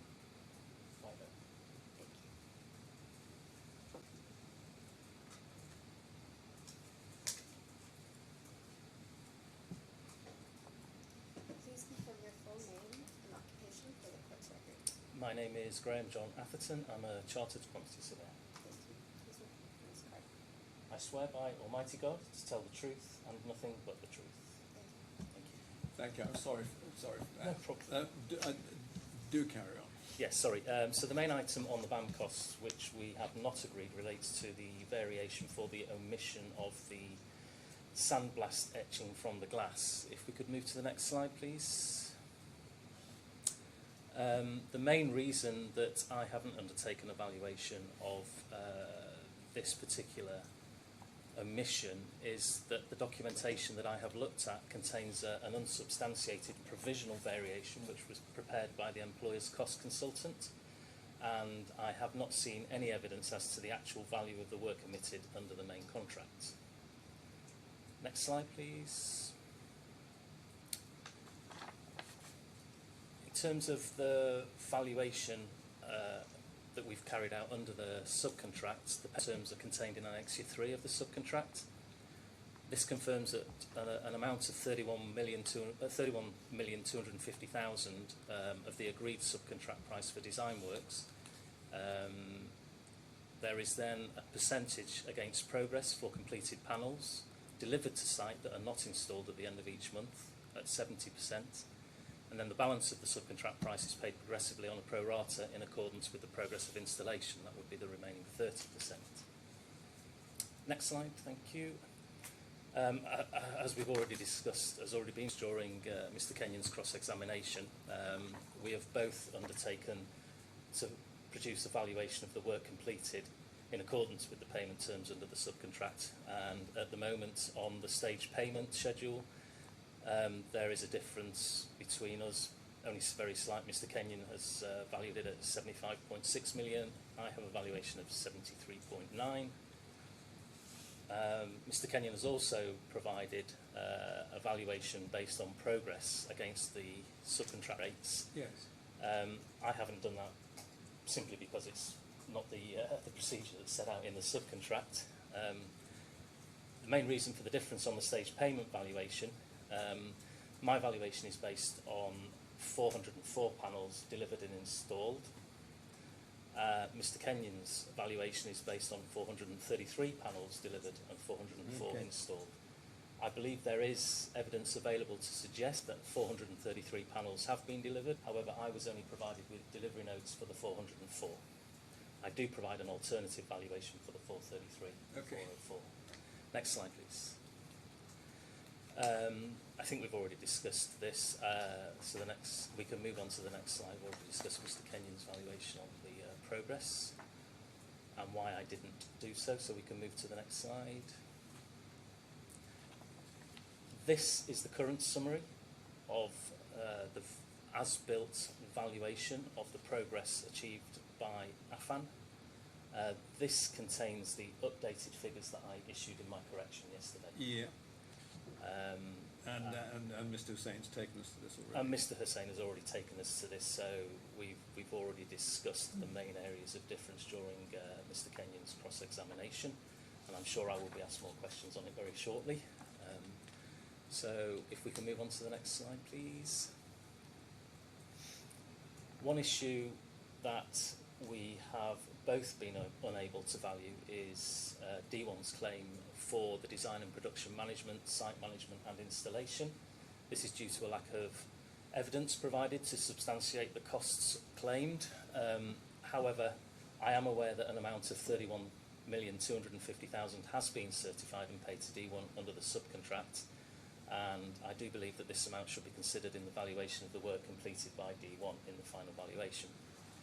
But as I understood Mr. Kenyon's evidence, it's possible that included an advance payment on actual production. It is possible, yes. I would have to look at that, yes. Okay. Next slide, thank you.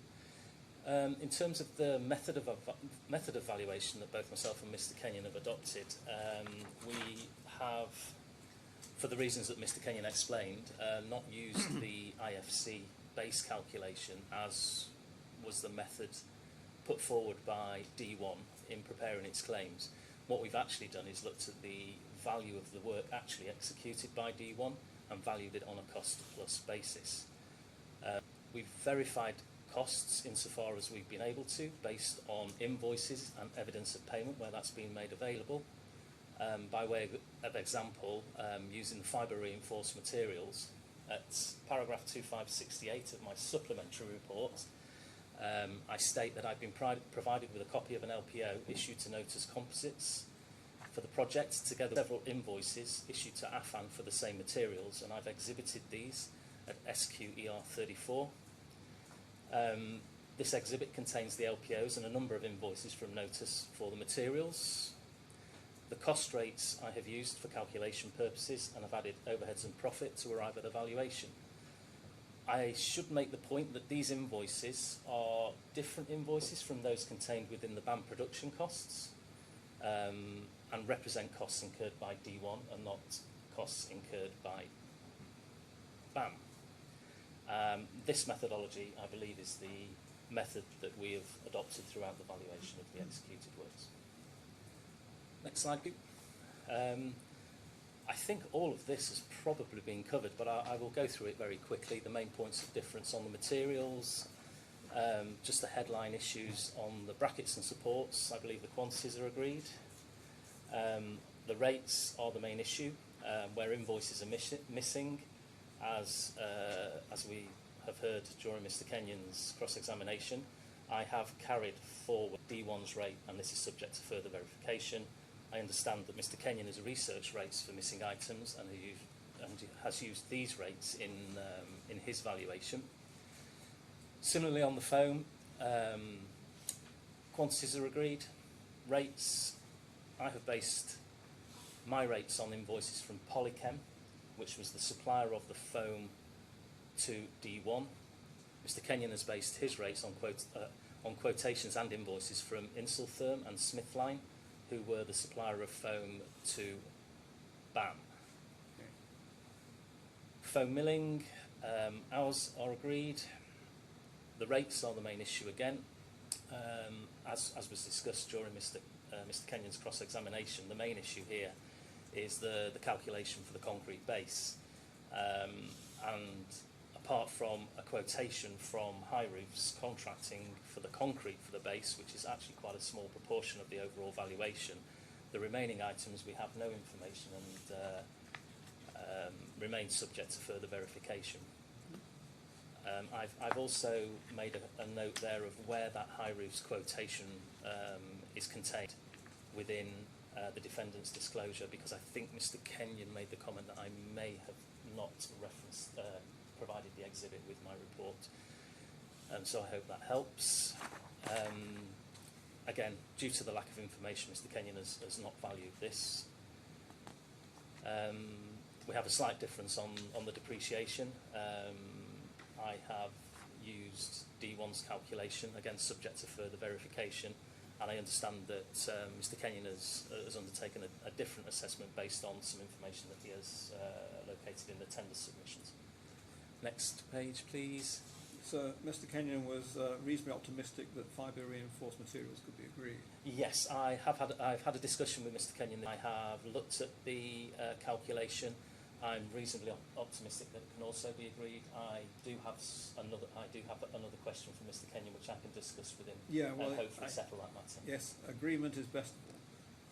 Yes, I think we can get that one agreed. So Okay. I won't cover that. Ovens, I think both myself and Mr. Kenyon agree. There is just a complete lack of evidence with respect to the cost of the ovens. However, I took the view that based on the delivery and installation records that we have available, panels were continuing to be produced, delivered to site and installed, and common sense tells me that on that basis their ovens must have been used for curing those panels.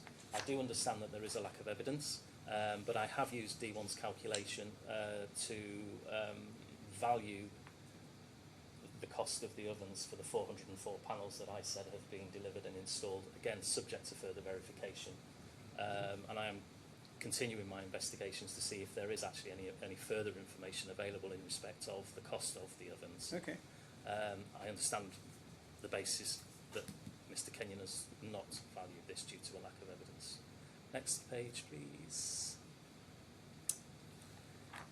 Again, this has already been discussed during Mr. Kenyon's cross-examination. The stainless steel, there is a slight difference on the machine time. I have calculated the average machine time as 5 seconds per metre squared, Mr. Kenyon at 10 minutes and 51, so that produces a slight difference. Rates, generally a lack of supporting evidence again. I have used D1's rate subject to further verification. Mr. Kenyon has not valued this due to a lack of evidence. Stainless steel accessories, we agree the quantities, they're as per the shop drawing. Again, it's an issue on rates, generally a lack of supporting evidence. I've used D1's rates again, subject to further verification, and I understand that Mr. Kenyon has calculated a provisional rate for the purpose of his valuation, which I'm sure we can reach some agreement on. Good. Next page, labour. This was pretty straightforward, as I think you probably heard during Mr. Kenyon's cross-examination. I have included the forecast from March 2019 to May 2019.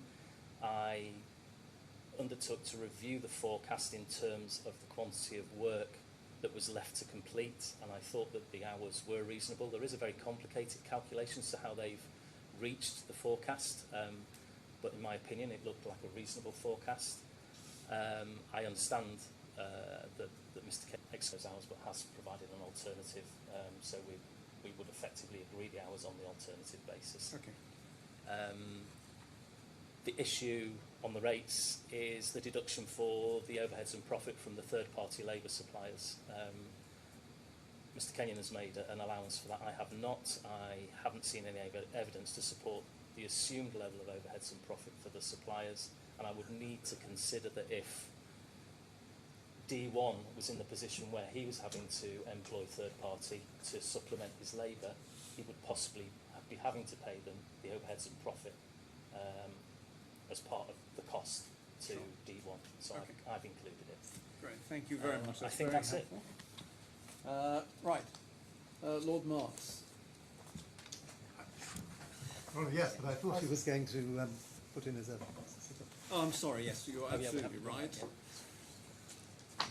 Might as well put it on the record. Yes. So if we can go, please, Mr. Atherton, to file 12, please, Terrors. And you have your first report.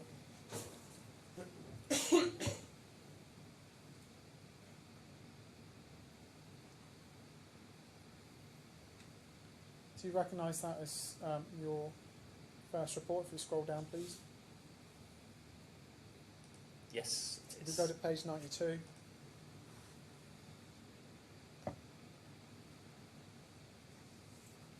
Is that your scroll up, please? There's a statement of truth and a signature. Is that your signature? It is. And subject to the corrections you've made, is this report true to the best of your knowledge and belief? It is.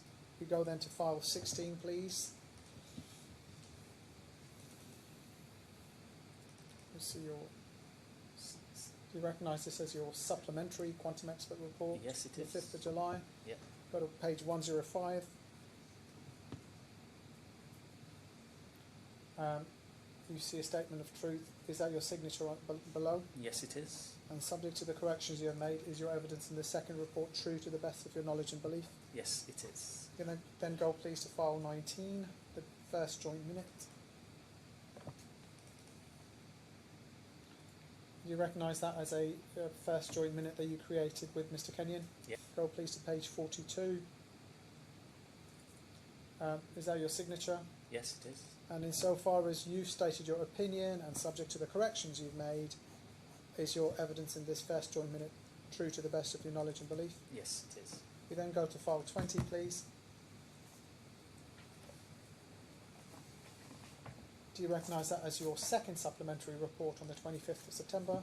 Yes. Go to page 15, please. Third There's report, isn't it? Yes, it's called second supplementary, but it's the third report. We see a statement of truth with a signature. Is that your signature? Yes, it is. Subject to the corrections you've made, is your evidence in this the best of your knowledge and belief? Yes. Well, there's two more, so bear with me. We go to file 22. Do you recognise that as a second joint minute that you created with Mr Kenyon? Yes. We go to page 23. Is that your signature? Yes, it is. And insofar as you've expressed opinions in the second joint minute and subject to any corrections you've made, is your evidence in the second joint minute true to the best of your knowledge and belief? Yes. And finally, tab file 23. There should be some errata. There it is. Yep. That's it. GA correction. There is a correction to the quantum expert report, and on page 8, there's an expert statement. Is that your signature? Yes, it is. And are the corrections made in this document true to the best of your knowledge and belief? Yes, they are. Thank you. Thank you for that. Sorry about that, Lord Marks. Right, well, no. Okay, we've got 14 minutes. Well, no, yes. Let Is me that start enough, by, or do you want to start tomorrow morning? It's up to you. well, I'm happy to cover a few issues in the 14 minutes. Okay, as you wish. The first one is this, really. It's, you are officially, of course, in Purdah, Mr. Atherton. Of course, yes. But you've said during the course of your presentation that you thought there were a number of issues that you could agree with Mr. Kenyon. Yes. And indeed, Mr. Kenyon said in the course of his presentation there were a number of areas where he thought you'd reach agreement. Yes, he did. If you're released from Purdah this evening, which I suggest you probably should be subject to what his honour says, could you talk to Mr. Kenyon and try and reach as much agreement as possible before tomorrow morning? Yes, So indeed. that we lead with the cross-examination without running into difficulties over areas that you're Absolutely, now agreed yeah. on. Well, let's move on from that. That's very helpful. Thank you. The second joint statement, production costs, page 5, line 3. The second joint statement is divided 22.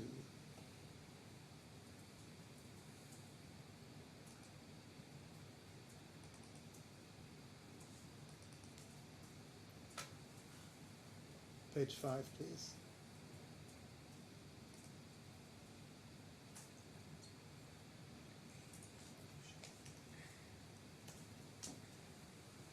One more page.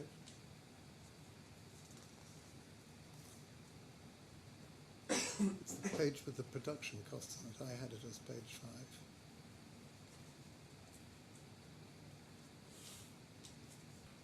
What's yours?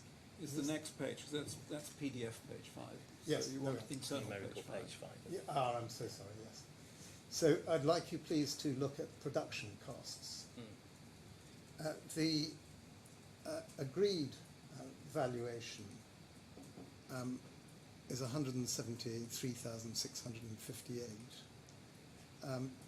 but that is on option 1, and that's items where a PPR has been issued. You've put in a second option, option 2, for which you've allowed nothing. And that's on the basis that you're excluding items for which the PPR, that's a payment request, Yes. has not been issued by Affan. Yes. I don't think it's your case that BAM has not spent the money. No, it is You not. accept that they still have spent Yes, I the do money. accept. And you accept that Mr. Kenyon's valuation or option takes that into account. I'm just wondering this, on the basis that we know that the PPRs stopped being issued on the 23rd of June when BAM effectively took over payment for the works. Yes. And Affan wasn't producing any more PPRs.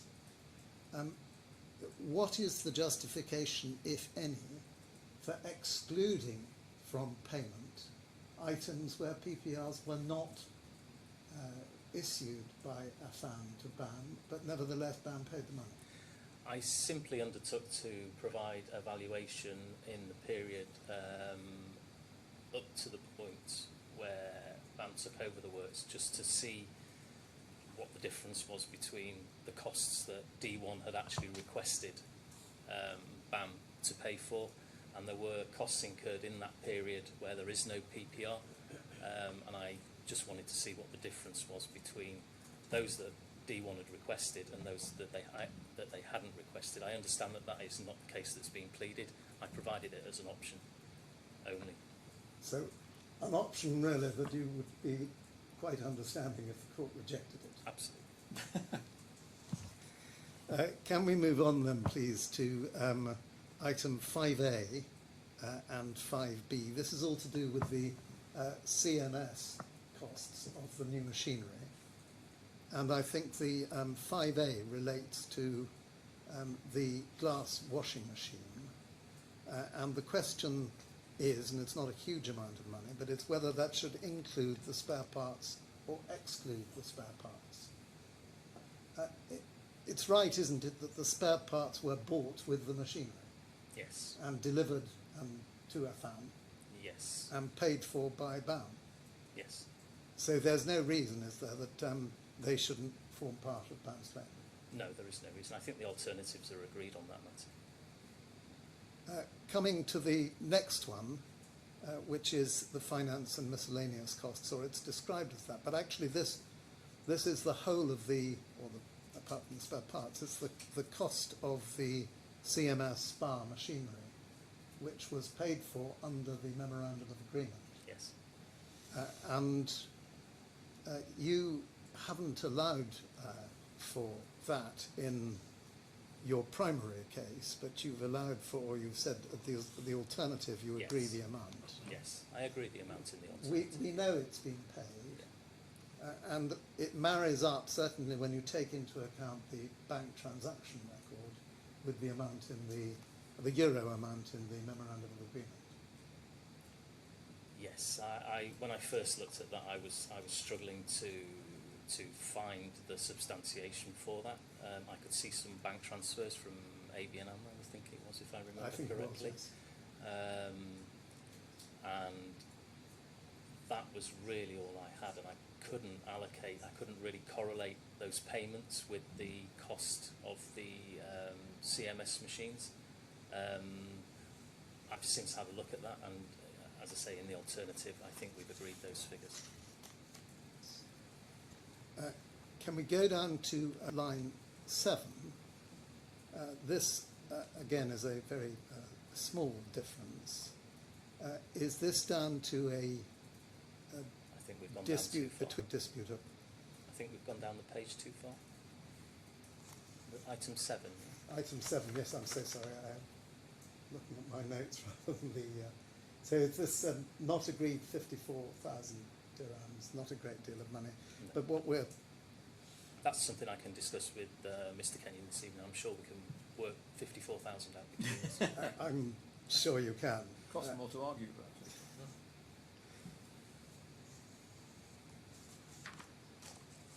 Well, we'll move on then, please, to the agreed price of the subcontract works adjusted for instructed variations at line 11. This is the sandblasted etching Yes. point. And I think you agree first that the sandblasted etching was omitted. Yes. You agree that was a variation, and you've allowed nil for that variation. Yes. And that was really as a result of a lack of substantiation, is that right? It is, yes. I understand that BAM originally valued this emission at somewhere around 106,000, and then the employer's cost consultant stepped in, made some comments on that valuation, seemed to suggest that the basis upon which BAM valued it was incorrect in terms of the coverage of the glass that was being measured, and also that the rate was significantly lower. There is a handwritten note on BAM's valuation, which basically states that the cost consultant is making a provisional valuation, which amounts to the 911,000. That's the 911,000. I do understand there's a lack of evidence. I also understand that this was referred to by Mr. Doyle in his witness statement. Do you also understand that 500,000 was accepted by Affan? Would you go, please, to the combined bundle at page 1735?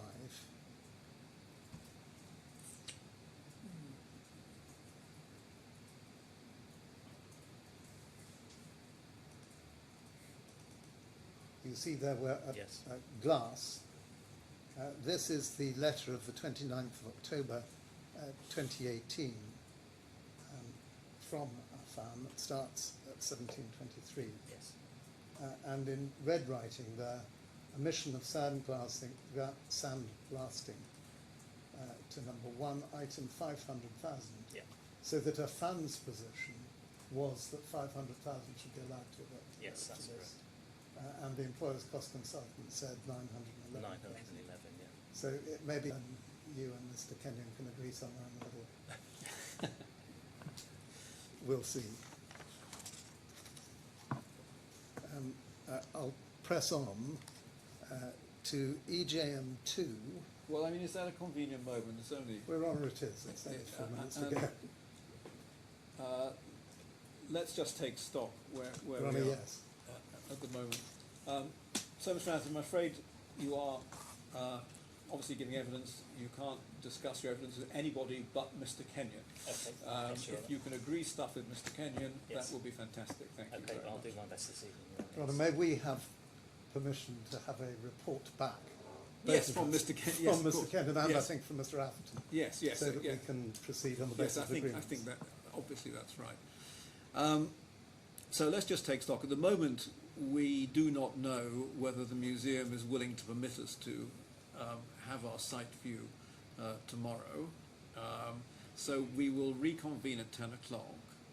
I think the first order of the day tomorrow is Mr. Hussein's response to your application for further disclosure. So I'll deal with that first. We hope to be able to give you an update in terms of the visit, if it's going to happen. We'll then, of course, deal with the remainder of Mr. Atherton's evidence. And subject to whether or not we are going to have our view, I would then, as I said, perhaps like half an hour to an hour conferencing with the architectural experts, as I said, just following really the scheme of their joint statement and the issues that are highlighted there as their differences. Again, for the benefit of both experts, what I'm particularly interested in is the feasibility of the initial tender, which is an element of disagreement, and the genesis of the hexagonalization. Those are the particular issues that I want to discuss with the expert. Anything else? Well, may I just make a suggestion? Yes. It's provision. In the event that the visit doesn't go ahead, yes, both experts, Ms. Kinderland and Mr. Smith, would be quite happy to deal with a view while they're here, even if it's after tomorrow. Okay. And Horizon and DLA Piper could attend.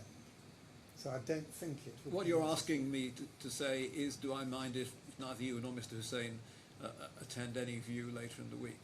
I am asking that. Yes, and the answer is no, of course I don't. Because we're both, I think, hoping to get on a 4 o'clock flight tomorrow.